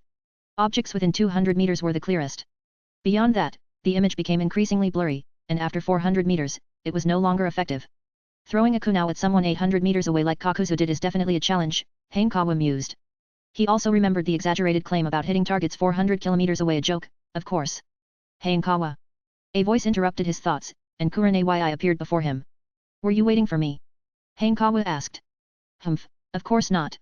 Kurenai pouted, placing her hands on her hips. "I'm here to announce something. I've mastered demonic illusion, hell viewing technique." Though not quite at Hanekawa's level, Kurenai was undeniably a genjutsu prodigy for her age. "Impressive." "That's amazing," Hanekawa said with a smile, recognizing her subtle plea for praise. "Of course it is." Kurenai puffed out her chest proudly. "Cute." Unable to resist, Hanekawa reached out and patted her head. "Don't mess up my hair." Kurenai protested, pouting. "Got it," Hanekawa replied half-heartedly, continuing to ruffle her hair. Turns out, patting someone's head is way more fun than being patted. Frustrated by his persistence, Kurenai shot him a glare before running inside. Hanekawa chuckled to himself as he followed her into the house, changing his shoes at the entrance before stepping into the living room. "You're back." Kurenai's father, Shinkuro looked up and asked, "Did you eat yet?" "I ate at Lady Tsunade's place," Hanekawa replied casually. "You've been spending a lot of time with Lady Tsunade lately," Shinkuro said, his curiosity piqued. "How's that going? Do you have a chance at becoming her student?" Thanks to Tsunade's mentorship, Hanekawa had started to attract attention. Combined with his focus on medical ninjutsu, it wasn't surprising that people were speculating about his future. Tsunade was a student of Hiruzen Sarutobi. If Hanekawa became her apprentice, he'd automatically be linked to the Hokage lineage, a connection that could skyrocket his prospects. Shinku, of course, would be delighted by such a development. That's a secret, Hanekawa replied mysteriously. Shinku was speechless but didn't press further. It was clear the answer wasn't affirmative. I'll teach you a new genjutsu tomorrow, Shinku said after a moment of thought. Medical ninjutsu is useful, but it lacks combat potential. Genjutsu is your true strength. This was true, but it was also an opportunity for the YI clan to promote their expertise in genjutsu. Can we do it the day after tomorrow? Hanekawa asked. Lady Tsunade needs me for something tomorrow. Take care of her request first, then, Shinkuro said with a wave of his hand. Hanekawa nodded. It had been nearly 2 months since he last studied genjutsu, long overdue for a new lesson. Thankfully, he no longer needed to spend time practicing ninja tool techniques. The D-rank talent, ninja tool mastery he gained earlier had no further synthesis paths, meaning he'd reached the limit of its potential. As a ninja, ninjutsu remained the most critical skill. Ninja tools were just foundational. In the late stages of mastery, the usefulness of ninja tools dwindled, serving only as complements to techniques like explosive tags or the flying thunder god jutsu. Chapter 33, 33. Your share. Amid the bustling crowd, Hanekawa yawned out of boredom. He shifted his position, finding a more comfortable spot in Tsunade's warm and soft embrace. Yet every time he was about to drift off, the alluring scents around him and the various fascinating sights nearby kept his eyes wide open. At your age, can you even sleep? Hanekawa felt a pang of regret. It was a pity his system didn't have features like a phone or a computer, otherwise, he could have killed some time. After gambling with Hanekawa a few times, Tsunade realized that as long as he was by her side, her luck would even out. So, claiming that kids shouldn't gamble, she stopped letting him participate. After an indeterminate amount of time, Hanekawa heard a loud shout. He perked up instinctively and asked, "Is it over?" "Yab." Tsunade's lips curled into a slight smile. Clearly in a good mood, she said, "My treat, let's have some tender chicken." "All right." The mention of tender chicken immediately made Hanekawa's stomach growl with hunger. The two left the casino and headed to a nearby izakaya. "Come again, sir." A coquettish voice rang out. Hanekawa instinctively turned his head. Wow, talk about dedication. Though it was March and not as cold as winter, it was still chilly. Yet the young woman, with her curvy figure, was wearing a very revealing kimono that looked almost like some kind of armor fetish outfit. Ha ha ha. I'll definitely come back tomorrow. Beside her stood a silver-haired young man, slapping her rear with a lecherous grin. Hanekawa froze slightly. Not good. There's killing intent. He looked up at Tsunade, whose expression had darkened considerably. It was Jiraiya. Hanekawa instantly guessed the identity of the silver-haired man. How carefree. Singing, drinking, and flirting around. Hanekawa furrowed his brow and stepped back behind Tsunade. He didn't need to guess what was about to happen. I'm so smart. Why does this feel familiar? Jiraiya scratched his head. Suddenly, his expression changed, and he quickly turned around. Seeing Tsunade, his drunkenness disappeared instantly, leaving him wide awake. Jiraiya's face turned pale as a sheet. Stay calm, and beg for mercy. Tsunade, this is all a misunderstanding. A misunderstanding. Jiraiya plastered on a smile and hastily explained. Bam. Tsunade clenched her fist and punched him squarely. Jiraiya's body flew backward, slamming into a wall and forming a shape. Let's go. Tsunade cast him a cold glance, grabbed Hanekawa's hand, and walked away. Pfft. Pfft. Jiraiya spat out some dust and got up from the ground. Watching Tsunade's retreating figure, he looked like he was about to cry. Finally, a chance to have some fun, and I run into her? Why? But who's that kid? Recently, aside from working with Minato Namikaze on the Raise Nan, Jiraiya had been busy writing his new novel. Guided by his mentor, Thunderfire Blade, inspiration seemed to flow endlessly. He hadn't paid any attention to Hanekawa before, so he didn't recognize him. Dash. He's Jiraiya. Tsunade spoke with clear displeasure. Don't learn from him. I won't. Hanekawa quickly promised. At least not now. Maybe when I can beat her in a fight someday. Here, this is for you. Tsunade's tone softened as she handed him a bankbook. Hanekawa glanced at the bankbook, then looked at her in surprise. What's with that look? Tsunade huffed lightly and said, 600,000 ryo. Your share. I just didn't expect it. Closing the bankbook, Hanekawa spoke with a hint of disbelief. I'm not so low as to take a kid's money. Tsunade rolled her eyes and emphasized, I am one of the legendary Sannin, after all. Am I the first person to ever get money from you? Hanekawa asked curiously. What are you talking about? Tsunade was a bit annoyed and asked in return, is that how you see me? Yes. But Hanekawa didn't dare to say it, afraid he might get beaten to death. You're the second. Tsunade picked up her drink and said, stop with the nonsense and drink. The first was Noeki. As for everyone else, they were all people who lent her money and never got it back. It wasn't that Tsunade didn't want to pay them back, it was that she didn't have the money to do so. Before meeting Hanekawa, her gambling life was a series of losses, losing everything until she was completely broke. How could she have had anything left to repay her debts? Hanekawa watched her drinking and couldn't help but smile. Apart from her fists, everything about her is soft. As he ate, he pondered what to do with the money. Besides forging a sword, he didn't have any pressing need for it. And he was certain that the earnings from Demon Slayer ninjas would be several times the 600,000 ryo. An idea suddenly came to him. After dinner, Tsunade, her face flushed from drinking, waved him over before walking toward home. Lady Tsunade, the lamppost. Hanekawa reminded her. Tsunade swayed her head, realizing she was veering off course and had almost walked into a lamppost. Her dazed expression had an unexpectedly cute contrast. Hanekawa withdrew his gaze, crossed the tree-lined avenue, and arrived at the shopping district. After a spree of shopping, he returned home. Hanekawa pushed open the door and dropped 2 large bags onto the floor, creating a thud. He wiped the sweat from his forehead. Thanks to the 30% arm strength bonus from his tool mastery, he had managed to carry it all back. What's this? Ui Shinku asked with a puzzled expression. Behind him, a curious Ui Kurane peeked out, looking adorably innocent. Gifts for you too. Hanekawa waved to Kurane and said, the bag on the left is for you. What is it? Kurane's cheeks turned slightly pink with excitement. She ran up to Hanekawa, opened the bag, and immediately let out a cheer. Shinku glanced over and was momentarily stunned. Toys, snacks, clothes, everything a little girl might like was inside. He had never bought so many things for Kurane. Where did you get the money? Shinku asked, confused. From partnering with Lady Tsunade, Hanekawa replied with a smile. Uncle Shinku, the other bag is for you. Partnering? Shinku opened the bag, a flicker of emotion flashing in his eyes. Compared to Kurane's gifts, his were clearly more expensive. But why were there ginseng, antler velvet, and deer penis among the items? You've spent too much, Hanekawa. Shinku came back to his senses and said with a sigh. Consider it tuition. Hanekawa shrugged, unbothered. Very well. Shinku's energy returned, and he said, tonight, I'll teach you a new genjutsu. A few minutes later, his expression turned numb and filled with disbelief. Hanekawa was learning too quickly. Excuse me, but I couldn't make this challenging enough for you. Dash. D-rank jutsu entry, Fox Mind technique. Trigger condition, successfully perform the jutsu. Effect, this jutsu automatically reaches proficiency level. Previously, Hanekawa had learned 3 E-rank genjutsu, but this one was D-rank. In terms of effects, it was indeed superior. It caused the person trapped in the illusion to wander aimlessly, as if bewitched by a fox. By the time they snapped out of it, they would have expended significant stamina. Moreover, it was an area genjutsu. People often say foxes are tricksters, but this one felt more like a blessing. Chapter 34, 34. A heartbreaker who toys with emotions. Morning. Tsunade woke up. She pressed her forehead, feeling a headache. Although she was a ninja, she never used chakra to sober up when drinking, so she often dealt with hangovers. Tsunade glanced down.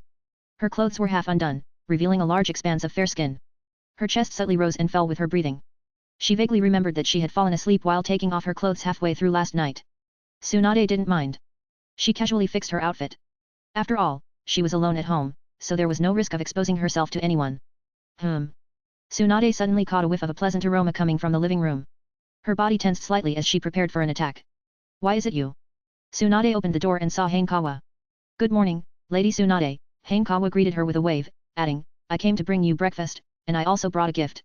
Tsunade glanced at the rice balls on the table and then at the large bag of gifts on the floor, her face showing curiosity. Salmon rice balls, Hanekawa explained casually. They're a bit pricey, but they taste pretty good. What's the occasion? Tsunade picked up a rice ball, took a bite, and asked. They're from the 600,000 ryo you gave me yesterday, Hanekawa said, smiling. It's my first significant sum of money, so I wanted to buy some meaningful gifts. Then why give them to me? Tsunade chewed the rice ball, her pink tongue lightly licking her lips. Because I'm kind. Hanekawa fabricated a reason. In Konoha, there are only 4 people I'm close to: the orphanage director, Uncle Shinku, Kurane, and you. He had spent about 300,000 ryo on gifts for Tsunade, Ui Shinku, and Kurane. As for the remaining 300,000 ryo, he planned to donate it to Nanyakushi and the orphanage. Tsunade paused her movements, feeling a rare trace of warmth. Her thoughts affirmed what she had said the day before: this little guy would definitely deceive many girls in the future. Did you spend all your money? Tsunade finished the rice ball in a few bites and picked up a second one. Yep. Hanekawa nodded but quickly added, but there's no need for you to give me more, Lady Tsunade. I didn't say I was giving you more money, Tsunade said, her lips curving into a sly smile. What I meant is, after breakfast, we're heading to the casino. Give me back my moment of emotion. Hanekawa was furious. She was outright toying with his feelings, a heartbreaker. I have school to attend. You can gamble on your own. Hanekawa stood up and declared. See you later, kid, Tsunade said with a mischievous grin. 10 minutes later, at the school gates. Good morning. Hanekawa had just arrived at school when he ran into Sarutobi Asuma. It's not morning anymore. Asuma huffed in response, sounding mildly annoyed. He was just a kid, after all. Hanekawa bore no ill will toward him. After all, Asuma was simply rebellious, not an outright villain like Uchiha Obito. As for Kurane, any relationship there was purely consensual. Hanekawa had always prided himself on being a defender of pure love. I'm going to challenge you in the final exams. Asuma's gaze sharpened as he made his declaration with determination. You're welcome anytime. Hanekawa replied sincerely. He's bringing me free talent points. What a kind soul. Asuma couldn't make sense of Hanekawa's reaction. Just you wait. Leaving that remark, Asuma turned and walked away. Hanekawa was about to follow him into the classroom when he suddenly heard someone calling his name. He turned around and saw Kakashi Hatake. Morning. Hanekawa greeted Kakashi as usual. I'm planning to graduate early, Kakashi Hatake stated bluntly, getting straight to the point. Hanekawa found it odd. Graduating early was fine, but why was Kakashi telling him about it? Before graduating, I want to spar with you, Kakashi revealed his purpose. Hanekawa was a bit surprised. The genius Kakashi was challenging him? Of course, Hanekawa agreed without hesitation. I'm looking forward to it. For him, it was a win-win situation. If he won, great, if he lost, there was no real downside. Why refuse? Kakashi, hands in his pockets, walked away coolly. The bell rang for class to start. Hanekawa, as usual, pulled out a medical book. However, unlike before, he didn't bother hiding it behind a textbook. He was openly reading it. Ichiro immediately noticed Hanekawa slacking off. He wanted to say something but held back, ultimately deciding to let it go. After all, Hanekawa now had connections, a significant one at that. One of the legendary Sannin, Tsunade. How do you do that? His deskmate Shizuan, curious like a child, asked him. Perhaps it's just a bond between men, Hanekawa replied nonsensically. In reality, he had taken a shortcut. Of course, Shizuan didn't believe him. When class ended, Hanekawa closed his medical book. He had been reading for a while and needed to rest his eyes. Hanekawa. The next moment, Obito Uchiha appeared before him. He had seized the opportunity to approach while Rin Nohara went to the restroom. Recently, the constant studying sessions had pushed him to his limit. Do you need something? Hanekawa blinked and asked. I challenge you. Obito declared confidently. At the final exams. Another one? Are you all taking turns? Hanekawa didn't mind, it was just another opportunity to outshine them all.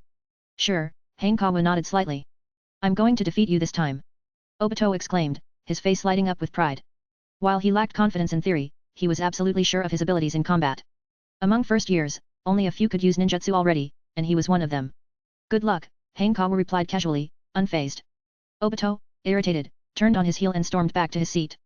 After school, Hanekawa went to the orphanage. Where did you get this money? Non-Yakushi stared at the neatly stacked 300,000 ryo, unable to hide her astonishment. Lady Tsunade won it, Hanekawa explained. Hey. Non was taken aback but then gently said, if you don't want to tell me the truth, there's no need to lie to your director. That hit hard. Her calm yet firm words left Hanekawa momentarily speechless. He couldn't think of a retort. Please accept it, director, Hanekawa finally said in his most sincere tone. It really is from Lady Tsunade. Non hesitated for a few seconds before nodding. The orphanage indeed needed money. A long time ago, the funding from Konoha had fallen under the control of Danzo Shimura. Non had to work for him to secure money and safety for the orphanage. Time flew by, and soon it was the end of March. The Ninja Academy entered its most exciting week. Each grade's final exams were scheduled to be completed within this week. For 6th years, it wasn't just a final exam but a graduation test. For other grades, the final exams were split into 2 days, theory on the first day and practical combat on the second. Chapter 35. The Outlier. Dad, why are you still here? Kurane Yui walked out of the bathroom, rubbing her damp hair. Her small face showed confusion. She had just finished her morning training and was preparing to head to school. Normally, at this hour, her father, Shinku Yui, would have already left. Uncle Shinku took the day off to watch our practical exams, Hanekawa explained as Kurane sat down. He picked up a hairdryer and began drying her hair. The theory exam was yesterday, though the results hadn't been announced yet. Today was the practical exam. Shinku Yui opened his mouth to speak but stopped himself. Will you two even give me a chance to talk? He couldn't shake the feeling that if this continued, there would be no place for him in his own home. I have something to say to you both. After Kurane's hair was dry, Shinku finally spoke. We definitely won't disappoint you. Kurane tilted her chin up, her small face filled with pride. Just wait for the good news. That's not what I wanted to say. Shinku shook his head. I'm familiar with your strengths. But as Genjutsu practitioners, you must remember to know your limits. Hey. Kurane tilted her head in confusion, looking at him. No matter what, survival is the most important thing, Shinku said earnestly. If you're outmatched, surrender. Don't push yourself unnecessarily and risk getting hurt. But Kurane felt that what her father said didn't quite align with what their textbooks taught, especially the ideals of the will of fire. Uncle Shinku has a point, Hanekawa chimed in, agreeing. Naruto may be a classic hot-blooded anime, but real life wasn't. Charging into danger while shouting about friendship and bonds would only make someone like Madara Uchiha laugh. Shinku gave Hanekawa an approving glance. This kid will definitely survive. Hanekawa felt a bit conflicted, knowing that in the original story, Shinku Yui died protecting the village during the Nine Tails attack. I understand now. Kurane nodded firmly. If even Hanekawa agreed, it had to be true. Let's go. Shinku stood up with a smile. Today should be lively. For students, final exams were incredibly important. The same applied to their parents. Hiruzen Sarutobi rose early that morning. He was organizing the list of mentors for the new graduates. Every year, the Hokage personally assigned team leaders to newly graduated students. The list included both Jonin and Chunin. Graduates from prominent clans or those with exceptional talent would be assigned to Jonin. Ordinary graduates would typically get Chunin mentors. There was no helping it, there simply weren't enough Jonin to go around. Are you ready? Hearing footsteps, Hiruzen looked up. He normally would have gone to the Hokage's office, but this year, he didn't. It was all because of his son, Asuma Sarutobi. Of course. Asuma looked eager and confident. I've been preparing for this day for a whole month. Don't let your guard down. Hiruzen chuckled warmly. I know, Asuma replied with a huff. Then he asked, are you done yet? See, there you go again, getting all anxious, Hiruzen said, slowly rolling up the scroll. Always stay calm, especially during battle. You've said that a million times already. Asuma grumbled, clearly annoyed. Hiruzen sighed, feeling a bit exasperated. Why is this kid's personality the complete opposite of his brother's? Who did he pick this up from? The two headed out together. Lord Hokage. Along the way, many people greeted Hiruzen. When they arrived at the academy, Hiruzen was quickly surrounded by a crowd, showcasing his immense popularity as the Hokage. Asuma Sarutobi followed behind Hiruzen Sarutobi, his face gloomy. His father completely stole the spotlight. Even when someone noticed him, all they said was, "Ah, this must be your son. Truly a remarkable young man. How predictable. Wow, you're a genius to have guessed that." Asuma's inner thoughts brimmed with sarcasm. He felt like he could blow up the entire academy with the sheer energy of his suppressed complaints. He glanced at Hiruzen and decided to head straight back to the classroom. Before the practical exam began, there was one more step, announcing the results of yesterday's theory exam. Asuma didn't expect to get first place, but he was confident he'd score higher than Hanekawa. After all, Hanekawa had ranked near the bottom in the previous theory exam. There was no way he could surpass Asuma in just a month. If he did, Asuma might as well. No, better not make any reckless bets. Kakashi, confident about the theory exam. Before the teacher arrived, Rin Nohara found a topic to discuss. More or less, Kakashi replied casually. Same as always. In the past theory exams, Kakashi had always been first. Rin nodded slightly but suddenly glanced at Hanekawa, who had just entered the classroom. Maybe, this time might be different. Over the past month, she had often discussed various difficult problems with Hanekawa. She found his knowledge to be far beyond hers.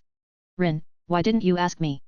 Obito Uchiha leaned over, blocking her view with a playful grin. How do you feel about it this time? Rin graciously played along and asked him. I feel great. Obito declared confidently. I definitely won't be last. And what difference does that make? Kakashi glanced at him and asked. How does it not make a difference? Obito glared back. Well, at least he's got spirit, Hanekawa thought, shaking his head. The classroom was lively, and the area outside wasn't any less so. The most notable presences were Hiruzen Sarutobi and Sakumo Hatake. Standing off to the side was the teacher, looking like a sidekick. Just then, the bell rang. The teacher breathed a sigh of relief and returned to the classroom.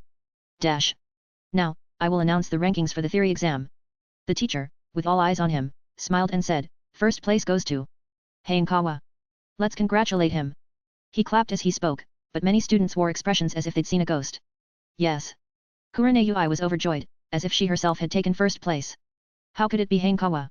Obito clenched his fists instinctively. In the last exam, Hanekawa had been right at the bottom with him. How had their positions suddenly reversed? Kakashi's pupils narrowed slightly, and he fell silent. Amazing. Rin's small mouth opened in surprise. Although she had suspected this outcome, seeing it happen still left her in disbelief. Teacher. Asuma abruptly stood up, questioning loudly, isn't there some kind of mistake? Outside the classroom, Hiruzen sighed helplessly. So much for her staying calm. Why are you getting so worked up again? That said, Hanekawa being first was also unexpected to him. No mistake, the teacher replied with a shake of his head. Asuma bit his lip and slumped back into his seat in defeat. Why is the heavens so unfair to me? You must be cheating, right? Hanekawa managed to take first place despite studying 2 months less than everyone else. What does this prove? That hard work pays off. The teacher continued his lesson in earnest. I hope everyone can learn from this and work hard, especially during class. He trailed off awkwardly, realizing something. Because during class, Hanekawa never paid attention. He was either solving problems or reading extracurricular books. Chapter 36, 36. Over in an instant. Ichiro continued announcing the rankings. As expected, the second place went to Kakashi Hatake. But Kakashi couldn't feel happy because he had fallen from first place. However, there was still a chance. The final rankings were determined by combining theory and practical results. As long as he secured first place in the practical exam, the overall ranking could still be undecided. Kakashi looked at Hanekawa, his expression calm and composed, as if he had anticipated this outcome all along. This feeling reminded Kakashi of his old self. He unconsciously clenched his fist. The practical exam wouldn't be so easy. Kurenai ranked 6th, which was consistent with her usual performance. After hearing the rankings, Hanekawa shifted his focus to the system notifications. E-tier talent trait, academic ace, acquired, ... Trigger condition, rank 1st in theory for the first semester. Effect, plus 10% comprehension ability. Note, achieving more first place theory results can upgrade this trait to D tier, academic genius. Comprehension ability. Hanekawa was briefly stunned. The effect was unexpected. But upon reflection, it might be very useful like when learning advanced ninjutsu. Last place goes to Uchiha Obito, the teacher announced, shaking his head. Damn it. Obito's instincts had failed him. His face showed a mix of frustration and unwillingness. It wasn't just the pain of his own failure, it was the sting of watching his rivals succeed. First, it had been Kakashi. Now, it was Hanekawa. However, the two were different. Kakashi had zero interest in Rin, living by the philosophy that women only get in the way of drawing my sword. Hanekawa, on the other hand, had a great relationship with Kurenai and didn't shy away from Rin's attention either. What a despicable, no, enviable, no, a complete scumbag. Obito instinctively glanced at Rin. Obito. Rin noticed his gaze and comforted him gently, just try harder next time. She cares about me. Hearing her soft tone, Obito immediately forgot about Hanekawa and nodded enthusiastically. The first semester has ended, and overall, the results are good though some students need to adjust their attitudes, the teacher began his closing remarks. Rin found herself distracted. She was curious about how Hanekawa managed to improve so dramatically. Maybe I should ask him next time. Alright, let's head to the field in order, the teacher clapped his hands and said. The students moved to the field to listen to Hiruzen Sarutobi's speech.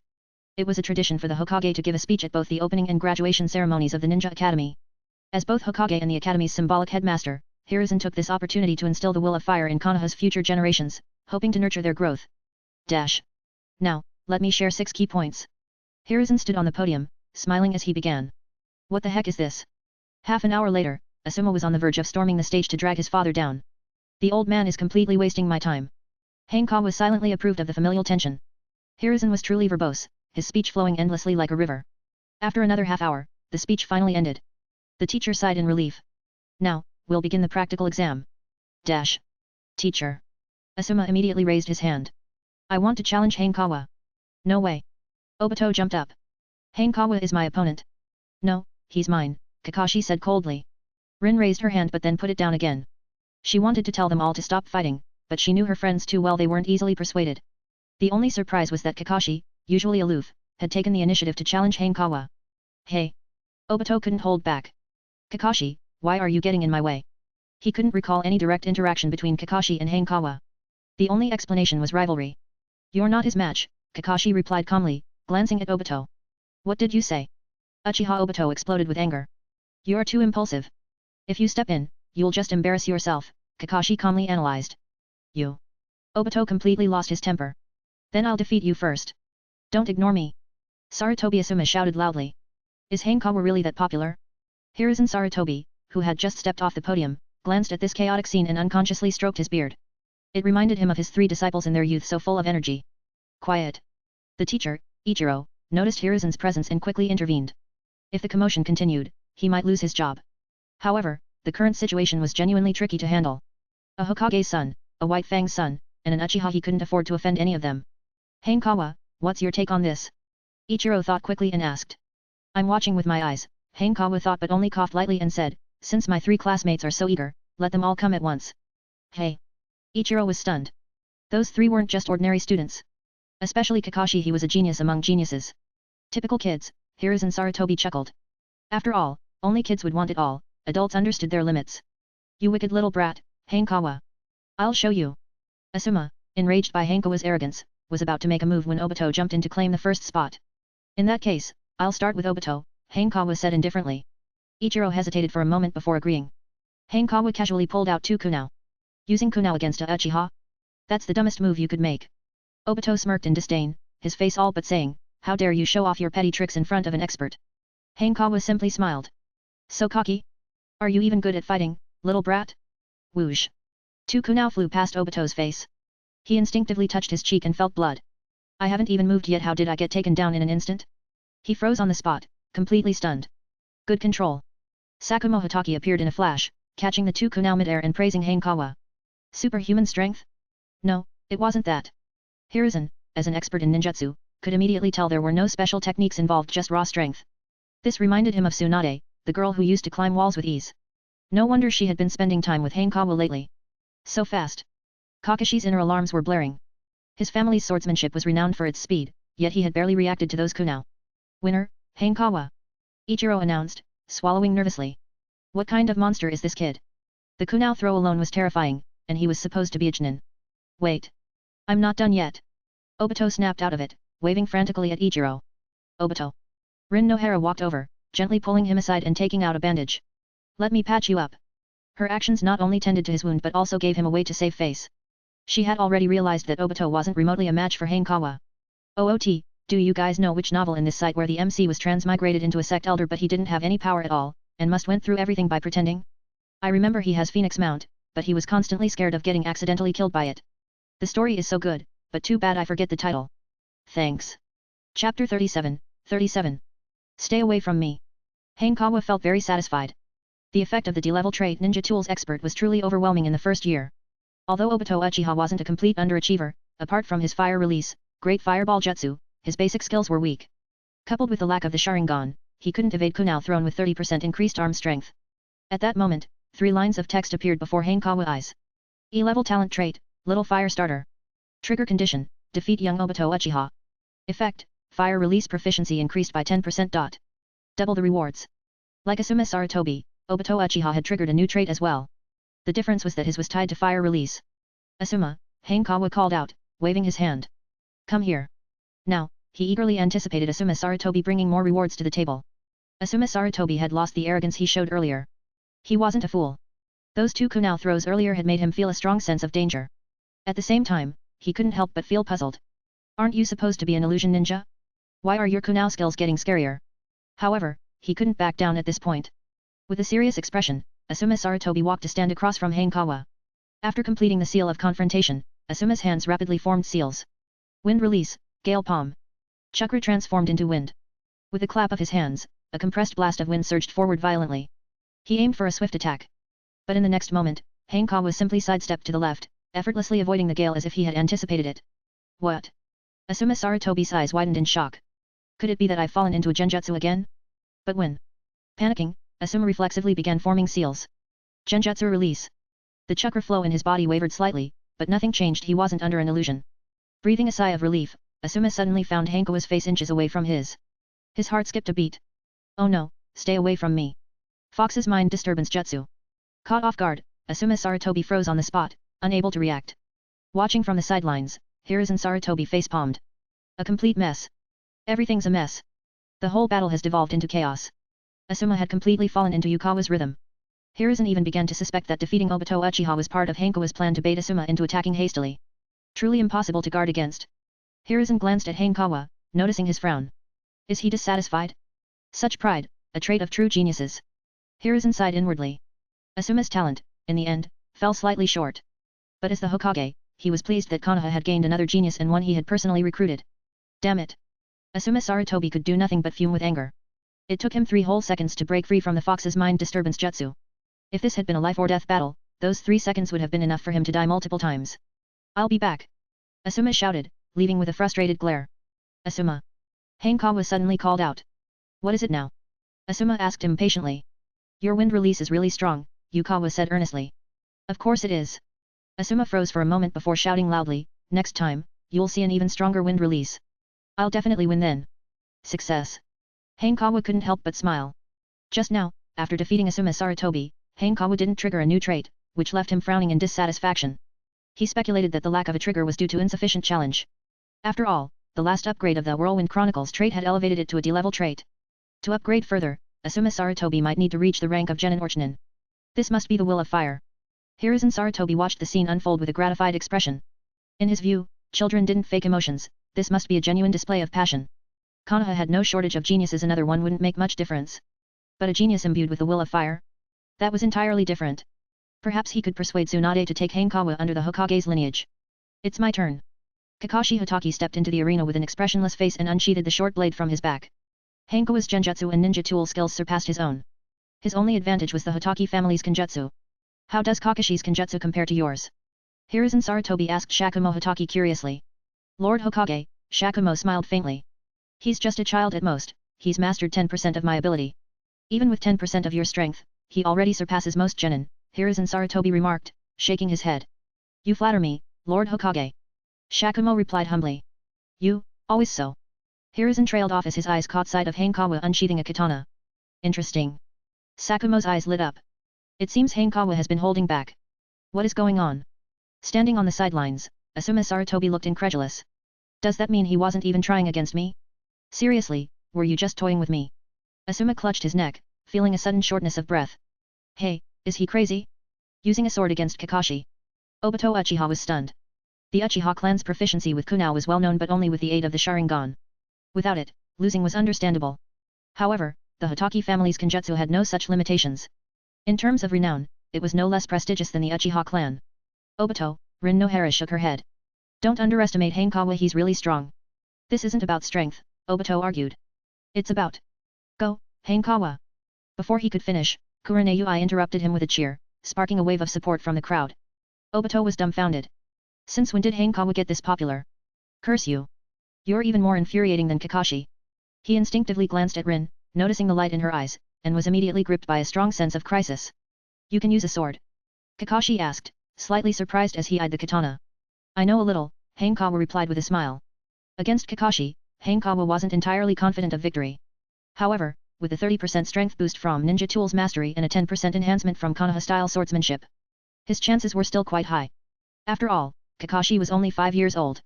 Be careful, Kakashi warned, lowering his body into a combat stance. He wasted no words, propelling himself forward with explosive speed as his short blade gleamed like a streak of light, stabbing straight at Hanekawa. Hanekawa raised his right hand, positioning his katana horizontally to block. But Kakashi reacted swiftly, halting his blade mid-thrust and switching to a horizontal slash. Had it landed, Hanekawa would have been cut in half, becoming 2.5 Hanekawas. This was the hallmark of Sakumo Hatake's Genjutsu, swift, precise, and ruthless, each strike designed to kill. Against high offense, low defense opponents, it was nearly unstoppable. But a longer weapon had its advantages. Hanekawa rotated his arm, swinging the katana to strike first. Clang! Kakashi quickly withdrew his blade, parrying the katana. The moment the weapons clashed, his expression changed. A tremendous force surged through the blade, forcing Kakashi to take several steps back. OOT, I found the novel. It's my beautiful disciples, I'm really not the main character. Chapter 38, 38. I am the Hokage. The crowd watching let out a collective gasp. Since their enrollment, Kakashi Hatake had been an undefeated presence. This was the first time they saw him falter. Obito Uchiha rubbed his eyes, hardly believing what he was seeing. Rin Nohara clasped her fingers tightly, looking visibly tense. The battle continued. Taking advantage of Kakashi Hatake's unstable stance, Hanekawa shot forward like an arrow leaving the bow. The samurai sword in his hand was raised high before it came slashing down. Danger! Kakashi Hatake dared not block it head-on. He rolled on the ground awkwardly, then quickly reversed his short sword to slash at Hanekawa's thigh. A gust of wind swept past. Hanekawa summoned his chakra and leapt into the air.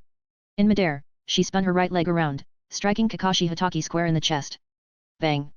His body was sent rolling backward. Hanekawa landed without a moment's hesitation, his samurai sword swinging toward him. Gasps rang out again. Kakashi Hatake narrowly dodged the sword. The blade struck the ground, leaving a deep gash. Kakashi Hatake had no time to catch his breath before another flash of steel lit up before him. He quickly raised his short sword, blocking the samurai sword with precision. Ah! Kakashi Hatake gripped his sword with both hands, letting out a roar as he resisted the immense force. But he knew this wasn't sustainable. After only half a second, he suddenly let go. His short sword was flung away. Caught off guard, Hanekawa stumbled forward. Kakashi Hatake leapt up, drawing a kunao from his waist and stabbing toward him, aiming to strike a critical blow. Hanekawa! Kurenei cried out instinctively. I won. Obito Uchiha cheered inwardly. Naturally, he hoped Kakashi Hatake would win. If Hanekawa came in first, it would pose too much of a threat to him. He couldn't bear to watch Rin Nohara being drawn to someone else. Asuma Sarutobi shuddered in astonishment. How are both of these guys so strong? Kakashi Hatake was understandable, his father was the legendary White Fang, Sakumo Hatake. But Hanekawa? Dash. A kidney strike. Hanekawa felt a jolt in her heart. It was too late to adjust his body.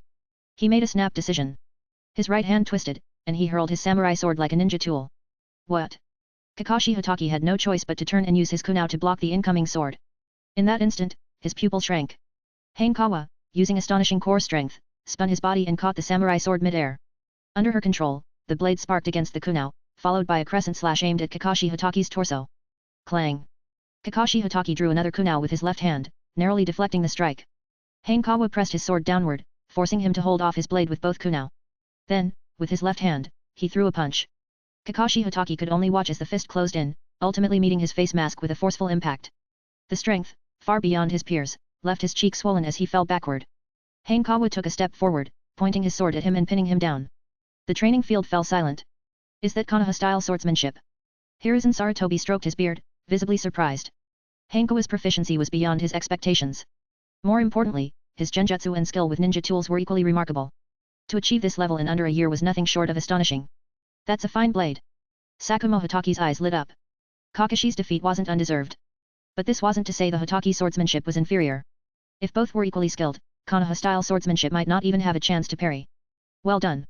Shinku Yui, usually stoic, couldn't help but praise. He truly hadn't expected Hanekawa to defeat Kakashi Hatake. After all, the genius reputation of this individual was renowned even among the Jonin. The only thing that troubled him was that Hanekawa used Konoha-style swordsmanship instead of ninjutsu. Obito Uchiha took 2 steps back. How could this happen? The invincible Kakashi was defeated? Why was he so useless today? Yay! Kurane Yui cheered excitedly. Rin Nohara exhaled slowly as she gazed at Hanekawa. It all felt surreal, and her perception of him was subtly beginning to shift. Ah! Hanekawa-kun! The next second, many girls screamed in excitement. Strong and handsome, Hanekawa had instantly won them over, skyrocketing his popularity to its peak. The winner, Hanekawa. After a long pause, Ichir finally announced. Oh my gosh! Comparisons are truly disheartening. Is this the world of geniuses? But on second thought, this was his opportunity. Teaching such a student would undoubtedly lead to promotions, raises, marrying a beautiful wife, and reaching the pinnacle of life. Are you okay? Hanekawa approached and extended a hand. Kakashi Hatake silently grabbed his arm and stood up. He had considered the possibility of losing, but not like this, not to swordsmanship. Losing in the art of the Hatake sword style, which he prided himself on, left him with no room for excuses. Hanekawa's thoughts stirred, and a new entry appeared in his system. E-rank talent entry, Thunderbolt Sword. Trigger condition, defeat a young Kakashi Hatake. Effect, enhances lightning release and swordsmanship talents by 10% based on their original levels. Hanekawa was a bit surprised. Duel effects? As expected of Kakashi. What a spectacular duel, Hiruzen Sarutobi remarked. The future of Konoha lies in their hands. What comforted him most was Hanekawa's attitude after the battle. Not arrogant or overbearing, he perfectly embodied the principle of putting the match second. The practical exams continued. The remaining matches paled in comparison, feeling like weaklings fighting amongst themselves. After watching for a while, Hiruzen Sarutobi left the training field. Lord Hokage. An ANBU ninja appeared outside the Hokage's office. Lord Danzo is waiting inside for you. Danzo? What does he want? Hiruzen Sarutobi pondered as he pushed open the door. Hearing footsteps, Danzo Shimura reluctantly stood up from the Hokage's chair. What do you want? Hiruzen Sarutobi walked to the Hokage's chair and sat down. He could feel the lingering warmth from where Danzo had been sitting and was left speechless. Oh, my old friend, I'm going to kick your butt for this. Give Hanekawa to me. Danzo said directly. Shinku Yui cannot properly develop his potential. Under my guidance, he will surely become a sharp blade for Konoha. Danzo's insistence came after hearing about Hanekawa defeating Kakashi Hatake. Kakashi was a genius Danzo coveted, but his father, Sakumo Hatake, was untouchable, so he had to let that go. Hanekawa was different. With no powerful background, all Danzo needed was to convince Hiruzen. I don't want a sharp blade, Hiruzen Sarutobi replied, shaking his head. I want Konoha's future. You are too naive. Danzo retorted firmly. Emotions only hinder a ninja. Enough talk. Hiruzen Sarutobi looked at him sharply. If there's nothing else, don't interrupt my work. You'll regret this, Hiruzen. Danzo's face darkened as he stormed out angrily. I am the Hokage, Hiruzen Sarutobi said calmly. Bang. Danzo slammed the door as he left. Read 100 advanced chapters. Buy once and read it for a lifetime. Patreon.com/rashta/collections.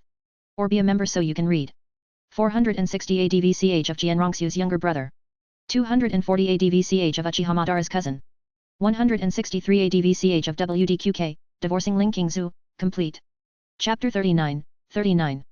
Tsunade, he's mine. Are you a dog? Breaking doors every day. Hiruzen Sarutobi glanced at the wide-open doorway, feeling speechless. Lord Hokage. An ANBU ninja appeared upon hearing the commotion. Wearing a frog mask, it was Haru. I'll go find him now, she said after a quick glance, immediately understanding the situation. Regret, anger, slam. She was far too familiar with this pattern. Wait a moment. Hiruzen Sarutobi suddenly stopped her. Call Tsunade here first. I have something to discuss with her. Understood. Haru disappeared instantly. Hiruzen lit his pipe and took a long puff, letting the displeasure brought by Danzo's visit dissipate into the smoke. Old man. You'd better have something important for me. Minutes later, a voice full of annoyance reached him before its owner appeared. Hiruzen looked up to see Tsunade storming in, clearly ready to confront him. He didn't need to guess the reason. It had to be because of a losing streak at the casino. Where's the door? Tsunade noticed the missing entrance, paused for a moment, and asked. Don't worry about it. Hiruzen waved it off indifferently. Who? Was it Danzo again? Tsunade quickly pieced it together, snorting coldly. You really need to keep him in check. He's not just any shinobi, he's a veteran who has contributed to Konoha. Hiruzen knocked his pipe against the ashtray casually. As long as it's for Konoha, let him be. For Konoha? More like for himself. Tsunade replied with disdain. Tsunade. Hiruzen cleared his throat. Give me some face, will you? Fine. What do you want? Tsunade narrowed her eyes. Don't waste my time if it's nothing important. I called you here because of Hanekawa. Hiruzen coughed lightly, steering the conversation in a new direction. Hanekawa. Tsunade's gaze sharpened. What about him? Danzo came to see me earlier. He wanted Hanekawa. Wait, stop. Hiruzen instinctively raised a hand but was too late. Bang. Tsunade slammed her fist into his desk. He dares. Her furious declaration was punctuated by the desk cracking in numerous places before splitting cleanly in two. Hiruzen opened his mouth but couldn't find the words. Oh, my poor desk. 2.5 years of loyal service. He felt a pang of sorrow. It had been a good desk, and replacing it would mean an adjustment period. Don't worry, I've already rejected him. Hiruzen hurriedly reassured her, fearing further destruction. It better be that way. Tsunade clenched her fists, exuding an aura of dominance. It seems you care about him quite a bit. Hiruzen said with a faint smile. Why not take him as your student?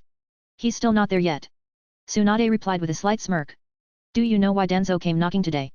Hiruzen asked instead. Tsunade raised an eyebrow. If she remembered correctly, Hiruzen had already taken Hanekawa from Danzo's clutches once before. There should be no reason for him to try again unless something significant had happened today. The end of term exams. Tsunade guessed after a moment's thought. Exactly. Hiruzen confirmed. He defeated Kakashi. No wonder. Tsunade said with a look of realization.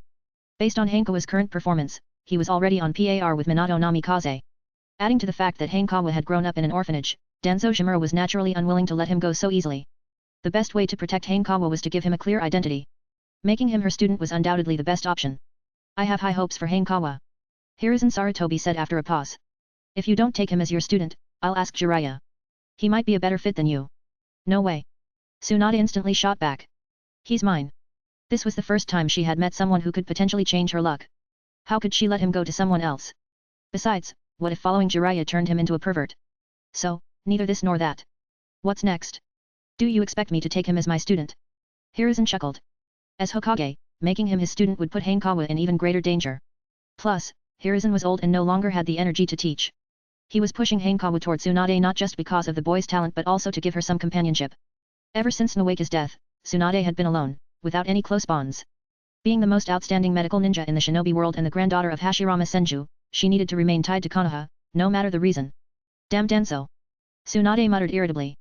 Hiruzen smoked his pipe calmly, knowing Tsunade well. Beneath her sharp tongue was a soft heart. Though she claimed not to care about Konoha, she cared more than anyone else. And as for Danzo, she was free to curse him as much as she wanted. At that moment, Tsunade turned and stormed toward the door, her face cold. Tsunade. Hiruzen called after her. Tell Danzo this Hanekawa is my student.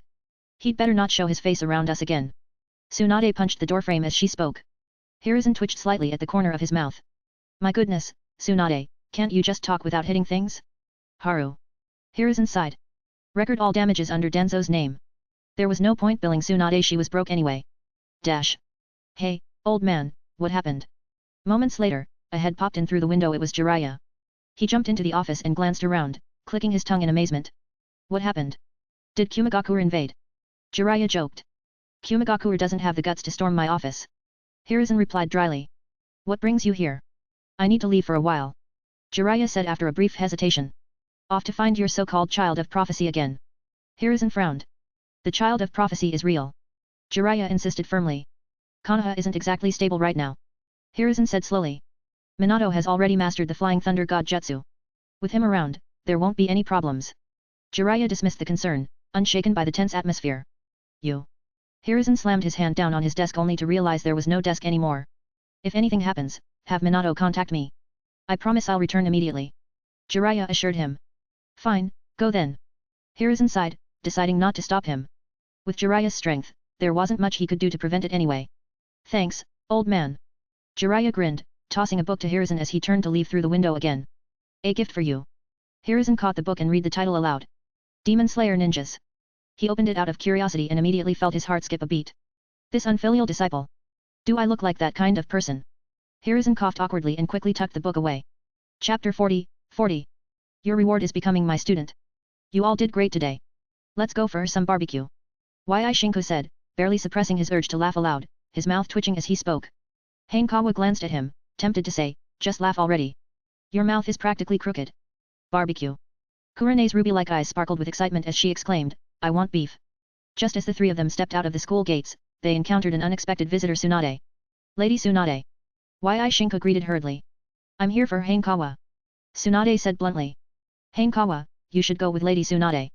Yi Shinku said with a knowing tone. Kurene and I will head back first. Hey. Kurene was clearly unhappy with Tsunade's interruption.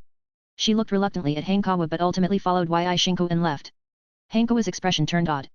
Something about Yi Shinku's phrasing felt off. You're certainly popular with the girls. Tsunade remarked casually, noticing Kurene's behavior.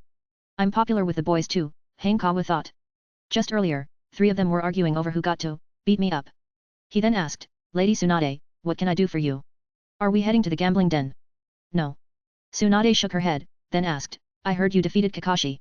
You already know? News travels fast. Hanekawa realized it was probably because Kakashi's reputation was too significant. It's all thanks to you, Lady Tsunade. Hanekawa replied humbly. Defeating Kakashi hadn't been about the Konoha-style swordsmanship, it was due to the 30% strength boost he had received. Once he gained an initial advantage, the momentum became unstoppable. What does this have to do with me? Tsunade scoffed lightly. Sometimes, you're too humble for a kid. Then I won't be humble. Lady Tsunade, is there a reward for getting first place? Hanekawa extended his hand with a cheeky grin. Having spent so much time with Tsunade, he knew she wouldn't mind a little joke like this. Despite her violent demeanor, she was incredibly soft-hearted at least emotionally. Your reward is becoming my student. Tsunade said abruptly. Though it had been Hiruzen Sarutobi's suggestion, she didn't mind taking him on as a disciple. Over the past 2 months, she'd come to understand Hanekawa well. He was a mature, steady genius who also happened to be adorable and good-looking. His only flaw was that his talent in medical ninjutsu didn't match his proficiency in genjutsu. But he had a solid foundation, advancing step by step without skipping any fundamentals. Of course, what mattered most to Tsunade was that she liked him. Hey! Hanekawa was caught completely off guard, his face showing pure surprise. Is this real? He had assumed he'd only have a chance to apprentice under her after acquiring a yang release affinity, but it had happened much sooner than expected. What? You don't want to? Tsunade turned to him, her beautiful eyes gleaming with a hint of menace. I want to. Hanekawa felt that even a second of hesitation might result in him being eaten alive. That's better. Tsunade said with a satisfied smile before reaching out her hand. Hanekawa instinctively leaned back in a tactical retreat but couldn't avoid her patting his head. Let's go home. Tsunade said, her grin growing wider. Hanekawa nodded with a resigned look. Great. Now that I'm her student, my status has automatically dropped. I'll probably have to endure her constant head pats from now on. Moments later, they arrived at Tsunade's home. Hanekawa, having been there multiple times before, was no longer curious. He walked into the living room and asked, Sensei, what are we learning today? For the past month, he had been focusing on the basics enough to hold his own against a koi fish in a battle. Come here. Tsunade headed straight for the kitchen, stopping at the doorway. Hanekawa looked at her with a growing sense of foreboding. Today, I'm going to teach you how to cook. Tsunade said with a cheerful smile. Be a normal person, will you? I'm just a kid. Hanekawa suddenly understood why Shizuan became a housekeeper, secretary, and maid in the original story. The first lesson of being a ninja, self-reliance. Tsunade raised a pale finger, still smiling. What an excuse. You're just lazy. Still, cooking wasn't a problem for Hanekawa. In his previous life, he cooked often. However, the cuisine in the ninja world was Japanese style, which had some differences. Let's start with something simple, tamago-yaki. Tsunade suggested after some thought. Tamago-yaki? I can do that. Hanekawa said as he rolled up his sleeves and walked into the kitchen. Tamago-yaki was essentially a rolled omelette, cooked eggs rolled up and topped with sauce. Oh. Tsunade said with interest. Go ahead, then. I'll watch. She didn't doubt him much, as Hanekawa often showed more maturity than kids his age. Alright. Hanekawa stepped onto a small stool and began his performance. Do you cook often? Tsunade noticed how skillful he was. I'm an orphan. Hanekawa replied casually. Tsunade froze for a moment, falling silent. She stepped closer and said, let me handle it. Put it down. Hanekawa frowned. In the kitchen, I'm in charge. The last thing he liked was someone interfering while he was cooking. You brat, trying to rebel against me on your first day. Tsunade flicked his forehead but ultimately retreated to the doorway. She crossed her arms, watching Hanekawa busy himself in the kitchen. For the first time in a while, she felt a sense of domestic comfort. Having a student isn't so bad. Now I have a legitimate excuse to slack off. It's done. Hanekawa presented a plate of tamagoyaki. The rolled omelette resembled sushi. Not bad. Tsunade said, picking up a piece and taking a bite. Just then, 3 lines of text appeared before Hanekawa's eyes, making him freeze in surprise. An unexpected reward? E-rank talent, chef. Trigger condition, first time cooking. Effect, increases food's flavor by 10%. It's useful, but not very much. Hanekawa wondered if the next level was Master Chef or God Chef. Would the effect cause explosive reactions? He glanced at Tsunade's curvaceous figure and couldn't help but gasp. Coach no, system I want to learn this. 1 plate of tamagoyaki isn't enough. Tsunade took off her jacket and tossed it to him.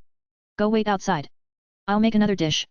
Hanekawa swiftly caught the warm jacket and turned to watch Tsunade cook, feeling that something seemed off about the scene. Will it taste okay? Then he remembered a flashback from the original story, where Tsunade cooked for Noeki. Noeki's reaction after eating it was as if he'd been poisoned. No, please, no. Hanekawa suddenly felt despair creeping in. Wait. A glimmer of hope appeared in his mind. He recalled that Tsunade's roasted chicken had turned out pretty decent. But roasting and stir-frying were 2 entirely different things. Holding the tamagoyaki, Hanekawa walked into the living room, sat at the dining table, and anxiously awaited his fate. Here's some tempura. Try it. Soon, Tsunade appeared with a dish. Fried food? Hanekawa's spirits lifted as he picked up a piece of fried shrimp, chewed a few times, and his eyes lit up. This is really good. He said. It wasn't Michelin star quality, but the relief of surviving a potential culinary disaster made it taste even better. Tsunade nodded slightly. She was skilled at frying and roasting, but stir-frying? That was another story entirely. Chapter 41, 41. Students must not defy their teachers. The atmosphere of the meal shifted as Tsunade began drinking. Hanekawa, being a child, had a small appetite and was soon full. But for Tsunade, 1 drink was followed by another, the scent of alcohol mingling with her natural fragrance as it filled the room. Stop drinking, sensei. Hanekawa couldn't help but remind her. What are you fussing about, kid? Tsunade, her face flushed and clearly tipsy, asked groggily. You still have to teach me later. Hanekawa said, exasperated. I know my limits. It won't affect anything. Tsunade swirled her glass unsteadily and downed it in 1 gulp. Drinking too much is bad for your health. Hanekawa said, narrowing his eyes. He reached out and snatched the sake bottle from in front of her. Give it back. Tsunade leaned forward unsteadily, saying, you clearly don't understand. Students must not defy their teachers. With her movement, her clothes shifted, and her fair skin seemed almost dazzling under the light. Hanekawa was momentarily stunned. Before he knew it, the bottle was no longer in his hand. Tsunade had snatched it back. You're still too young to outsmart your teacher. Tsunade said smugly, clearly pleased with herself. That's dirty. Using such underhanded tactics to steal it back. How's a student supposed to deal with this kind of test? Hanekawa sighed deeply, realizing he had no way to deal with this drunken teacher. Are you mad? Tsunade asked after taking another swig, glancing at him. No. Hanekawa shook his head. It wasn't worth getting upset over something like this. Then smile for your teacher. Tsunade reached out and pinched his cheek playfully. What kind of female hooligan is this? Hanekawa glared at her in frustration. Ha ha ha. Tsunade, her cheeks rosy, laughed heartily. You're so funny. I'm not your toy. Hanekawa protested. Students are for their teacher's amusement. Tsunade said with a bright grin. For a moment, Hanekawa regretted ever boarding this metaphorical pirate ship. Fine, I'll endure this now and get even later. With this lively banter, the dinner finally came to an end. You rest, I'll clean up the table. Hanekawa said as he started tidying up. Very diligent. Tsunade remarked approvingly before heading to the couch, where she collapsed with a contented sigh. The more she thought about it, the more convinced she became that taking on a student was a fantastic decision. Hanekawa carried the dishes to the kitchen, washed them quickly, and returned to the living room a few minutes later. He stopped in his tracks, slightly surprised. Tsunade lay peacefully on the couch, eyes closed, looking completely different from her earlier demeanor. She now resembled a sleeping beauty. Sensei. Hanekawa hesitated for a few seconds before tentatively calling out.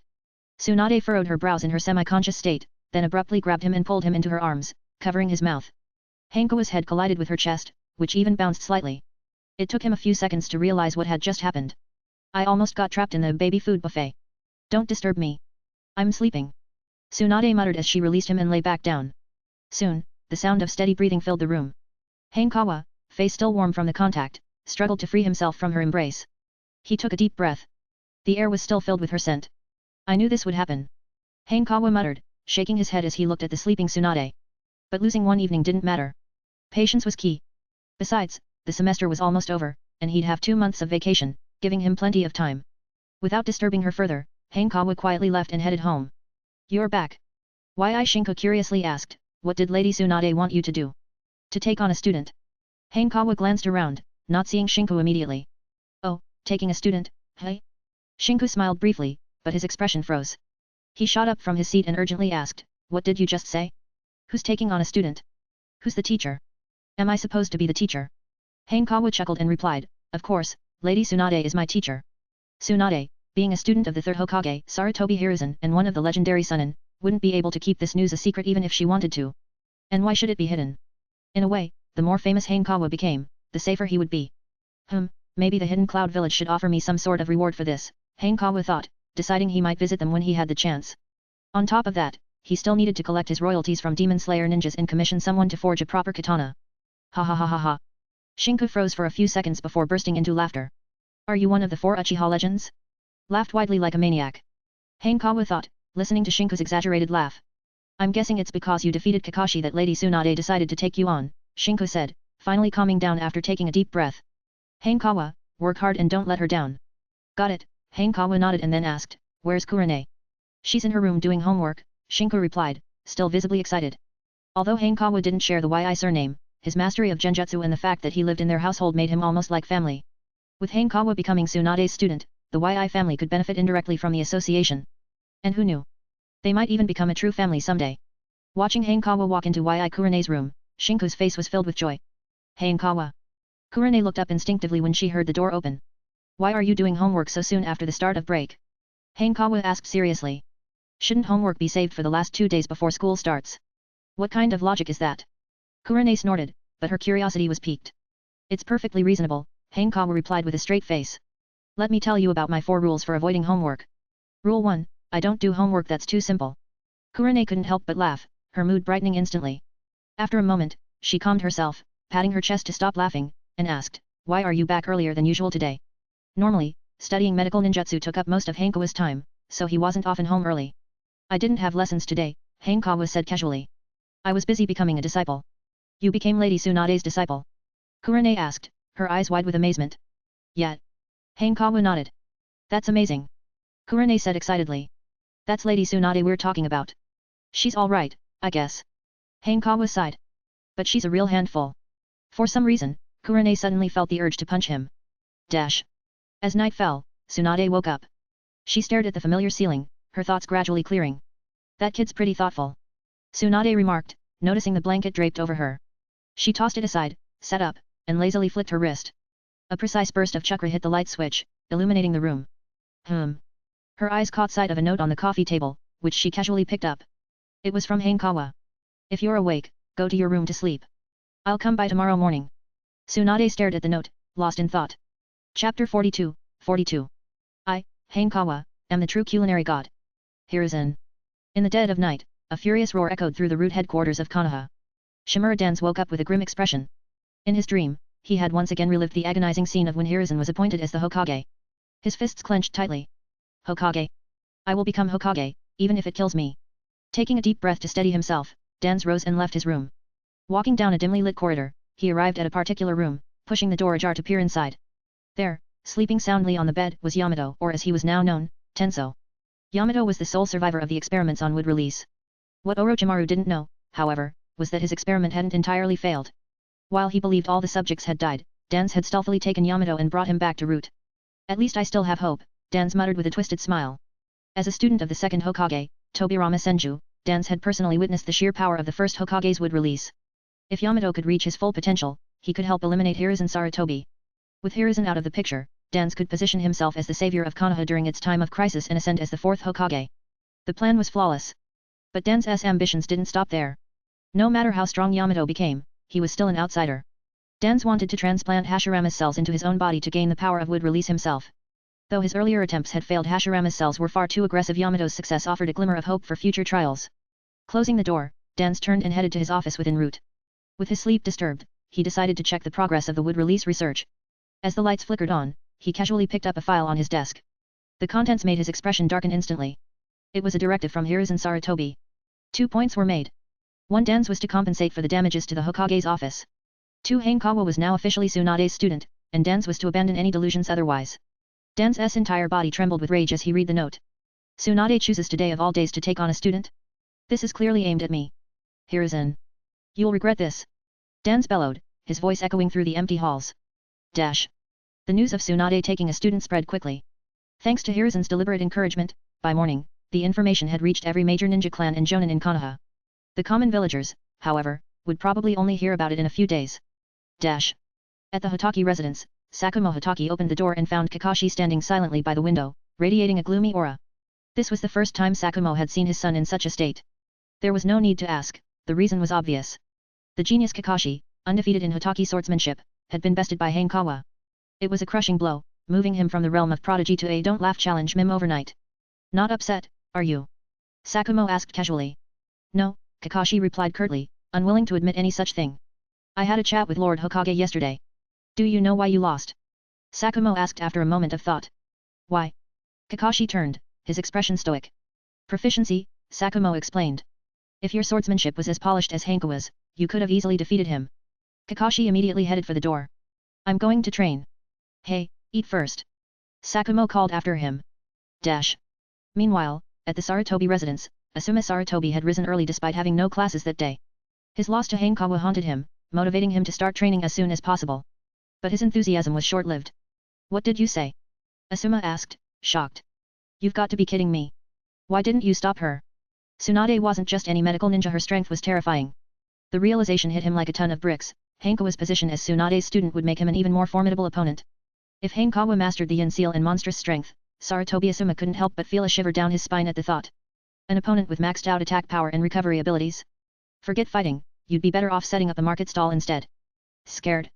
Sarutobi Hiruzen asked with a teasing smile. Me? Scared?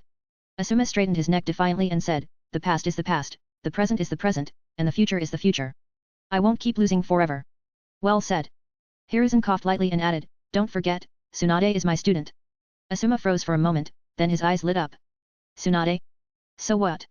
Her teacher is my dad. When it came to hierarchy, that meant Asuma had one up on Hanekawa. These next 2 months, I'll personally give you special training, Hiruzen said with a chuckle. Finally, a chance to let Asuma experience the depths of his father's love. Hanekawa raised his hand to knock on the door. He didn't have a key to Tsunade's house. The last time he entered uninvited was because she had been too drunk to lock the door. Moments later, the door swung open. Tsunade appeared not in her usual sleeveless top and dark blue pants but in a loose white nightgown. The nightgown was oversized, yet it failed to hide her curvaceous figure, looking full and rounded. Hanekawa also noticed she was only wearing the nightgown, certain details were faintly visible. So early? Tsunade yawned. It's not early, it's almost 9 o'clock, Hanekawa replied. He had spent 2 hours training with Kurane before coming over. The first reason was that he guessed Tsunade would sleep in. The second was Kurane, who had looked at him pitifully that morning and asked, are you going to see Lady Tsunade again? I'll go get changed, Tsunade said after a pause. I want ramen. With her order placed, she turned and headed back to her room. Hanekawa took his cue and went to the kitchen to prepare noodles. A few minutes later, he returned to the living room carrying a bowl of ramen. Tsunade had already changed back into her usual outfit. Her beautiful blonde hair was tied into twin ponytails, one on each side. She picked up her chopsticks, slurped a bite of noodles, and her eyes lit up. Not bad, she said. In reality, the ramen's quality was thanks to his E-rank trait, chef. Watching Tsunade devour the food, Hanekawa couldn't help but wonder if higher-ranked culinary traits might have effects like so delicious it makes clothes explode. The thought filled him with anticipation. I, Hanekawa, am the true culinary god. Ah. Tsunade sighed in satisfaction after drinking the soup, placing the bowl down. Hanekawa, sensing the mood, promptly picked up the empty dishes and went to the kitchen to clean them. Tsunade watched his retreating figure, lost in thought. What should I teach him today? Previously, she had given him casual pointers, but that didn't count as true instruction. Sensei, Hanekawa said, appearing before her after finishing the dishes. Let me see your chakra control first, Tsunade said, sitting upright with an uncharacteristically serious expression. Hanekawa glanced around, picked up a glass of water, and channeled his chakra into it. The water began to swirl and spin. In the original series, chakra control training typically involved tree climbing or water walking. Hanekawa, however, was using a simplified version of Nan training. Not bad, Tsunade said, nodding in satisfaction. What impressed her most about Hanekawa was his solid foundation, evidence of relentless practice. In truth, his proficiency came from his inbuilt system's progress bar. Once learned, a skill couldn't be forgotten, only improved. Today, I'll teach you a basic medical ninjutsu, hemostasis jutsu, Tsunade said, picking up a fruit knife and looking at Hanekawa. Chapter 43, 43. Reg. Hanekawa looked at Tsunade holding a knife, momentarily stunned. Could she be planning to use him as a test subject? Wide-eyed, he stared at her for a few seconds before gritting his teeth and extending his arm. Relax, it won't hurt, Tsunade said reassuringly.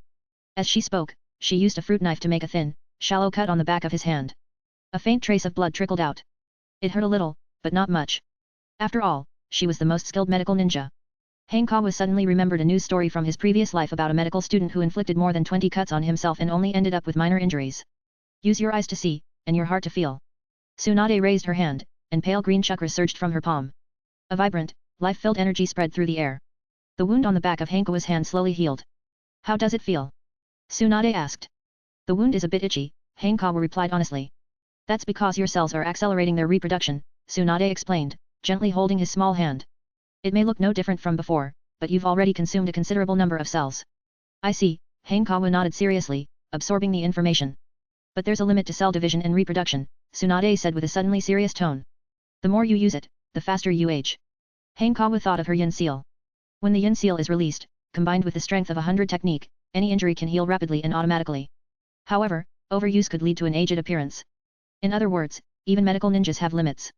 Only by stepping away from being a medical ninja could one transcend these limits, like Senju Hashirama, who was practically inhuman. He could heal himself without hand signs, without side effects, effortlessly achieving results equivalent to the strength of 100 technique. Do you know the 3 principles of a medical ninja? Tsunade asked, shifting the topic. Yes, Hanekawa replied, explaining, they taught us in school. First, never act impulsively, more precisely, never be on the front lines. Second, never give up on treatment unless it's certain the patient is dead. Third, protect yourself and stay alive at all costs. Hanekawa felt it was reminiscent of the survival rules in battle royale games. No matter what happens, you must survive, Tsunade said, patting his head gently.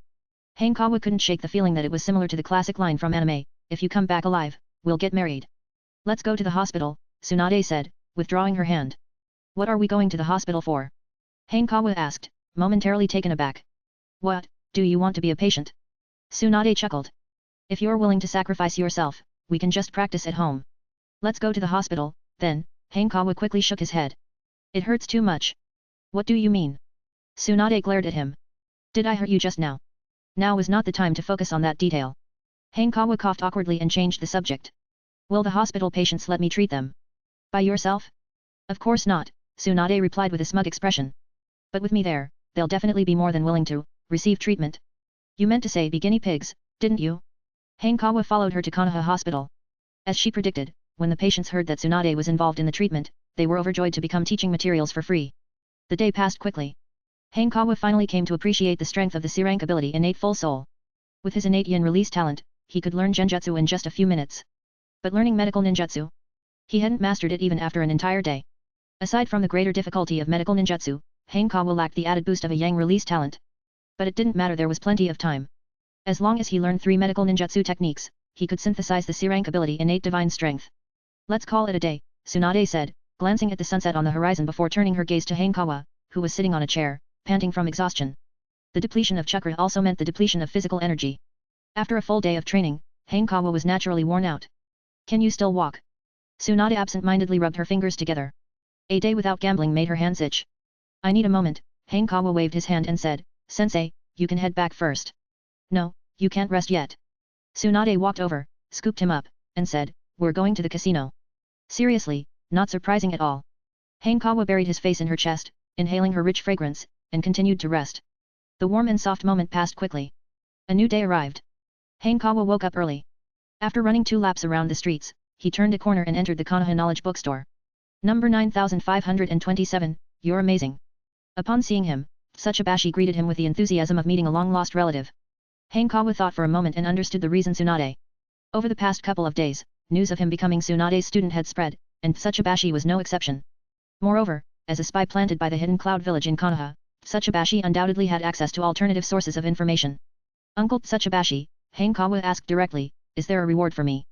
Absolutely. Tsuchihashi couldn't contain his excitement. Do you know?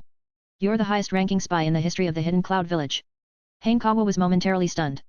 Are the others really that bad? But on second thought, it wasn't their fault, it was the system's overwhelming strength.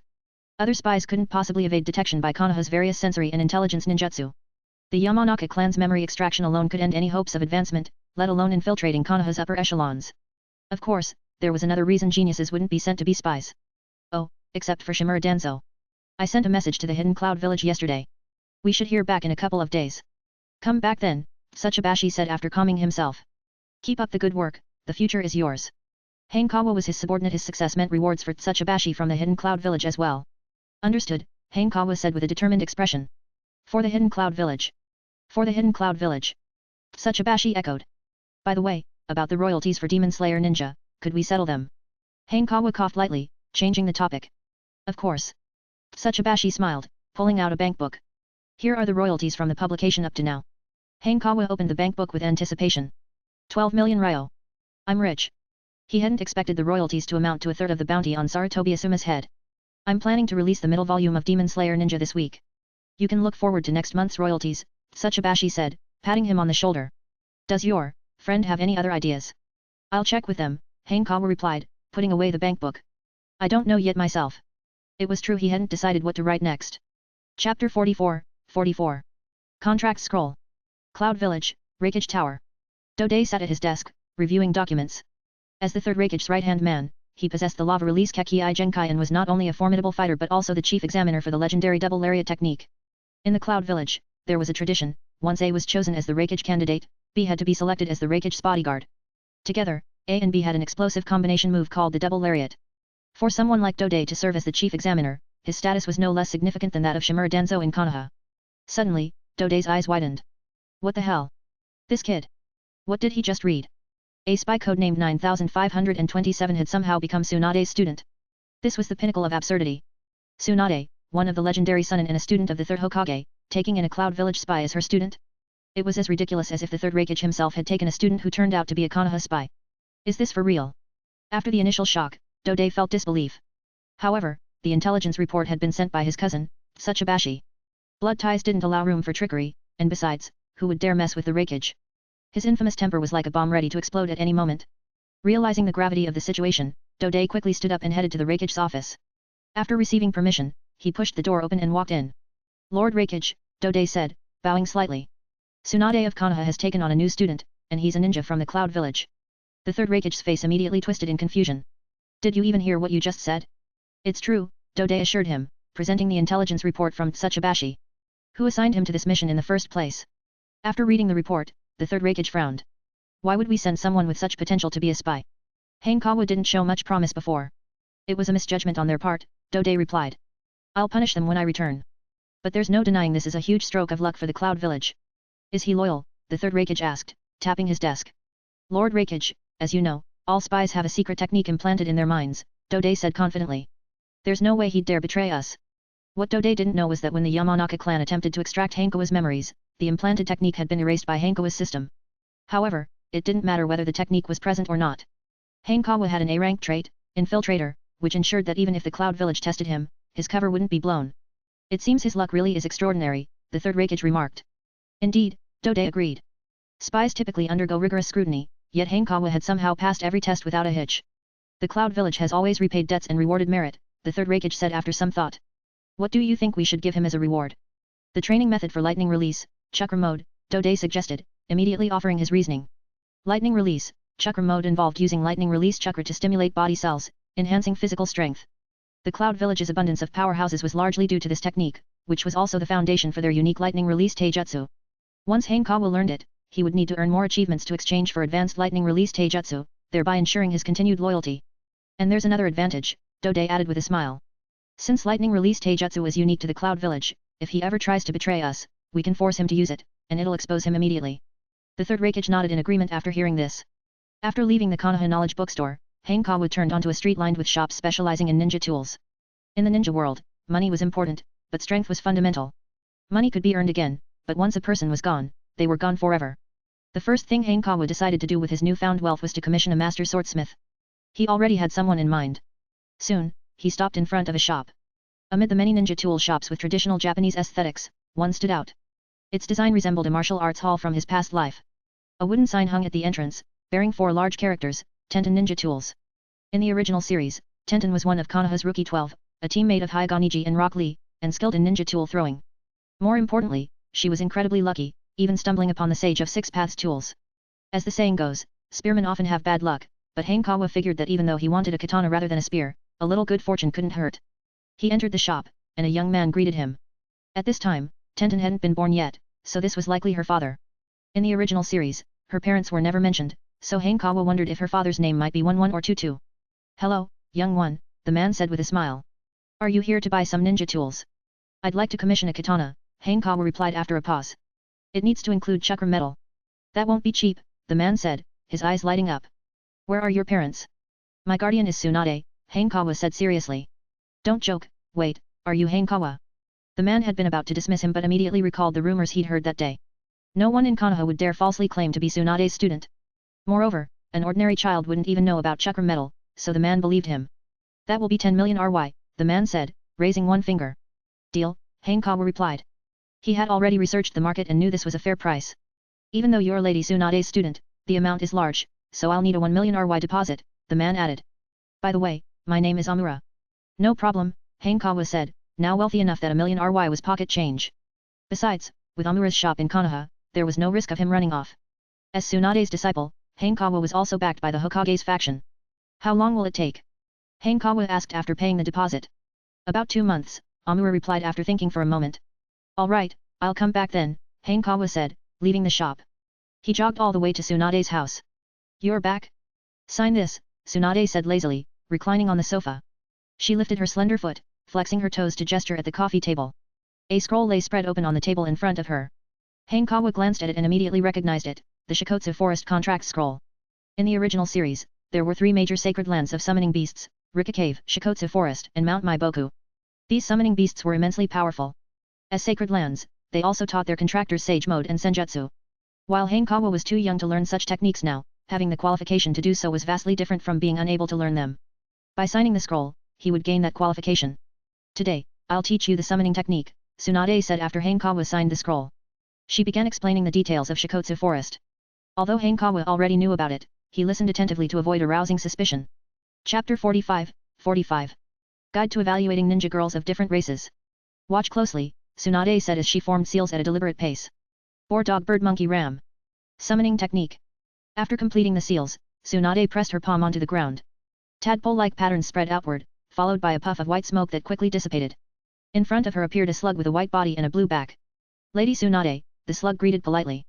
"Lady Katsuyu," Tsunade said, pointing at Hanekawa. "This is my new student, Hanekawa." "Hanekawa-sama," the slug said in a gentle tone. "I am pleased to become your summoning beast. You may call on me whenever you need assistance." Hanekawa couldn't help but be impressed. This was what a summoning beast should be. The snakes of Rika Cave had terrible attitudes and required sacrifices for their help. The toads of Mount Maiboku were better, but they constantly dragged people into the Great Toad Sage's prophecies. Meanwhile, the slugs of Shikotsu Forest were not only pleasant-voiced but also dutiful and ever willing to assist. "Lady Slug, I'll summon you next time," Hanekawa said. After the introductions, Tsunade cancelled the summoning technique. With a puff, the slug vanished into the dissipating smoke. Hanekawa felt a tinge of disappointment. He had hoped Tsunade would take him to Shikotsu Forest.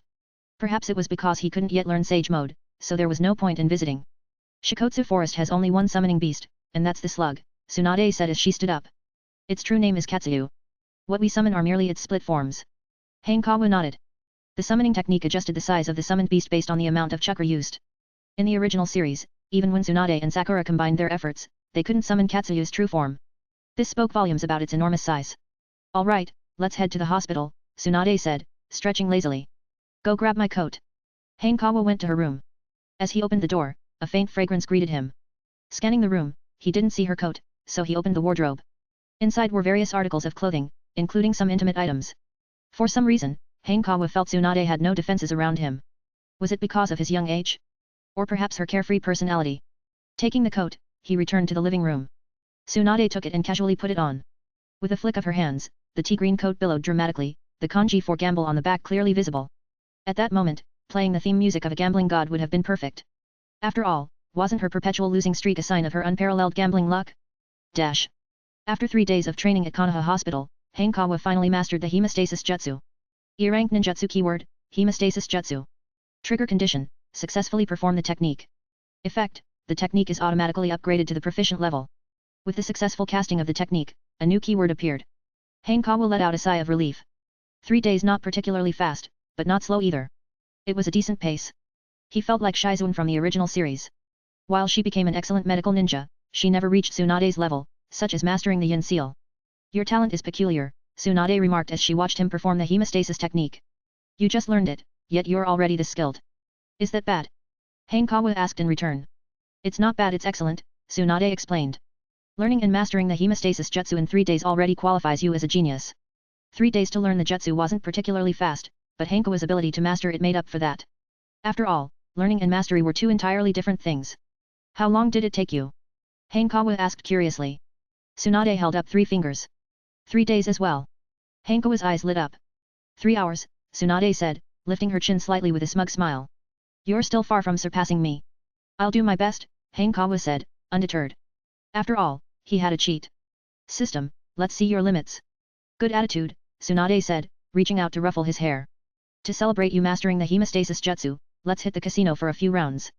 By the end of her sentence, her excitement was palpable. Does that count as celebrating? Hanekawa muttered, a bit dissatisfied. He grabbed her wrist and tried to push it aside, but it didn't budge an inch. Tsunade instinctively raised an eyebrow. Strong grip. Especially impressive for someone only 6 years old. In that moment, Tsunade felt something peculiar. It was as if he was born to be her student. Don't resist your teacher, Tsunade said, pinching his cheek before withdrawing her hand. Yes, sensei, Hanekawa replied, resigned to his fate. All right, I'll give you 2 days off, Tsunade said reluctantly. Without Hanekawa around, she knew she'd end up losing everything again if she went to the casino the next 2 days. No, she needed to win big today to make up for it. Let's go. With that thought, she scooped Hanekawa up and leaped out of the window. The faint scent that had just gathered was quickly scattered by the rushing wind. Instinctively, Hanekawa buried himself in the warm, soft depths. It wasn't until late at night that he managed to escape and return home. Dash. Next day. Hanekawa arrived at the Konoha Knowledge Bookstore. It had been 3 days since his last visit. Hanekawa, you've come at the perfect time, Tsuchibashi said, taking out a scroll with a smile.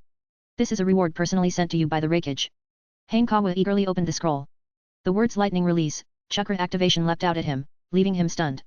This was exactly what he had been hoping for. But, it felt a bit stingy. They hadn't included the method for training in lightning release chakra mode. That mode was the foundation of the Raikage's strength across generations. Then again, he wasn't the Raikage student, of course, they wouldn't just hand it to him. Thank you, Uncle Tsuchibashi, Hanekawa said, closing the scroll. Your performance has greatly impressed the Hidden Cloud. If you achieve more great deeds in the future, there'll be more rewards, Tsuchibashi said, patting his shoulder. I understand.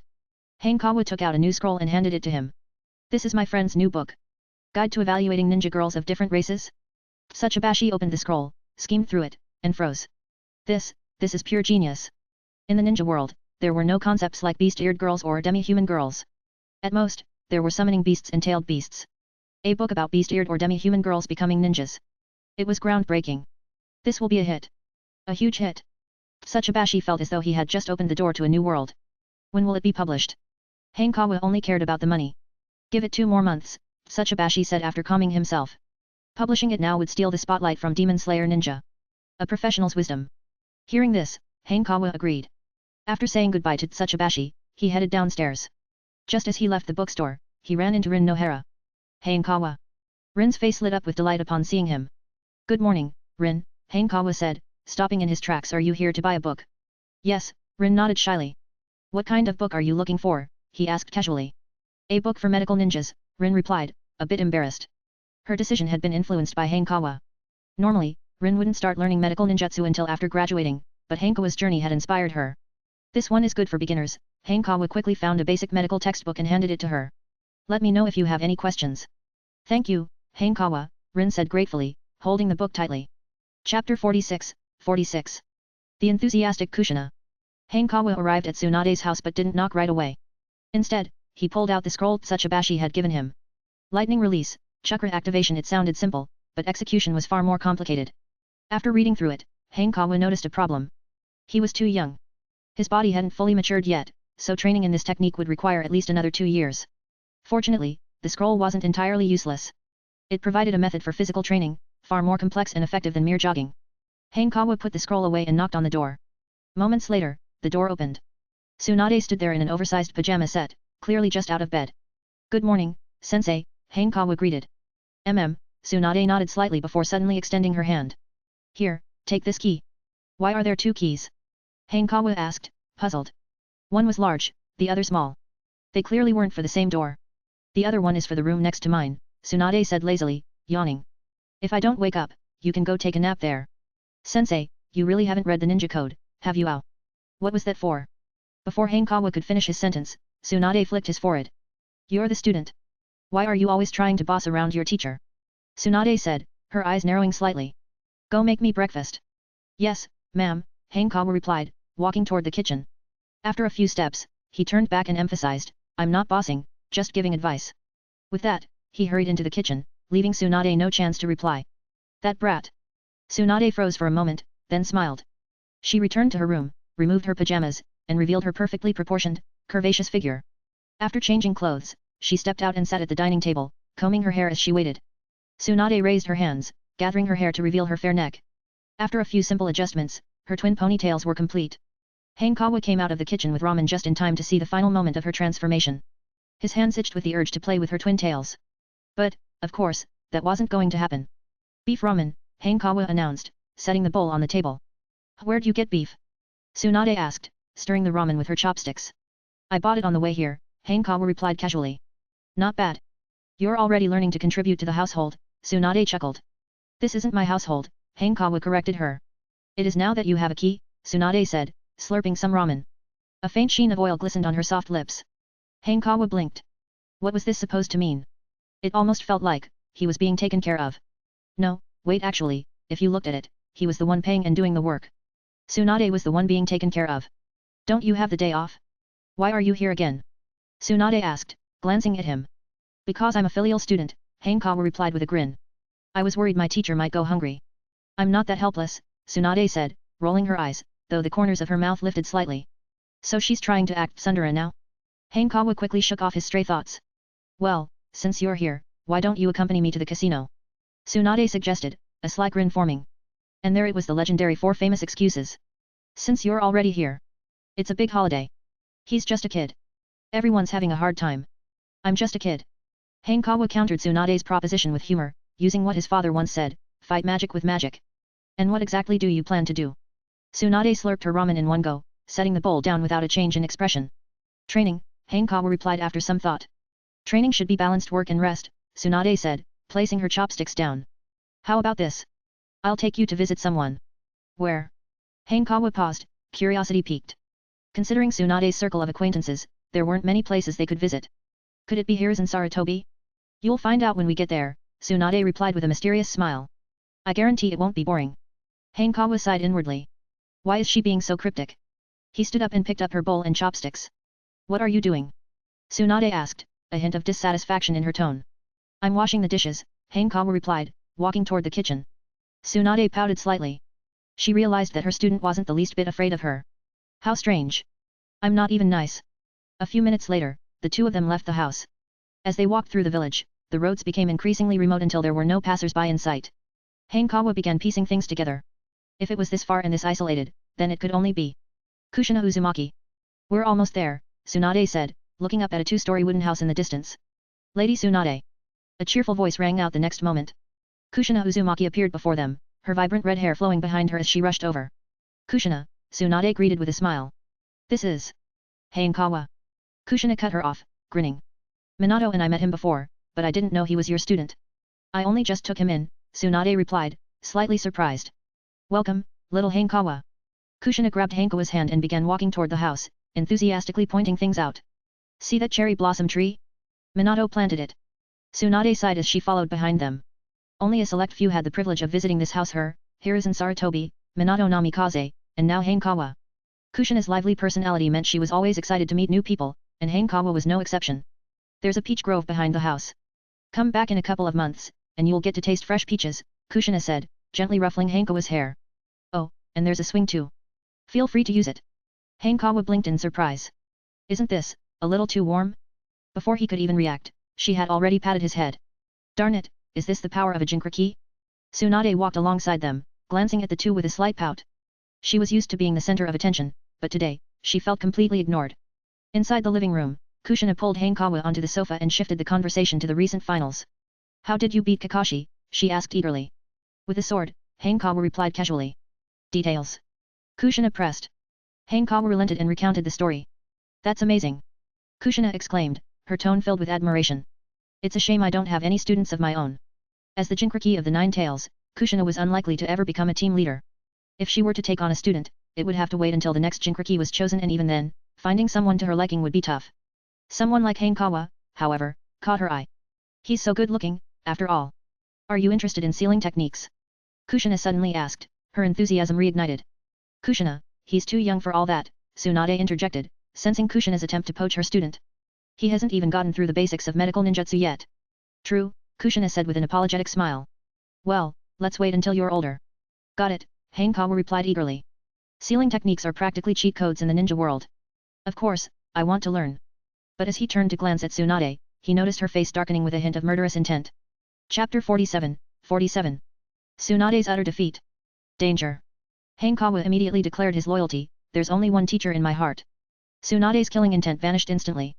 Arms crossed, she thought to herself, this little brat knows how to behave. Tsunade seems to like Hanekawa a lot, Kushina Uzumaki teased with a sly glance. I don't, Tsunade replied flatly. He's too mischievous. Kushina merely chuckled, letting the subject drop. Having known Tsunade for years, she understood her better than that. Is Minato not here today? Tsunade asked, changing the topic. He's on a mission, Kushina waved it off, joking, but even if he were, I'd still prioritize spending time with you. Liar, Tsunade shot back, smirking. Who left me hanging last time? Kushina cleared her throat awkwardly. Tsunade, want to play cards? Oh, I'm going to win for sure. Tsunade perked up. Really? Kushina raised an eyebrow skeptically. They'd played cards many times before, and Tsunade lost every single time. That was the past, Tsunade declared smugly. I've turned my luck around. Since taking Hanekawa along to casinos, her win-loss ratio had flipped in her favor. Wait here. Kushina excused herself to grab a deck of cards. Hanekawa's lips twitched. Tsunade clearly hadn't realized the issue her turnaround was thanks to him. But now that he was her opponent, the luck boost wasn't going to work anymore. Let's start.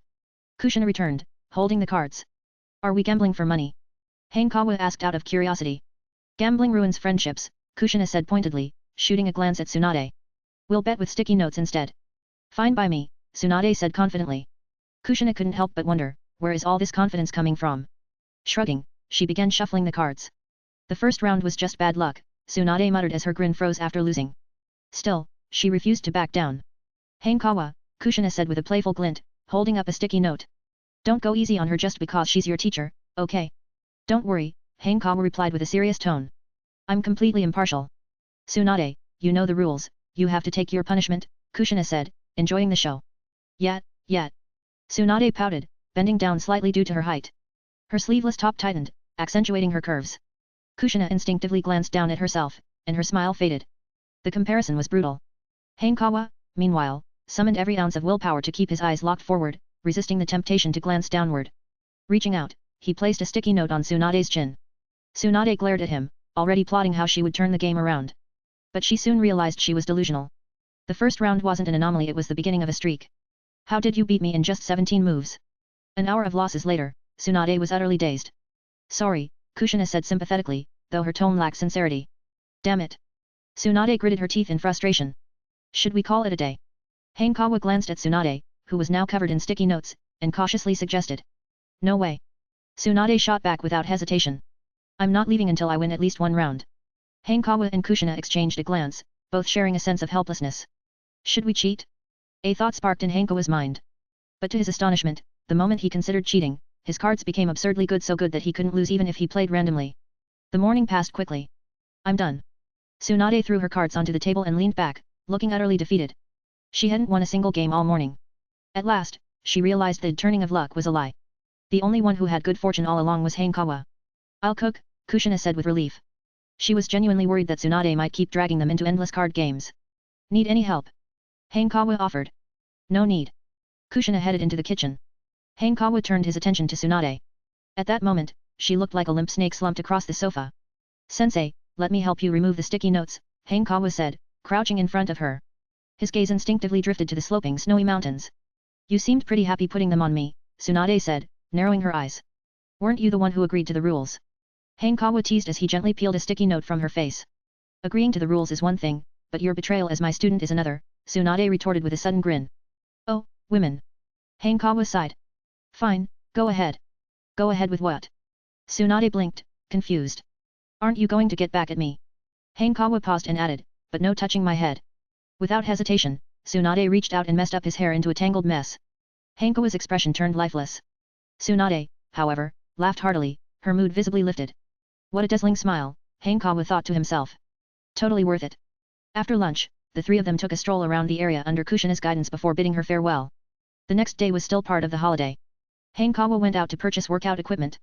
In the original story, there was a scene where weights were placed in the Raikage's office. Hanekawa had assumed the Raikage was just casually exercising but realized it was actually part of a serious training method. Where should I put these? Hanekawa stared at the pile of gym equipment, deep in thought. There were small dumbbells, large bench press racks, and more. The YI residence was quite cramped, both inside and out. Tsunade's place, then? Her home wasn't just a single house but an entire row of buildings. According to Tsunade, this area used to be the Senjo clan's stronghold but had become mostly vacant over time. Besides, no one would question him. These types of workouts were common enough. The key to this training method was the combination of physical exercise and chakra nurturing afterward. With that in mind, Hanekawa used a summoning scroll to transport the gym equipment to Tsunade's house. As expected, she hadn't woken up yet. No problem, he had a key. After a lot of effort, he finally set everything up. Following the instructions from the lightning release, chakra activation scroll, Hanekawa began his training. A moment later, a new entry appeared in his system. C-rank Jutsu, lightning release, chakra activation. Condition triggered, begin mastery of lightning release, chakra activation. Current progress, 0%. It's a C-rank technique? That meant mastering it could bring him to a Chunin level standard. It was difficult, but the potential was immense. Fueled by determination, Hanekawa threw himself into his training. What's that brat doing so early in the morning? Tsunade, now awake and dressed, approached the window. She opened it to see Hanekawa training in the yard.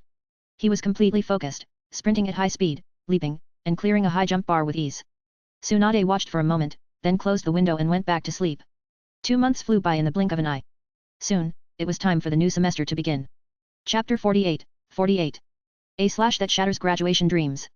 Rin. I'm here. Uchiha Obito excitedly dashed to the door of Nohara Rin's house.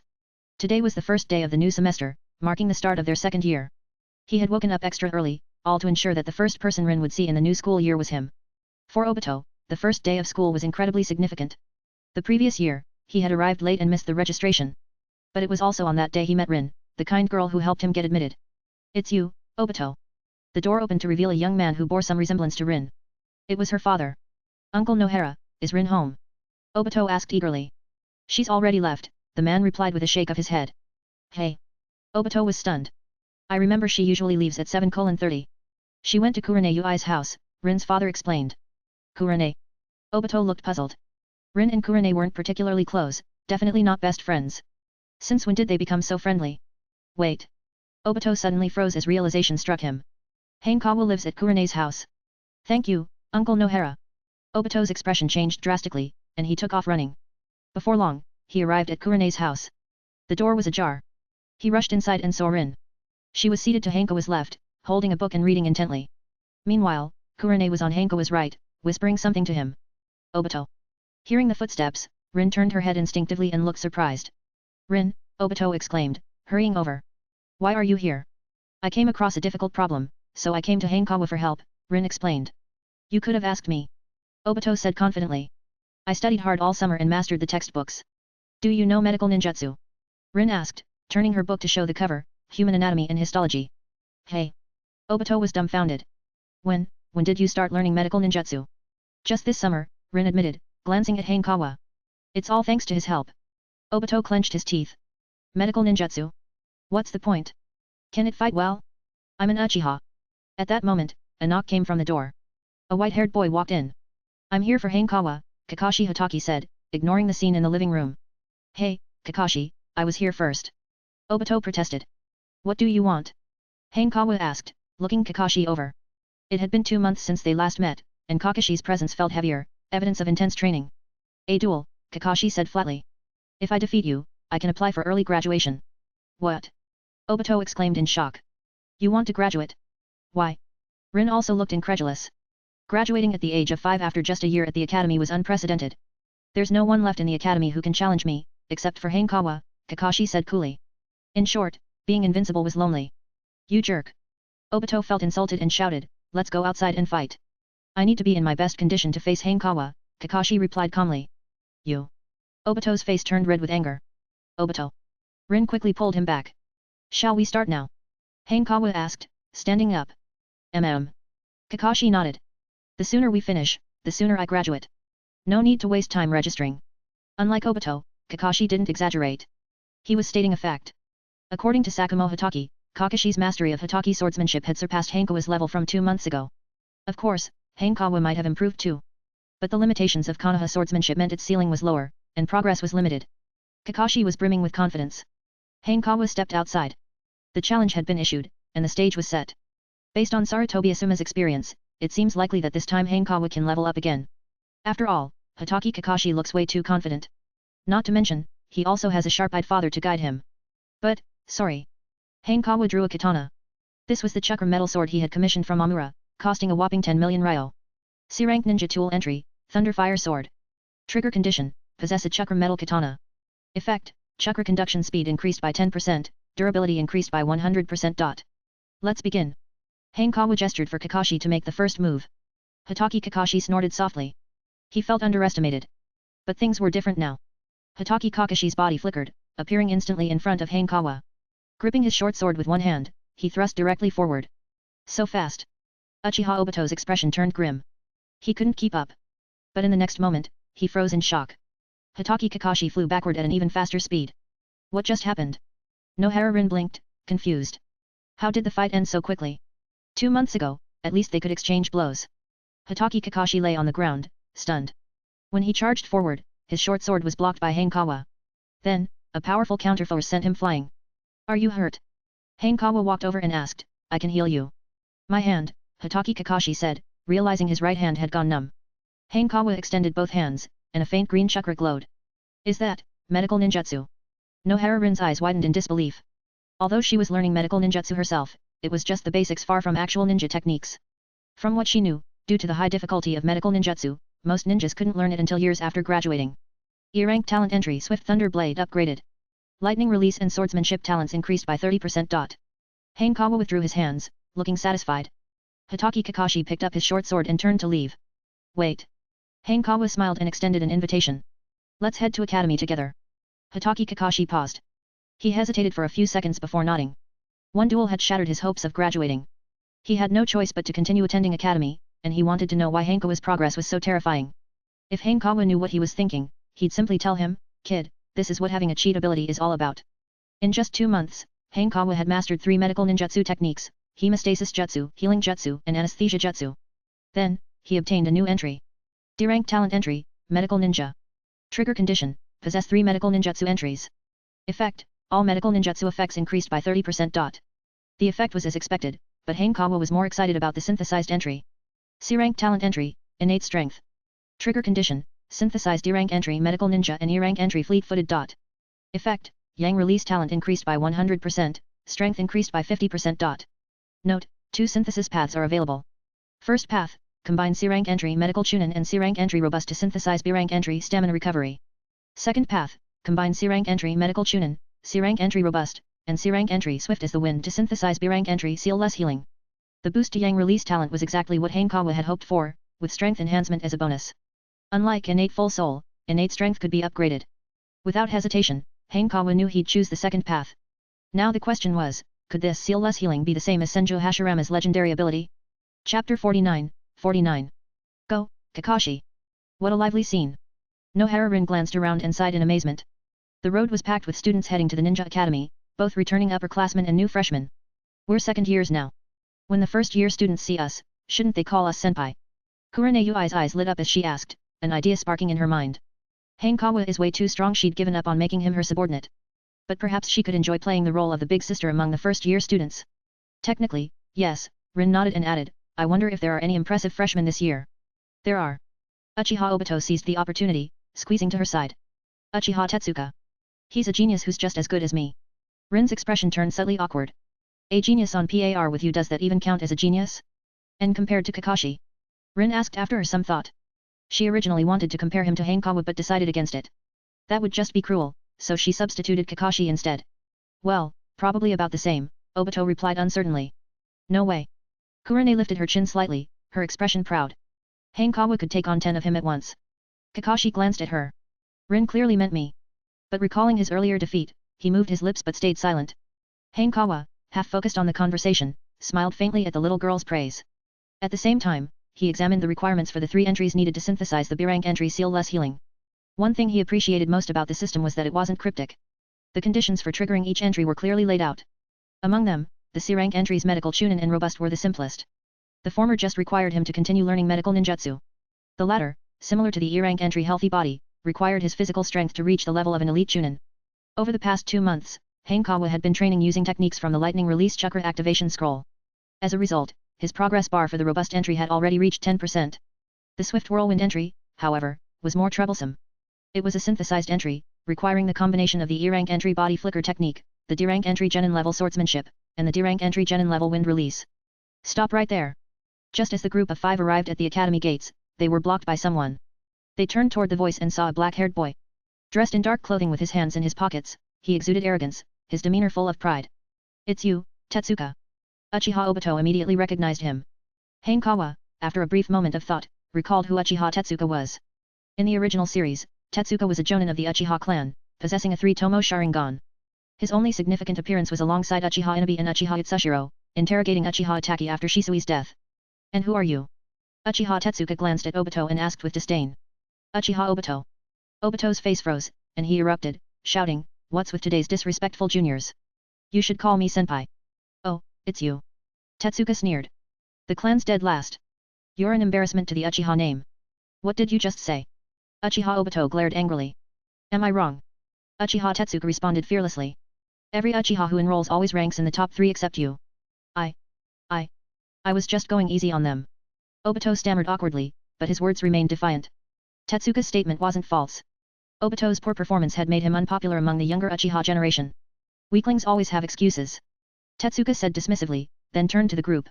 "Which one of you is Hanekawa? What do you want with him?" Obito glanced at Nohara-rin and patted his chest. "If there's a problem, I'll handle it." "You can't." Tetsuka shook his head bluntly. "I want to challenge him and reclaim the Uchiha's rightful number 1 spot." "Unbelievable." Obito trembled with anger. "So being number 1 makes you so great? Why does everyone go looking for Hanekawa?" "Go on, Kakashi," Hanekawa said after a pause. "Let's not waste too much time." Hitaki Kakashi's young face was filled with confusion. "Am I some kind of summoned beast? Don't tell me you can't beat him." Hanekawa raised an eyebrow. "It's a piece of cake," Kakashi replied in a calm but firm tone. "Arrogant." Tetsuka snapped back, finally reacting with anger. "You are too noisy." Kakashi unsheathed his short sword, and in an instant, his body vanished. Before Tetsuka could move, he felt a chilling sensation on his neck. Instinctively lowering his head, he saw the blade pressed against his skin, the faintest sting emanating from it. Kakashi had used a basic attack with astonishing results. How is this possible? Cold sweat dripped from Tetsuka's forehead. "You're not much better than Obito," Kakashi remarked coldly. "Kakashi." Obito's eyes turned red as he growled, "What do you mean by that?" "Nothing." Kakashi replied calmly, withdrawing his sword. "Just wait until I awaken my Sharingan. You'll all lose to me." Obito gritted his teeth. "Me too." Tetsuka, as if reminded of something, regained his confidence. "Let's go," Hanekawa said, walking past them and into the academy. "Are all Uchiha this eager to fight?" Kurane whispered as she followed him. "Just don't play with them," Hanekawa replied casually. "The Uchiha are all trouble and befriending them might even get you used as fodder for awakening their Sharingan." "Got it." Kurane nodded, glancing at him. Her cheeks turned slightly red as she said softly, "I'll stick with you." Hanekawa paused briefly. Kids in the ninja world really are precocious. But Kurane wasn't the only one with intentions toward him. "Hanekawa-kun. You've gotten even more handsome after 2 months." Hanekawa-kun looked at me. "Ah." As soon as Hanekawa entered the classroom, he was greeted with enthusiastic cheers. The girls, in particular, waved at him excitedly, their joy palpable. Kurane snorted softly and stepped in front of Hanekawa, as if to shield him. Nohara-rin glanced over instinctively, feeling a twinge of envy for reasons she couldn't quite understand. That annoying little Hanekawa. Sarutobi Asuma clenched his jaw and glared at him. Noticing the look, Hanekawa wondered if Asuma's strength had reached Chunin level. Based on his analysis, his wind release talent wouldn't improve further unless Asuma achieved that rank. Quite troublesome. Hanekawa's thoughts shifted to his D-rank entry, Genin level wind release, which required him to learn 3 wind release jutsu to trigger it. But Tsunade wasn't a wind release user. Maybe I can get Asuma to teach me. As Hanekawa returned to his seat, he mulled over how best to utilize this potential tool. Chapter 50, 50. The strongest Genjutsu, Koda Amatsu Kami? Today was the registration day, no classes, just an opening ceremony. Once again, Hanekawa saw the third Hokage, Hiruzen Sarutobi. Compared to the graduation ceremony, Hiruzen was even more long-winded this time, talking for 3 whole hours. At first, because of the third Hokage's immense reputation, the group of young students listened attentively. But as time dragged on, their eyes became glazed, lost in the void, completely unaware of their surroundings. Hanekawa was now filled with regret. If I'd brought Tsunade along, I could have sneaked out halfway. When the ceremony finally ended, it was time to pay tuition fees and collect textbooks. Want to grab lunch together? Nohara-rin took the initiative to ask. Of course. Uchiha Obito responded excitedly. He didn't forget to shoot Kakashi a look, silently warning him not to be a third wheel. I'm going to train. Kakashi replied, his voice calm but resolute. Despite his recent defeat, he hadn't given up on surpassing Hanekawa. Hanekawa's going to. Rin added. Kakashi froze. Why invite them? Obito asked in dissatisfaction. Obito, we're all friends, Rin explained. Besides, Hanekawa has helped me a lot. Rin. Kurenei waved at her, bouncing over while holding Hanekawa's hand. Obito instinctively glanced over, then back at Rin. If I could hold Rin's hand, I'd be willing to die for it. What do you guys want to eat? Rin asked gently. What do you want to eat? Kurenei turned to Hanekawa with a sweet smile. Which ramen shop is the most famous in the village? Hanekawa asked after a moment of thought. He had been thinking about Ichiraku ramen but wasn't sure if it was open yet. It's the one at the village entrance, called Akiran ramen, Rin answered. Looks like it hasn't opened yet, Hanekawa thought, nodding. Let's go there, then. Wait. Sarutobi Asuma ran up to them, blocking their path. Hanekawa, fight me. Let's eat first, Hanekawa replied with a smile. You can come with us. Asuma stammered for a moment but quickly reconsidered. This could be an opportunity, no way, they have more money than me. I don't like owing people favors, Asuma said, glancing at Kurenei. Then, with a bold gesture, he added, I'll treat everyone. All right. Hanekawa agreed without hesitation. Kurenei frowned, clearly unimpressed. She didn't like Asuma much, always challenging Hanekawa and interrupting their time together. He was simply too rude. Soon, the group arrived at Akiran Ramen, the village's most famous ramen shop. Pork bone ramen. Hanekawa said, glancing at the menu. Same for me. Kurenei said cheerfully. Same here. Asuma echoed. Kurenei's cheerful expression immediately vanished. So annoying. Hanekawa. Kakashi hesitated before asking, why is your strength so much greater now? He had spent the entire morning analyzing his defeat, and the key seemed to be Hanekawa's inhuman strength. Don't you know who my teacher is? Hanekawa replied, turning the question around. Of course, he couldn't say it was because of his cheat system, so he used Tsunade as a cover. Kakashi paused, finally putting the pieces together. Tsunade wasn't just a medical ninja, she was also a taijutsu expert, particularly famous for her monstrous strength. What strength are you talking about? Asuma, who was completely lost, chimed in. Hanekawa defeated Kakashi with a single move this morning. Kurenei said proudly, as if it were her own accomplishment. Sarutobi Asuma instinctively glanced at Hatake Kakashi. Kakashi silently nodded. For a brief moment, Asuma felt the urge to retreat with his metaphorical bucket in hand. Though he had learned 2 additional wind release jutsu, it was clear Hanekawa's progress had far exceeded his expectations. Still, giving up so easily left a bitter taste in his mouth. After lunch, Hanekawa said his goodbyes to the group and started heading toward Tsunade's house. It wasn't long before he noticed Sarutobi Asuma sneakily following him. Come out, Hanekawa called without turning around. How did you notice me? Asuma asked, stepping forward. With my eyes, Hanekawa replied casually. Humph, do you have eyes on the back of your head? Asuma scoffed in disbelief. Here to spar. Hanekawa changed the subject. Yes. Asuma responded, masking his true intentions. Originally, he had planned to defeat Hanekawa in front of Kurenei, but Kakashi's humiliating defeat made him reconsider. He wanted to play it safe. And why should I spar with you? Hanekawa countered. Asuma froze for a moment before exclaiming, I'm challenging you. Of course, you have to accept. Says who? Hanekawa shook his head. This isn't a combat training class. No, wait, you, Asuma stammered before blurting out, you have to spar with me. How about this? Hanekawa smirked, seeing that the moment was right. If you lose, you let me see the scrolls of your wind release jutsu. You want to learn wind release? Asuma's eyes widened in shock. You've already learned Genjutsu, Kenjutsu, and medical ninjutsu, and now you want wind release too? What are you, a perfectionist? No, just to save time, Hanekawa replied with a lie. If I see them, I can beat you faster. You arrogant brat. Asuma, his blood boiling, formed hand seals and launched his attack. Leaning slightly backward, he expelled a gust of chakra with force. Wind release, great breakthrough. The chakra swelled into a small whirlwind in front of him, rapidly expanding. Hanekawa calmly raised his hand and hurled a kunao into the gale. With immense power, the kunao cut through the windstorm like a bullet, narrowly grazing Asuma before embedding itself into a tree trunk behind him. Boom. Asuma turned his head instinctively, only to see the kunao lodged deep into the tree, leaving a gaping dent. His throat went dry. If that had hit me, my head would have been blown apart like a watermelon. Still want to fight?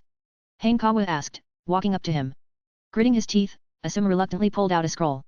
It contained 3 wind release techniques, Great Breakthrough, Gale Palm, and Air Current Chaos. Hanekawa skimmed through it briefly before returning it. Thanks to his E-rank talent, Hero, which provided a 10% boost to memory, along with his sharp recall from his 2 lives, he memorized it all in one go. Thanks, Hanekawa said with a smile. Want to train together? Hey. Asuma stared at him, bewildered. Helping each other is the fastest way to improve, isn't it? Hanekawa said nonchalantly. This way, he could grind his skill entries while also impressing Hiruzen Sarutobi with his will of fire. It was a win-win strategy. This is how you survive in Konoha. Asuma froze, stunned by the suggestion. For the first time, he felt a pang of guilt.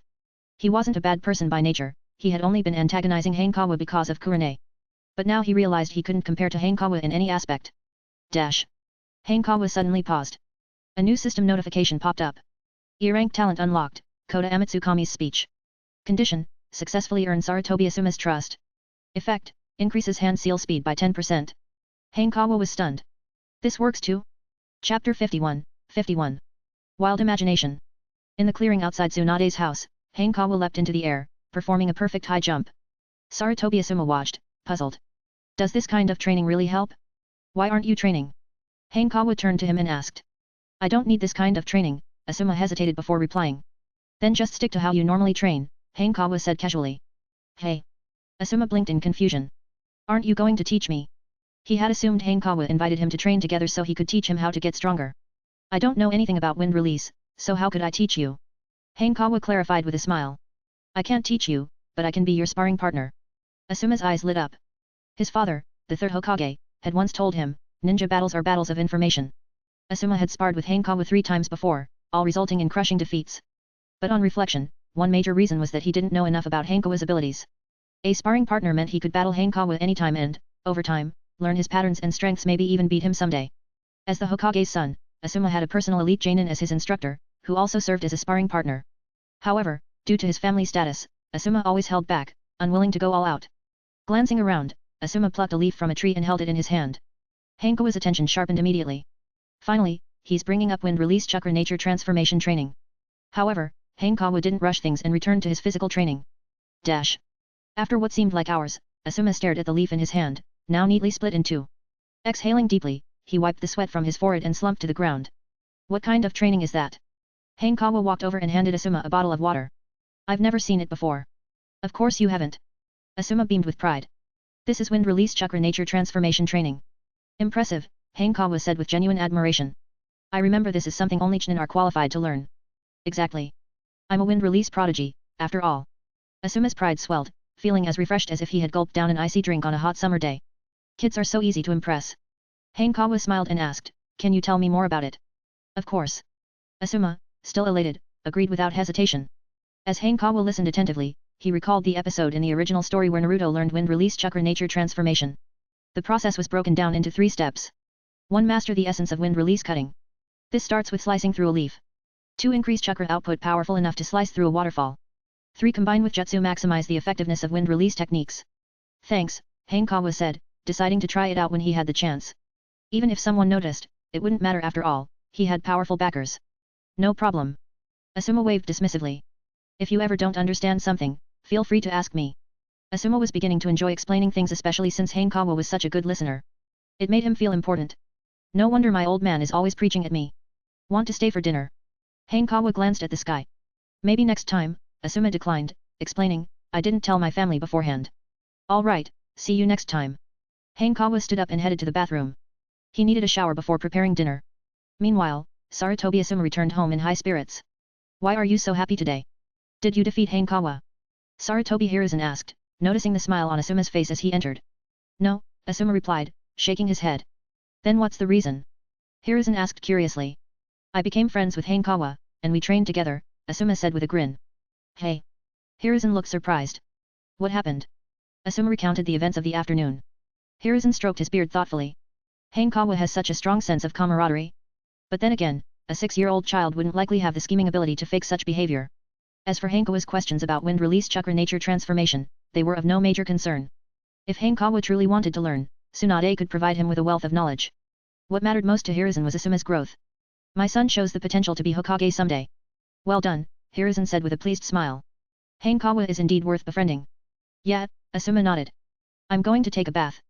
Dash. Not long after, the sound of the door opening echoed again. Jiraiya.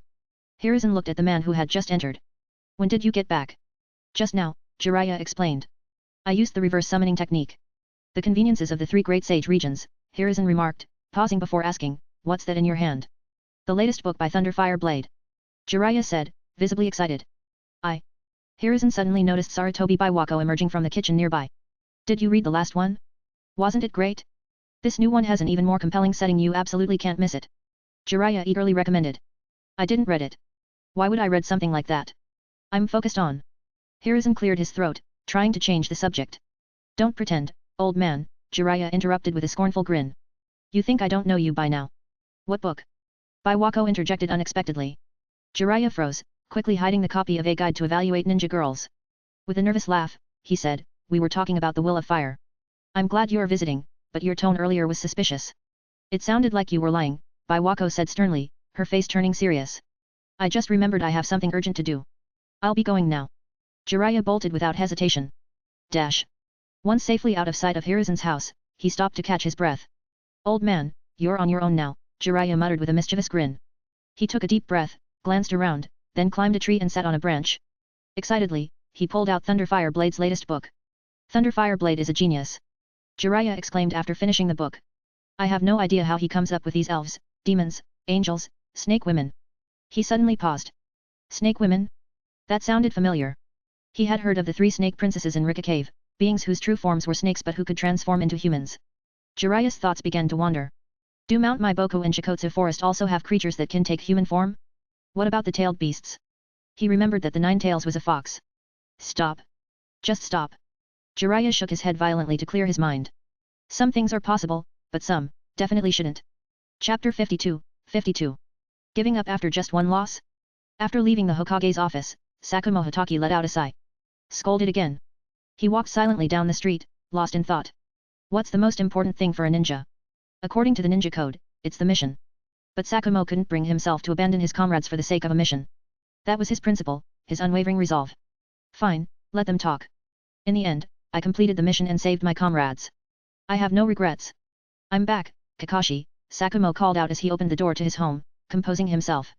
But there was no reply from Kakashi. Sakumo paused, slightly puzzled. What's going on? He walked into the living room and saw Kakashi sitting on the couch, looking downcast. Did he lose to Hanekawa again? How peculiar. In Sakumo's eyes, Kakashi's abilities had already surpassed that of an average genin. A bit more experience, and he could easily become a chunin. And the rigorous training plan Sakumo had tailored for him over the past 2 months was intense to the extreme. Kakashi, what's wrong? Sakumo asked, taking a seat across from him. Kakashi hesitated before recounting what had happened. Super strength. Sakumo was surprised. Mastering super strength was no ordinary feat, it was a high-level technique. For Hanekawa to possess such an ability was truly beyond his expectations.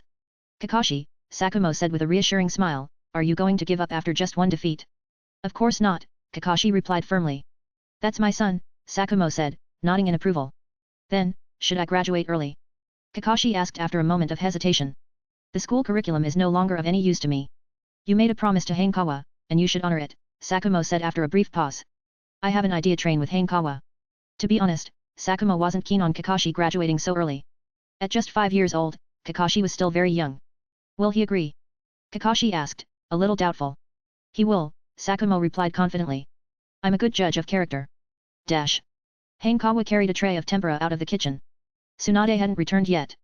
As he worried about the food getting cold, the sound of the door opening caught his attention. Hanekawa walked to the entrance and saw Tsunade changing her shoes. She bent slightly, the weight of her burdens causing her clothing to shift precariously. Hanekawa swallowed hard. This woman's entire body is a walking art. Sensei, Hanekawa said, stepping forward to take her tea green jacket. How's school going? Tsunade asked, patting his head before heading to the dining table, where the aroma of food greeted her. Same as usual, Hanekawa sighed. What's wrong? Tsunade asked, picking up her chopsticks. Something bothering you?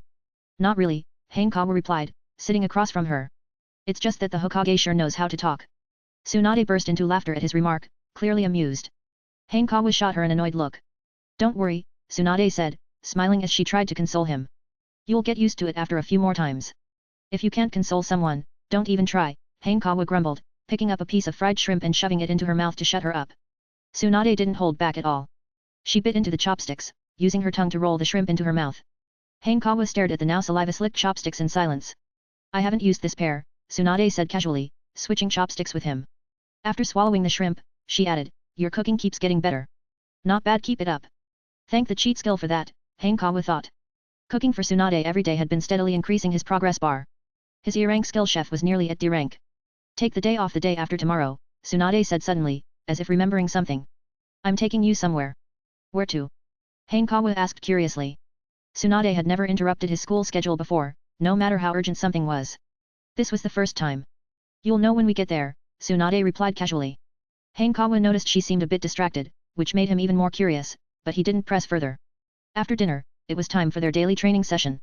Sensei, when can I learn super strength? Hanekawa asked, recalling the lie he had told Kakashi earlier that day. Super strength requires a high level of physical conditioning, Tsunade said, walking up to him. Stand still. Let me check your development. What kind of statement is that? Hanekawa thought, but he stood obediently nonetheless. Tsunade reached out, pinching and prodding his shoulders, arms, and thighs as if assessing his physique. After finishing, she paused for a moment in thought. You're still a bit lacking. So I can't learn it yet. Hanekawa felt a pang of disappointment. The destructive power of super strength was immense. In the original series, its performance was on par with, if not stronger than, a standard raise Nan. Aside from physical strength, super strength also requires exceptional chakra control, Tsunade explained. Let's focus on improving your chakra control first. Hanekawa froze for a moment. Thanks to his training in medical ninjutsu, his chakra control was already far superior to others his age. Classic exercises like tree climbing and water walking were a breeze for him.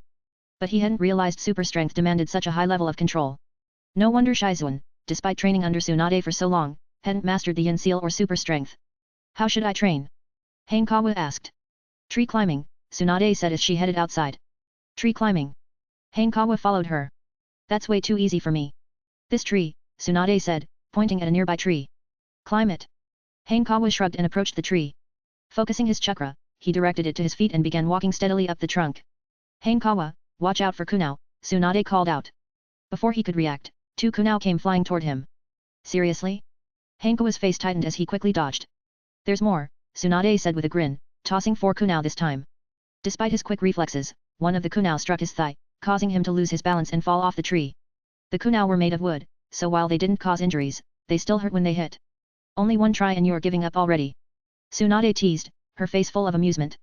Again. Hanekawa stood up, brushing himself off. At least let me manage 7 attempts. By the end of the night, Hanekawa was battered and bruised, but thanks to their medical ninjutsu skills, he was back to normal in no time. Dash. The new day began with the first lesson of the 2nd grade, the substitution jutsu, one of the 3 basic jutsu. The substitution jutsu is essentially an illusion technique, explained Ichiro-sensei from the front of the classroom. You prepare a replacement in advance, such as a log or wooden plank, and use it to evade an attack as quickly as possible, shrouded in mist. Hanekawa, despite never having practiced the 3 basic jutsu, mastered it almost instantly thanks to his excellent chakra control. The same couldn't be said for most of his classmates, who struggled to keep up. For many genin, the 3 basic jutsu transformation, clone, and substitution might be the only techniques they ever master, often taking them the entire 6 years of their academy training. But such genin rarely survived long. Most ended up as expendable cannon fodder. The harsh reality of the ninja world was truly unforgiving. Chapter 53, 53. You stink. Today's class ends here. Don't forget to do your homework after you get home. Ikiro picked up his textbook and turned to leave. Ah. School's over.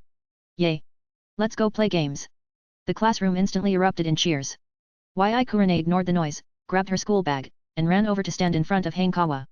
But as soon as she turned around, she saw Sarutobi Asuma. What do you want? Kurane huffed and said coldly, stop following me. You've got it wrong. I'm looking for Hanekawa, Sarutobi Asuma said seriously. You want to fight him again? Kurane frowned, clearly displeased. No. Sarutobi Asuma shook his head and explained, I'm here to train with him. Hey. Kurane blinked, startled. She instinctively let out a sound of surprise. She clearly couldn't comprehend Sarutobi Asuma's sudden change, as if he had become a different person. He really is looking for me, Hanekawa said, patting Kurene's head. Let's go train. All right, Kurene replied. Although she didn't understand what was happening, she trusted that Hanekawa had his reasons. Sarutobi Asuma watched the two interact so intimately, and he couldn't help but sigh inwardly. He couldn't compete with Hanekawa, so he had no choice but to give up on Kurene. Perhaps this was part of growing up. At 6 years old, Sarutobi Asuma felt as though he had aged considerably. Kakashi, Nohara-rin asked as she packed up her desk, what are you planning to do after class? Training, of course, Uchiha Obito interjected before Kakashi could answer. Rin, let's go play and leave him alone. You guys go ahead, Kakashi said as he stood and walked toward Hanekawa. Nohara-rin noticed something different about him and instinctively looked up. Is he going to spar with Hanekawa again? Uchiha Obito muttered, recalling the last time. He got beaten so badly. He trailed off, realizing he wasn't any better than Kakashi in this regard.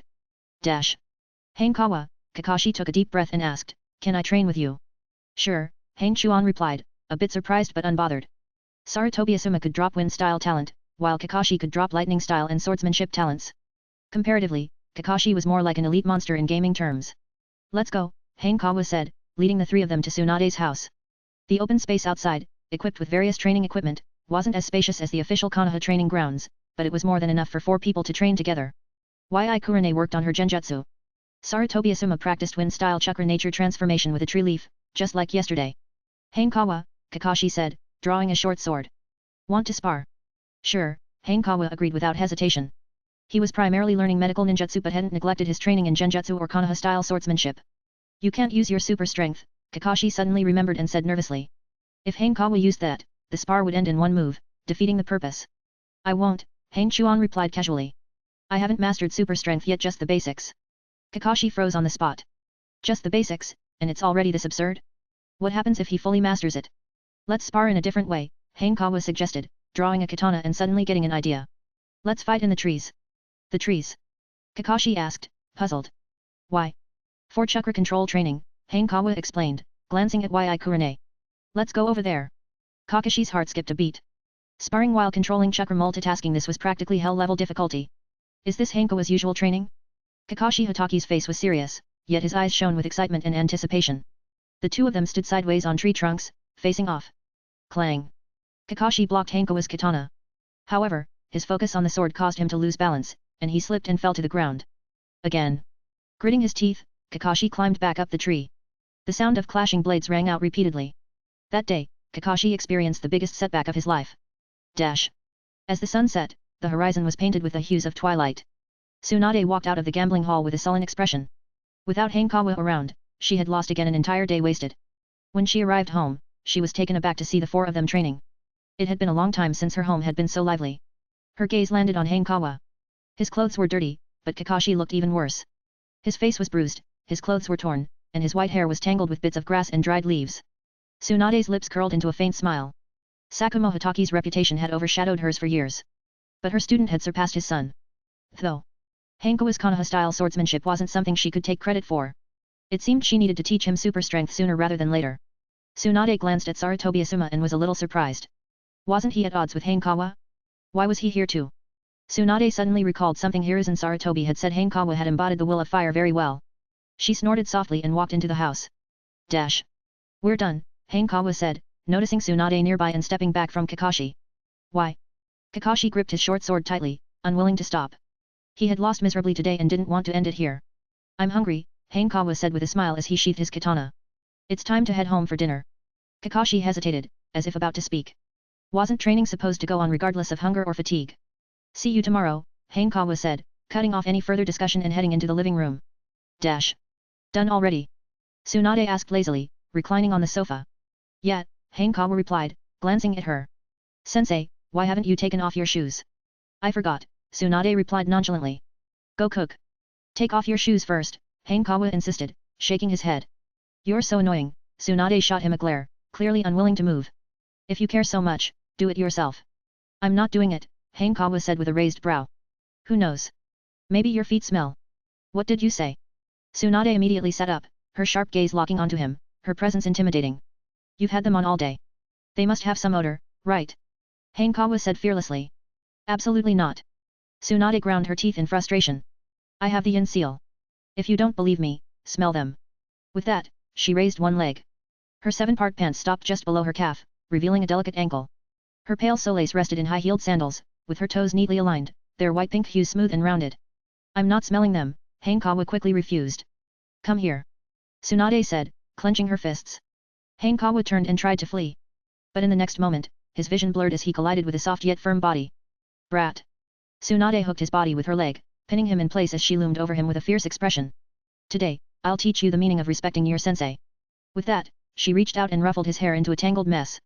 Chapter 54, 54. The three legendary Sannin of Konoha reunite. So childish. Hanekawa sighed helplessly. But as he subconsciously looked up, he found that he couldn't see Tsunade's face. The swaying shadow of her figure loomed over him. Got it now. Tsunade stopped her teasing and looked at him. Got it, Hanekawa replied obediently. Sensei, I'll help you take off your shoes. That's more like it, Tsunade said, finally letting him go. Hanekawa managed to escape from the clutches of her strong thighs, but before he could catch his breath, Tsunade lifted her foot, presenting it right in front of him. Reaching out, Hanekawa touched the top of her foot and her ankle smooth and delicate to the touch. He undid the strap of her high-heeled sandal, removing it and exposing her pale, flawless foot to the air. Perhaps unaccustomed to the sensation, her 5 toes curled slightly. Switching to her right foot, Hanekawa repeated the process. When he was done, he mischievously scratched the bottom of her foot twice. You little brat. Tsunade shuddered and, with a displeased expression, stomped lightly on him. Hanekawa instinctively raised his hands to block and stumbled back a couple of steps. I'll go cook, he shouted, quickly turning and dashing away. Tsunade clenched her fists but ultimately didn't bother chasing him. Leaning back onto the sofa, she crossed her legs and rested them on the coffee table. I'll deal with you later. Dash. After dinner, Hanekawa resumed his tree-climbing training. That's when he realized just how terrifying a vengeful woman could be. Normally, Tsunade would throw 2 or 4 kunao during his training. Today, she tossed them in handfuls without restraint. Hanekawa dared not complain. Come here. Tsunade glanced at the darkening sky and finally called a halt. Hanekawa limped over to her. Will you dare again next time? Tsunade extended her hand, a soft green chakra glowing as she began to heal his injuries. Next time for what? Hanekawa blinked, feigning innocence. What do you think? After finishing the healing, Tsunade pinched his cheek and said, remember to come earlier tomorrow. Got it, Hanekawa nodded.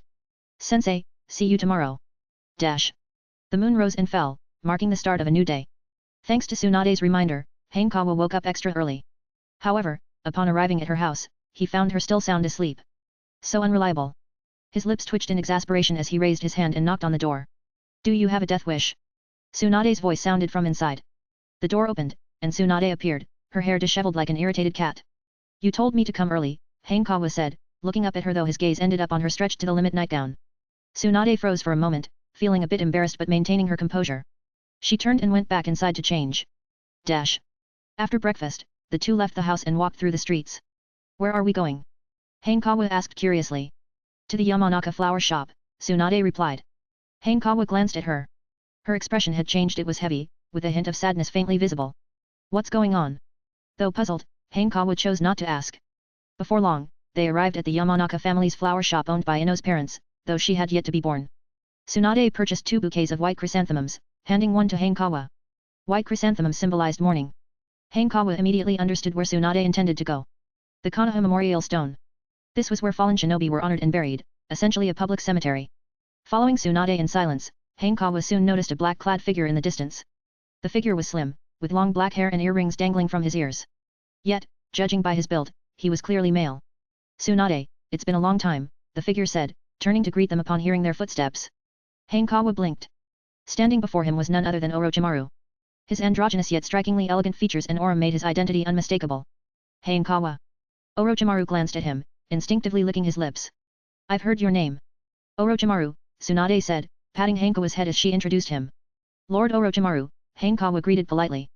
The way Orochimaru looked at him was unsettling, but Hanekawa reminded himself that, at this point in time, Orochimaru hadn't defected from the village. With Tsunade's protection, there wasn't much to worry about. It seems you care for him greatly, Orochimaru remarked, his eyes narrowing slightly. This is the first time I've seen you bring an outsider to a memorial.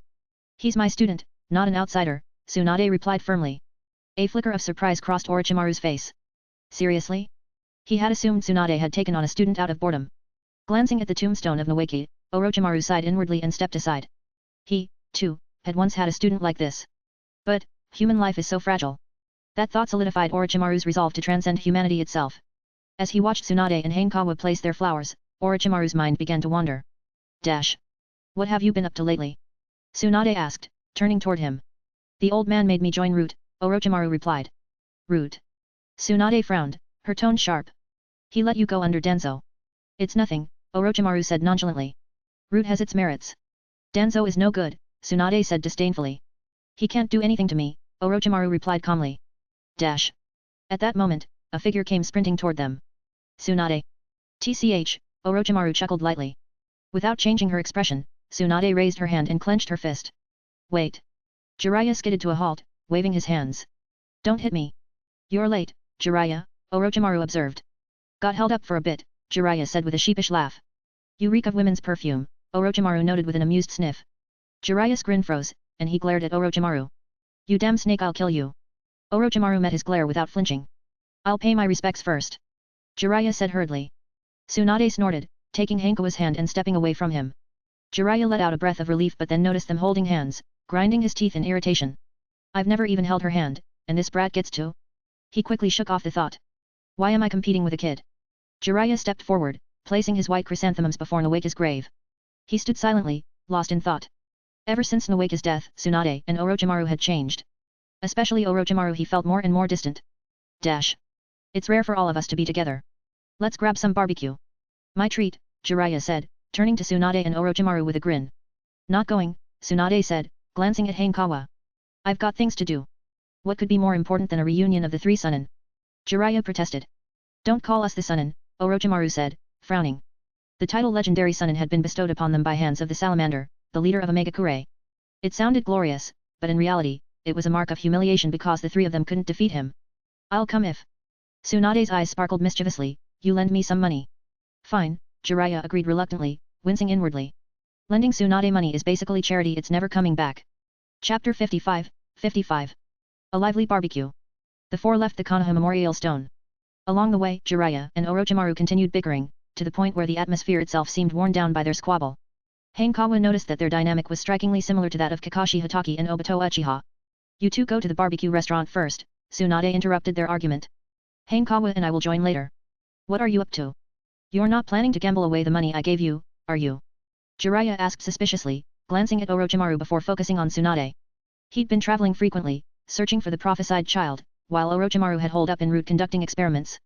It had been over a year since they last met, and their bickering was something Jiraiya oddly missed. Do I look like that kind of person? Tsunade retorted irritably. Jiraiya hesitated but said nothing. It won't take long, Tsunade said, turning away. 10 minutes. So, not gambling. Jiraiya rubbed his chin, perplexed. Has Tsunade really given up gambling? It's for Hanekawa, Orochimaru observed, watching them walk away.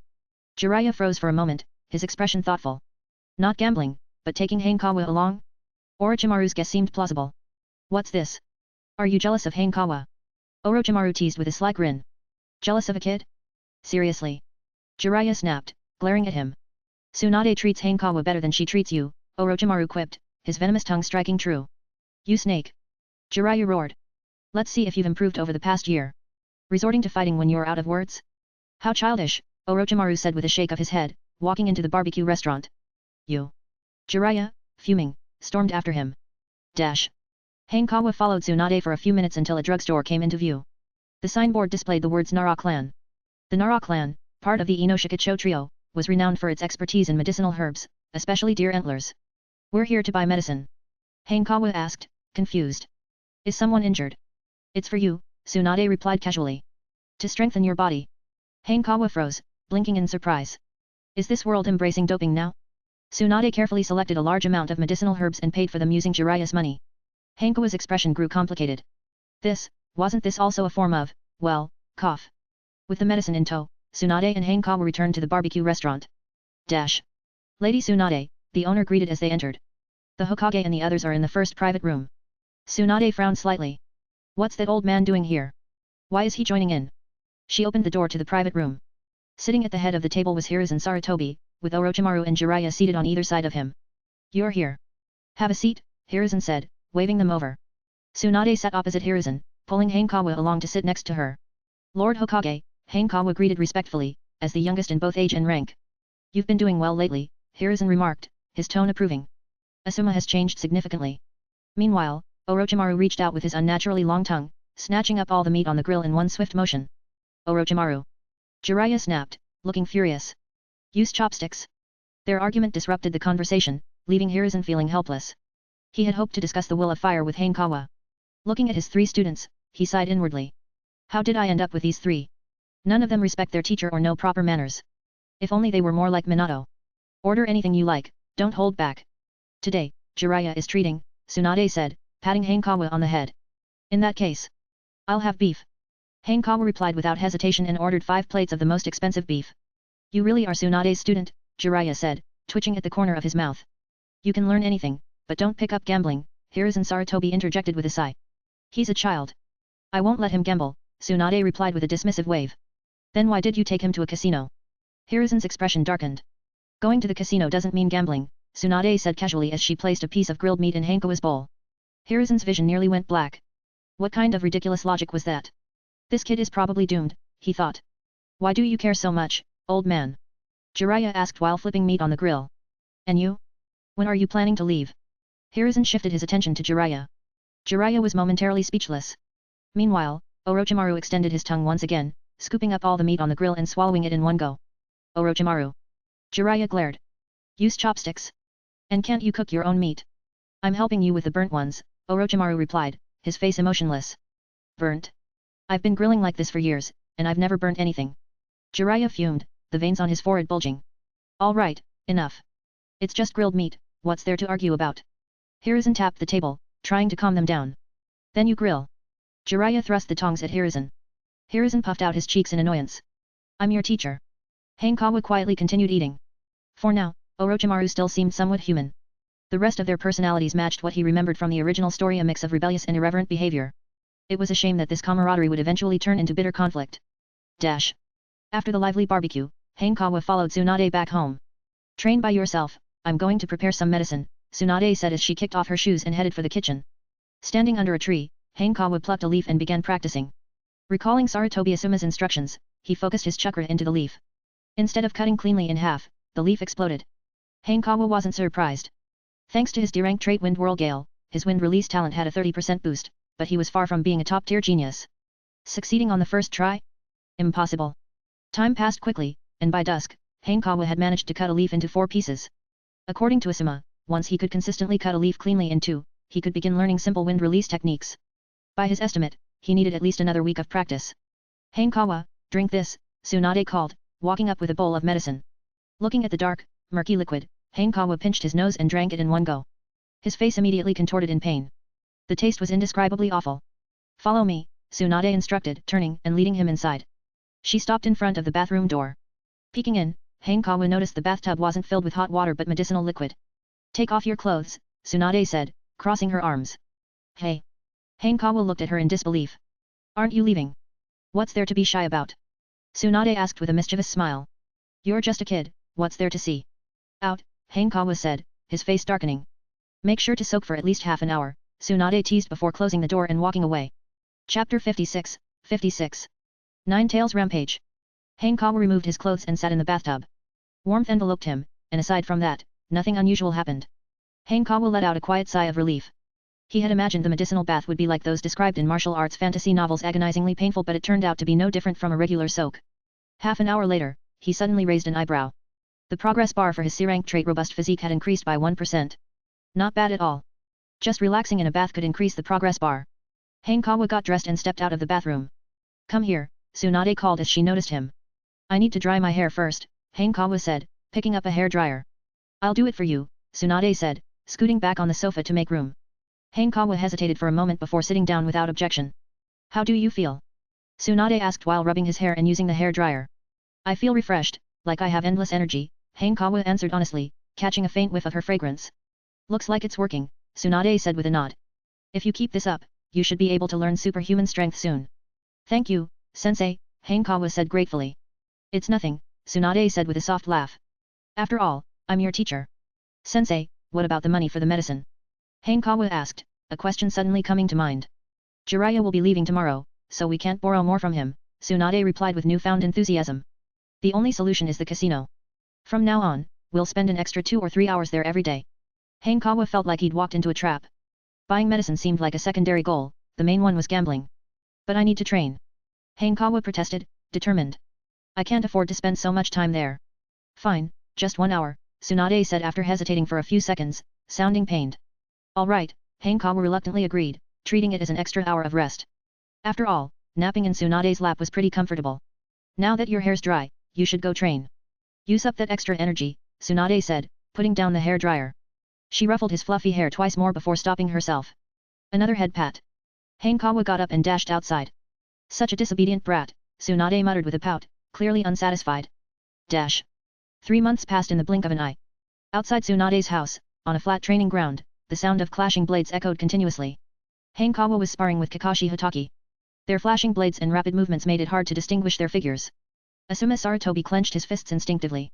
Despite having learned a new wind release jutsu in the past 3 months, his progress felt far too slow compared to theirs. Meanwhile, Kurenei watched Hanekawa with nervous eyes, worried he might get hurt. In the next moment, Kakashi's short blade gleamed as his body flickered, appearing right in front of Hanekawa in an instant. The short blade stabbed straight toward Hanekawa's heart. Hanekawa remained motionless, but with a flick of his wrist, his katana swung upward, intercepting first. Kakashi twisted his body to the left, dodging the katana while redirecting his short blade toward Hanekawa's neck. Having sparred with Hanekawa many times, Kakashi was familiar with his Konoha-style swordsmanship. Just as the short blade was about to strike, Hanekawa's katana vibrated slightly, pulling back before striking Kakashi with the hilt. Kakashi felt a sharp pain in his back, causing him to stumble forward. Gritting his teeth, Kakashi thrust his short blade forward with more force. Clang! The short blade was stopped by Hanekawa's katana. How is this so fast? Kakashi Hotake stared in shock. Was this still the Konoha-style swordsmanship? It was even faster than his Hotake swordsmanship. The sound of cutting wind echoed as Hanekawa withdrew his sword, then struck again. Kakashi instinctively raised his short blade but failed to block in time. The cold edge of the blade was already pressed against his neck. I lost again, Kakashi said with a hint of frustration as he sheathed his blade. You've improved a lot, just not as much as I have, Hanekawa said with a smile. What he didn't say was that he had a cheat. The reason he had sparred with Kakashi today was because he had obtained a new ability. D-rank ninjutsu trait, Swordsmanship Novice. Trigger condition, achieve proficiency in Konoha-style swordsmanship. Effect, Konoha-style swordsmanship power increases by 30%. Note, further proficiency can evolve this into a C-rank trait, Swordsmanship Adept. With a 30% boost to his swordsmanship, defeating a young Kakashi Hotake was a breeze. And what Hanekawa said was true. If the difficulty of mastering Konoha-style swordsmanship was a B-rank challenge, then the difficulty of mastering Hotake swordsmanship was S-rank. Kakashi's progress would naturally be slower than Hanekawa's, though his potential was much greater. Of course, that's assuming he didn't install the Sharingan that would drain his stamina. Kakashi twitched at the corner of his mouth. Stop trying to console me. Though he had grown used to losing to Hanekawa, being comforted like this left him feeling even more frustrated. Still, these past 3 months had brought significant progress for Kakashi. At this rate, he felt he could pass the Chunin exams next year if he were allowed to participate. Since he hadn't graduated from the academy, he couldn't. His current goal had shifted from defeating Hanekawa before graduation to graduating whenever Hanekawa did. See you next time. After sending Kakashi and the others off, Hanekawa turned and went back into the house. It's time to drink your medicine, Hanekawa, Tsunade called from the sofa as she watched TV, a steaming bowl of medicine on the table in front of her. Hanekawa walked over and downed it in one go. Come with me to Kushina's house tomorrow, Tsunade suddenly said, as if remembering something. She's hosting. All right, Hanekawa replied, then headed to the bathroom. The bathtub was already filled with medicated water, prepared in advance by Tsunade. Hanekawa sighed in comfort as he sank into the tub. Though drinking the medicine had been grueling over the past 3 months, the results were worth it. Dash. C-rank trait, robust physique. Trigger condition, achieve a physical condition equivalent to an excellent Chunin. Effect, physical stamina recovery increases by 100%. For a ninja, stamina recovery essentially equated to chakra recovery, a very useful skill for sustaining combat. In addition to the D-rank traits swordsmanship novice and robust physique, Hanekawa had acquired another D-rank trait. Dash. D-rank trait, wind release novice. Trigger condition, learn 3 wind release ninjutsu techniques. Effect, all wind release jutsu power increases by 30%. Note, learning more wind release jutsu can evolve this into a C-rank trait, wind release adept. Dash. The 3 wind release techniques he learned, Great Breakthrough, Gale Palm and Air Current Chaos, were all taught by Asuma Sarutobi. After finishing his bath, eating dinner and resting for a bit, Hanekawa went back to training. The night passed peacefully. Dash. The next day, Hanekawa and Tsunade set off for Kushina Uzumaki's house. Wait. Tsunade suddenly stopped, her expression shifting. That's Nine Tails Chakra. So much malice. Hanekawa instinctively looked up and blurted out. Blood-red chakra cloaked Kushina Uzumaki, with massive tails flailing in the air, exuding a terrifyingly oppressive aura. I'll go help. With a leap, Tsunade said, stay here and don't wander off. Chapter 57, 57. He's lonely. Hanekawa naturally wouldn't rush forward to court death. With his small frame, he wasn't even enough to fill the Nine Tails' teeth gap. However, judging from Uzumaki Kushina's situation, she hadn't fully transformed into the tailed beast state but only entered a partial transformation, and with just 5 tails. With Tsunade and Minato Namikaze around, there shouldn't be much of a problem. Hanekawa let out a sigh of relief but couldn't help feeling a bit envious. That chakra capacity was practically endless, countless times more than his. Even though he had his cheats, his chakra level was only slightly above average, nothing exceptional. He couldn't help wondering when he'd get a cheat that boosted chakra capacity. Hanekawa didn't have to wait long before Uzumaki Kushina returned to normal. He quickly stepped forward and scanned the 3 of them. None of them were injured. Hanekawa. Uzumaki Kushina looked a bit embarrassed and said, I must have scared you, right? Sorry. Not at all, Hanekawa shook his head and replied. I've always said, this brat has nerves of steel, Tsunade chuckled lightly. As her student, Hanekawa was qualified to know about the 9 tails, so they hadn't hidden anything from his. Besides, Hanekawa had already seen Kushina's partial transformation, so there was no point in further concealing it. Not bad for Lady Tsunade's student, Minato Namikaze said with a warm smile. Hanekawa felt a sense of warmth. No wonder he was called the Little Sunday. But, he quickly remembered another of Minato's nicknames, Blue Water. Ah, the things us Naruto fans come up with. You've already gained control over the 9 tails, haven't you? Why did it go berserk again today? Tsunade asked Kushina. I was trying to borrow its power, Kushina explained. Borrow? Hanekawa secretly thought to himself. That's more like taking by force. In the original series, Uzumaki Kushina's relationship with the 9 tails was terrible, constant chains and restraints. Just be careful, Tsunade sighed. She wanted to advise against it, but as a Jinchuriki, mastering the 9 tails' power was essential. It wasn't just for Kushina's sake, it was also for Konoha's benefit. I understand, Kushina said, nudging Minato with her elbow and smiling. With the Flying Thunder God technique, nothing will go wrong. Minato nodded. In the original series, the Flying Thunder God technique could even teleport away a tailed beast bomb. What's the 9 tails? Hanekawa pretended to ask innocently, as if hearing about it for the first time.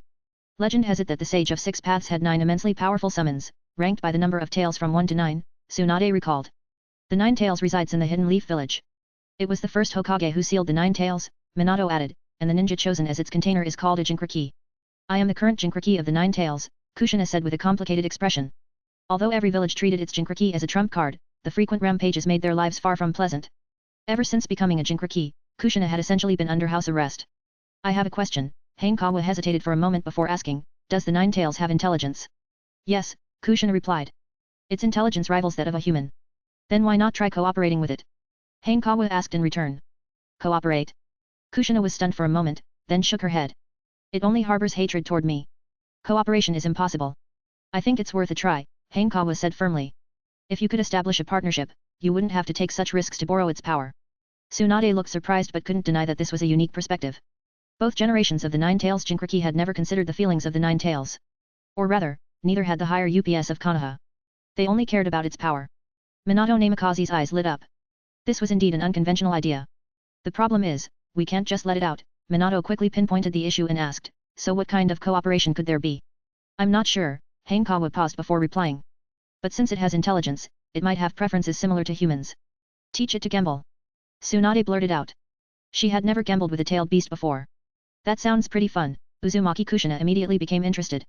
The 9 tails was very lonely, and so was she. Confined to the barrier all day, there were fewer than 10 people qualified to talk to her. Now, with the addition of the 9 tails, it felt like she had gained a new toy. But the ceiling space doesn't allow physical items to be sent in, Minato said, frowning slightly. Hey? Kushina asked, disappointed. Then what should we do? Chakra is universal, Hanekawa suggested after a brief thought. You could use chakra to simulate things. Great idea. Kushina's eyes lit up. She asked eagerly, what should I simulate? What do you do when you're bored? Hanekawa asked back. Read books or play games, Kushina said, though she looked doubtful. Would a tailed beast like those? Who knows, Hanekawa replied with a smile. Just give it a try. Then let's start with books. Kushina paced back and forth, then said, but we shouldn't let it read everything at once. We should keep it curious. Good idea, Hanekawa suggested. Make it want more. What kind of book should we give it? Kushina suddenly remembered something and pulled out a book. How about this one? Minato glanced at the book and smiled warmly, like the sun. It was none other than the Tales of the Utterly Gutsy Ninja, written by Jiraiya, a book he personally loved. I think that'll work, Hanekawa said, recalling his past life. When he first got into online novels, every book seemed great. Only after reading for a while did his standards rise. The 9 Tails, having never read anything, wouldn't be picky either. Most importantly, it was too lonely. After being confined for so long, anyone would feel isolated. Just having something to read would already be a treat. Of course, Hanekawa wasn't sure if this would succeed. If it didn't, it wouldn't matter much, nothing would be lost. But if it worked, Hanekawa could gain favor with both Kushina and Minato, giving her more security in Konoha. I'll go see it now, Kushina said, closing her eyes. Her consciousness sank into the dim sealed space.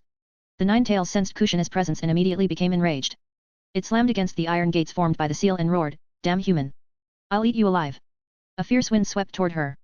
Kushina stepped back until she was as far away as possible, then began condensing chakra into words.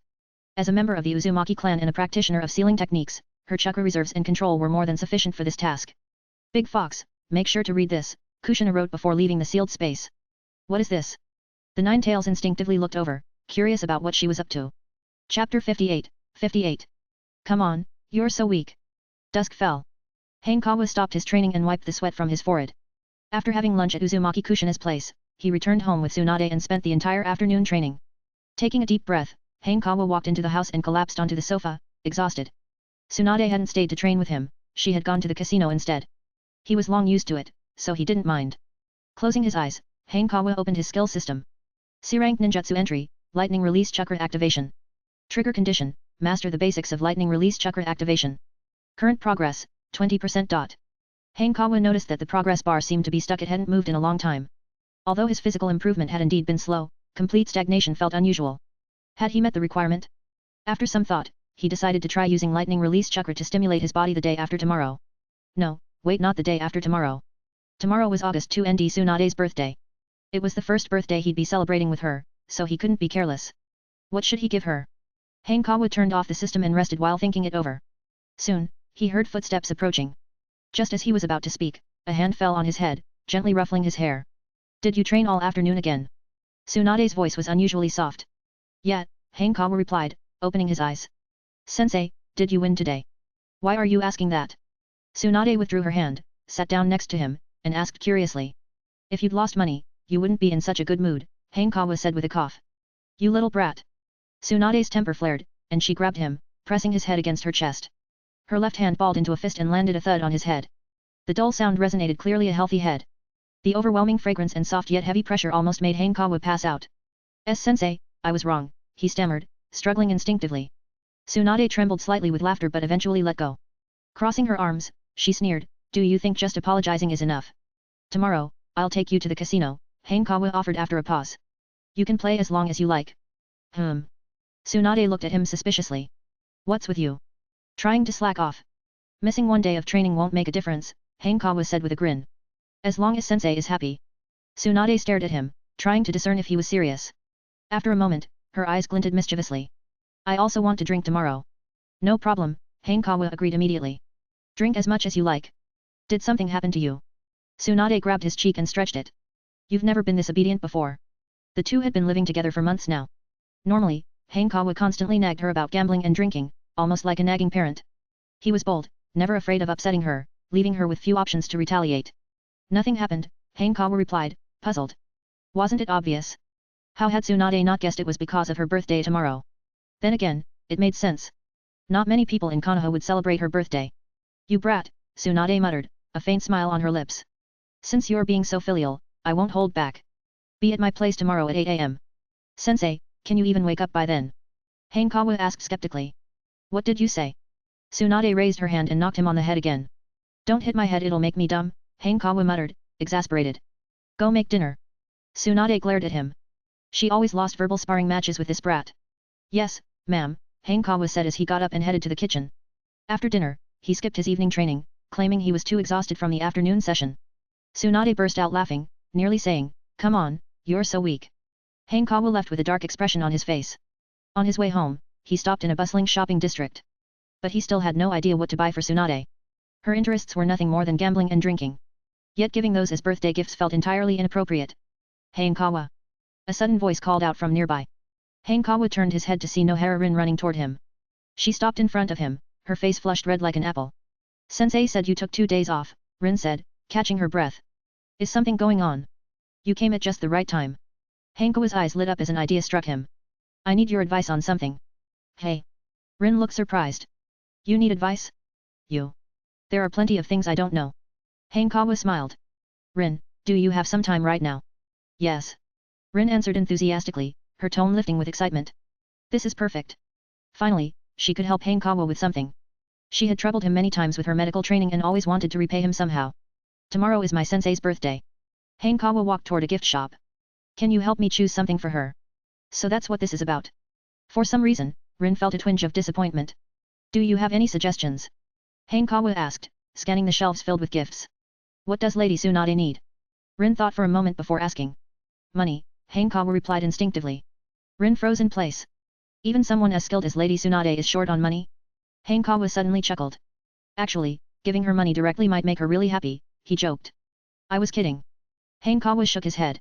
She doesn't really lack anything, so I have no idea what to buy. What about that? Rin pointed at an elegant and refined tea set nearby. Tea drinking is very popular among adults. A tea set won't do. It has to be sakeware, Hanekawa said, his eyes lighting up. She loves drinking, not tea. Hey. Rin hesitated. But aren't ninja forbidden from drinking? To her, Tsunade was the perfect ninja, her idol. But Hanekawa's words threatened to crack that image. They can drink after missions, Hanekawa explained, picking up a sake set nearby. I'll pay for this. On his way to the counter, his eyes caught a beautiful bracelet. He grabbed it as well. He placed the two gift boxes together, one for the sake set and one for the bracelet. Just as he was about to pay, something occurred to him. He turned back to look at Rin. She was standing there, waiting patiently. When she noticed his gaze, she gave him a gentle smile. Hanekawa picked up another bracelet, this time for her. This is a thank you gift for you, he said casually, handing her the box. If Tsunade only lacked money, Hanekawa lacked nothing except companionship. Thanks to Demon Slayer ninjas and a guide to ninja girls of different races, he had made far too much money. He no longer cared about wealth. I can't accept this. Rin protested, shaking her head. Too late, Hanekawa said as he turned and walked away. See you the day after tomorrow. Hanekawa. Rin opened her mouth, unsure what to say.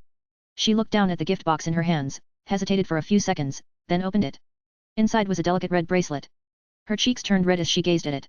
Chapter 59, 59. Tsunade's birthday. Hanekawa.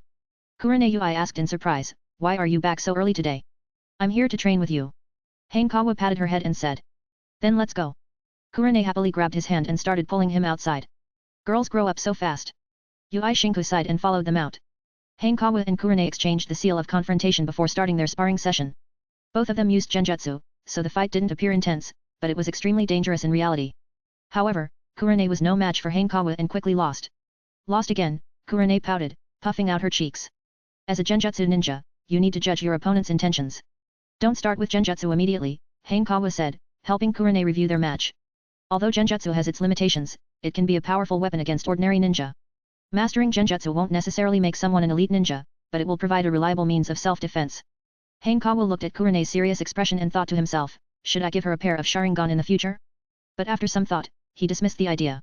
Her ruby-like eyes were already so beautiful, there was no need to replace them. Suddenly, another thought struck him, a different way to boost her abilities. More chakra equals stronger jutsu, and Genjutsu follows the same principle. If he could find Kurenei a power source similar to a tailed beast, her strength would increase significantly. What are you looking at? Kurenei glanced around instinctively and asked, is there something wrong? Just thinking you've gotten even prettier, Hanekawa said, snapping out of his thoughts with a smile. Really? Kurenei's eyes sparkled with joy as she asked eagerly, where? Ahem. Shinku, standing nearby, couldn't hold back and cleared his throat to interrupt. Father, if you're not feeling well, you should go inside and rest, Kurenei said considerately, glancing at him. Shinku was stunned, his expression full of confusion. His fists clenched. He glared fiercely at Hanekawa. Hanekawa felt completely innocent. What did I even say? Let's continue training, Kurenei said, her determination renewed. Okay. Hanekawa nodded.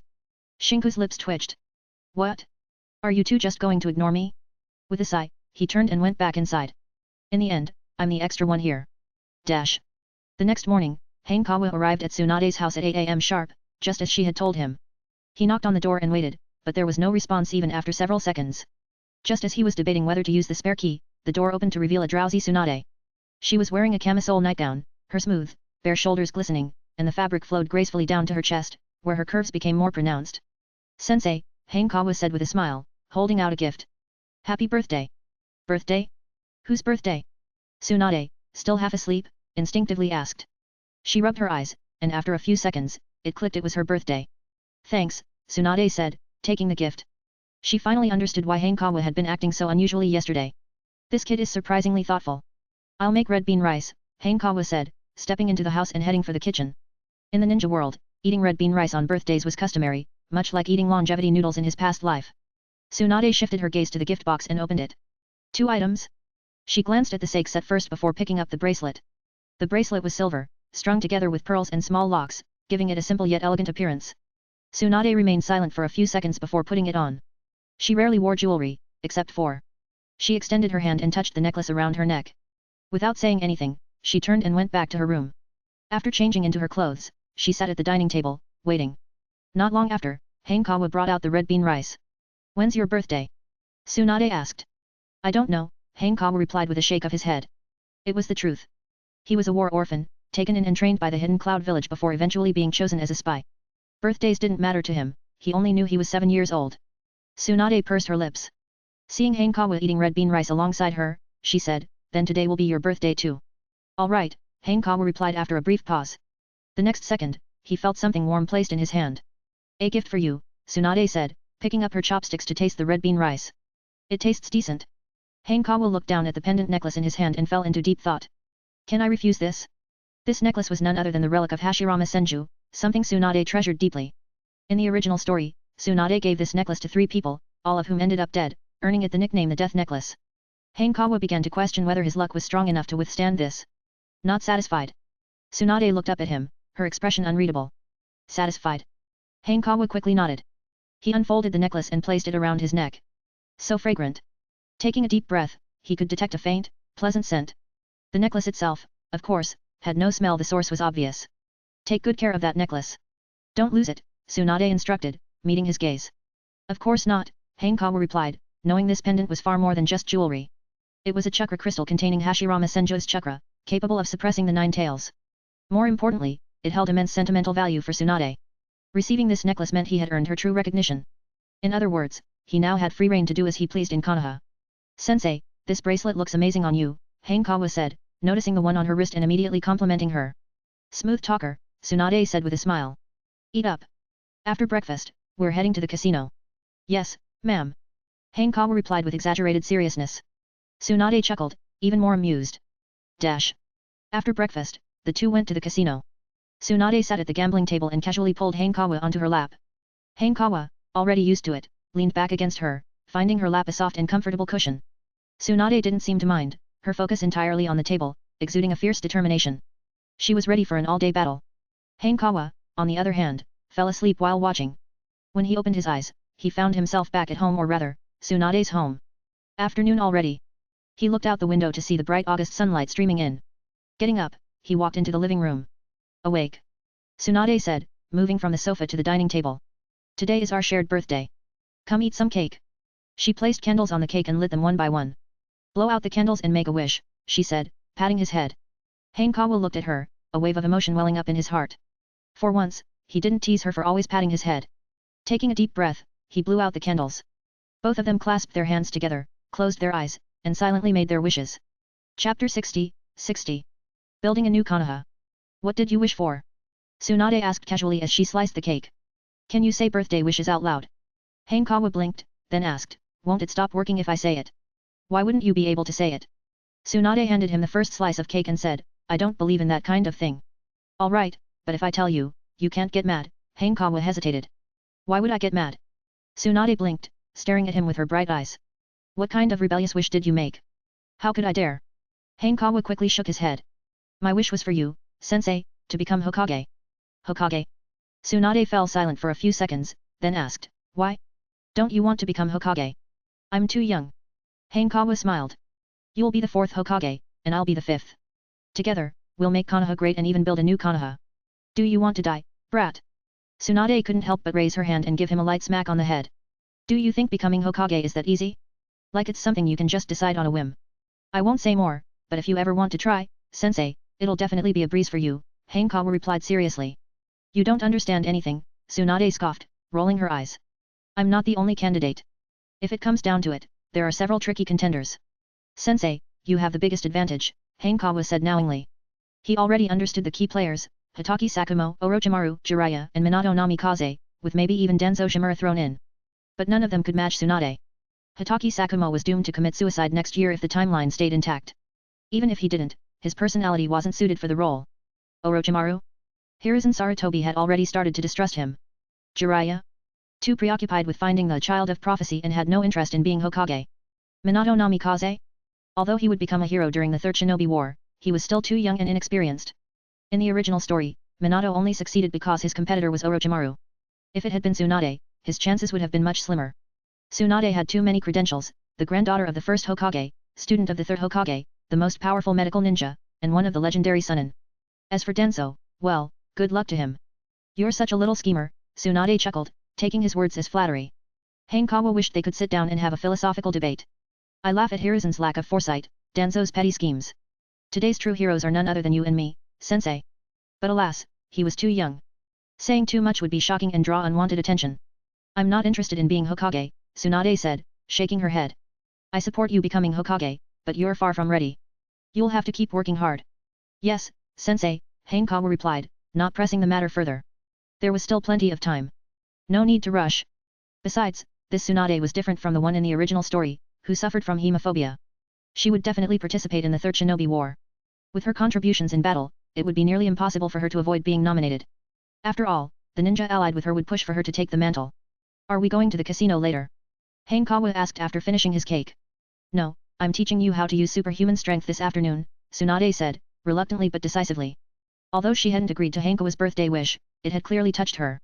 And since she'd already given him the first Hokage's necklace, it was only right to train him to one day become Hokage. All right. Hanekawa was surprised but didn't refuse. He'd long been eager to learn her monstrous strength technique, and now that the opportunity had finally come, he couldn't help but feel excited. Let's begin, Tsunade said as she stood up and headed outside. Hanekawa followed her to an open training ground. Super strength is both a taijutsu technique and a method of chakra control, Tsunade began her explanation. Simply put, it involves concentrating chakra into a specific part of your body and releasing it all at once. 2 hours later, Hanekawa had a clear understanding of the principles behind the technique. The theory wasn't difficult to grasp, the challenge lay in gathering chakra instantly and generating immense destructive force. This required precise chakra control. Additionally, a strong physical body was essential. Without it, the recoil from using super strength could cause significant self-injury, a classic double-edged sword. We'll start with the simplest technique, striking with your fist. Tsunade extended her hand, slowly clenched it into a fist, and then slammed it into the ground. The earth groaned as spiderweb-like cracks spread rapidly outward, and the ground collapsed into a large crater. Hanekawa steadied himself, swallowing hard. He silently thanked Tsunade for her restraint during their usual training sessions. Now it's your turn, Tsunade said, her expression amused as she noticed his reaction. Only now does he realize how terrifying this is? All right. Hanekawa took a deep breath, followed her instructions, gathered chakra, and struck the ground. The ground trembled slightly, leaving a shallow imprint of his fist. Hanekawa was speechless. It's fine, Tsunade said comfortingly. Even a small result is cute. Again. Hanekawa's face darkened as he responded, annoyed by her teasing. Tsunade laughed even harder. Having a student was proving to be incredibly entertaining. The afternoon passed quickly. Hanekawa began to grasp just how challenging super strength was to learn. However, its difficulty was proportional to its power. New A-rank jutsu, super strength. Trigger condition, successfully perform the technique. Current progress, 0%. Seeing the new entry appear in his system, Hanekawa let out a sigh. Although his progress was non-existent, the fact that a progress bar had appeared gave him hope. If he mastered super strength, it would become his first A-rank jutsu. Go take a bath, Tsunade said, noticing his sweat-soaked appearance.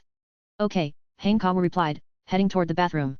When he reached the doorway, he turned back and asked, why are you following me? Are we bathing together? What are you even saying? Tsunade grumbled, giving his head a firm ruffle. I'm just preparing medicinal herbs for you. She filled the bathtub with hot water and began adding the herbs. Wait 2 minutes before you get in, Tsunade instructed, then turned and left. Hanekawa sighed inwardly. What a pity. He honestly wouldn't have minded sharing a bath. Cough, cough. After waiting for 2 minutes, Hanekawa stepped into the tub. Instantly, he felt his exhaustion melt away. After finishing his bath, he returned to his room. While drying his hair, he suddenly remembered his training in lightning release, chakra activation. He hesitated for a moment before extending his hand and attempting to gather lightning chakra as outlined in the scrolls. In the next instant, sparks flickered across his body, spreading rapidly. Hanekawa's hair stood on end as he collapsed onto the bed, his limbs completely numb. What kind of crazy training is this? Staring at the familiar ceiling, Hanekawa began planning his next steps. At the Ninja Academy, there wasn't much left to learn in his second year aside from the substitution jutsu. His focus would remain on mastering super strength and lightning release, chakra activation. Additionally, he had to tackle the B-rank jutsu instant healing, which required him to learn medical ninjutsu and the body flicker technique.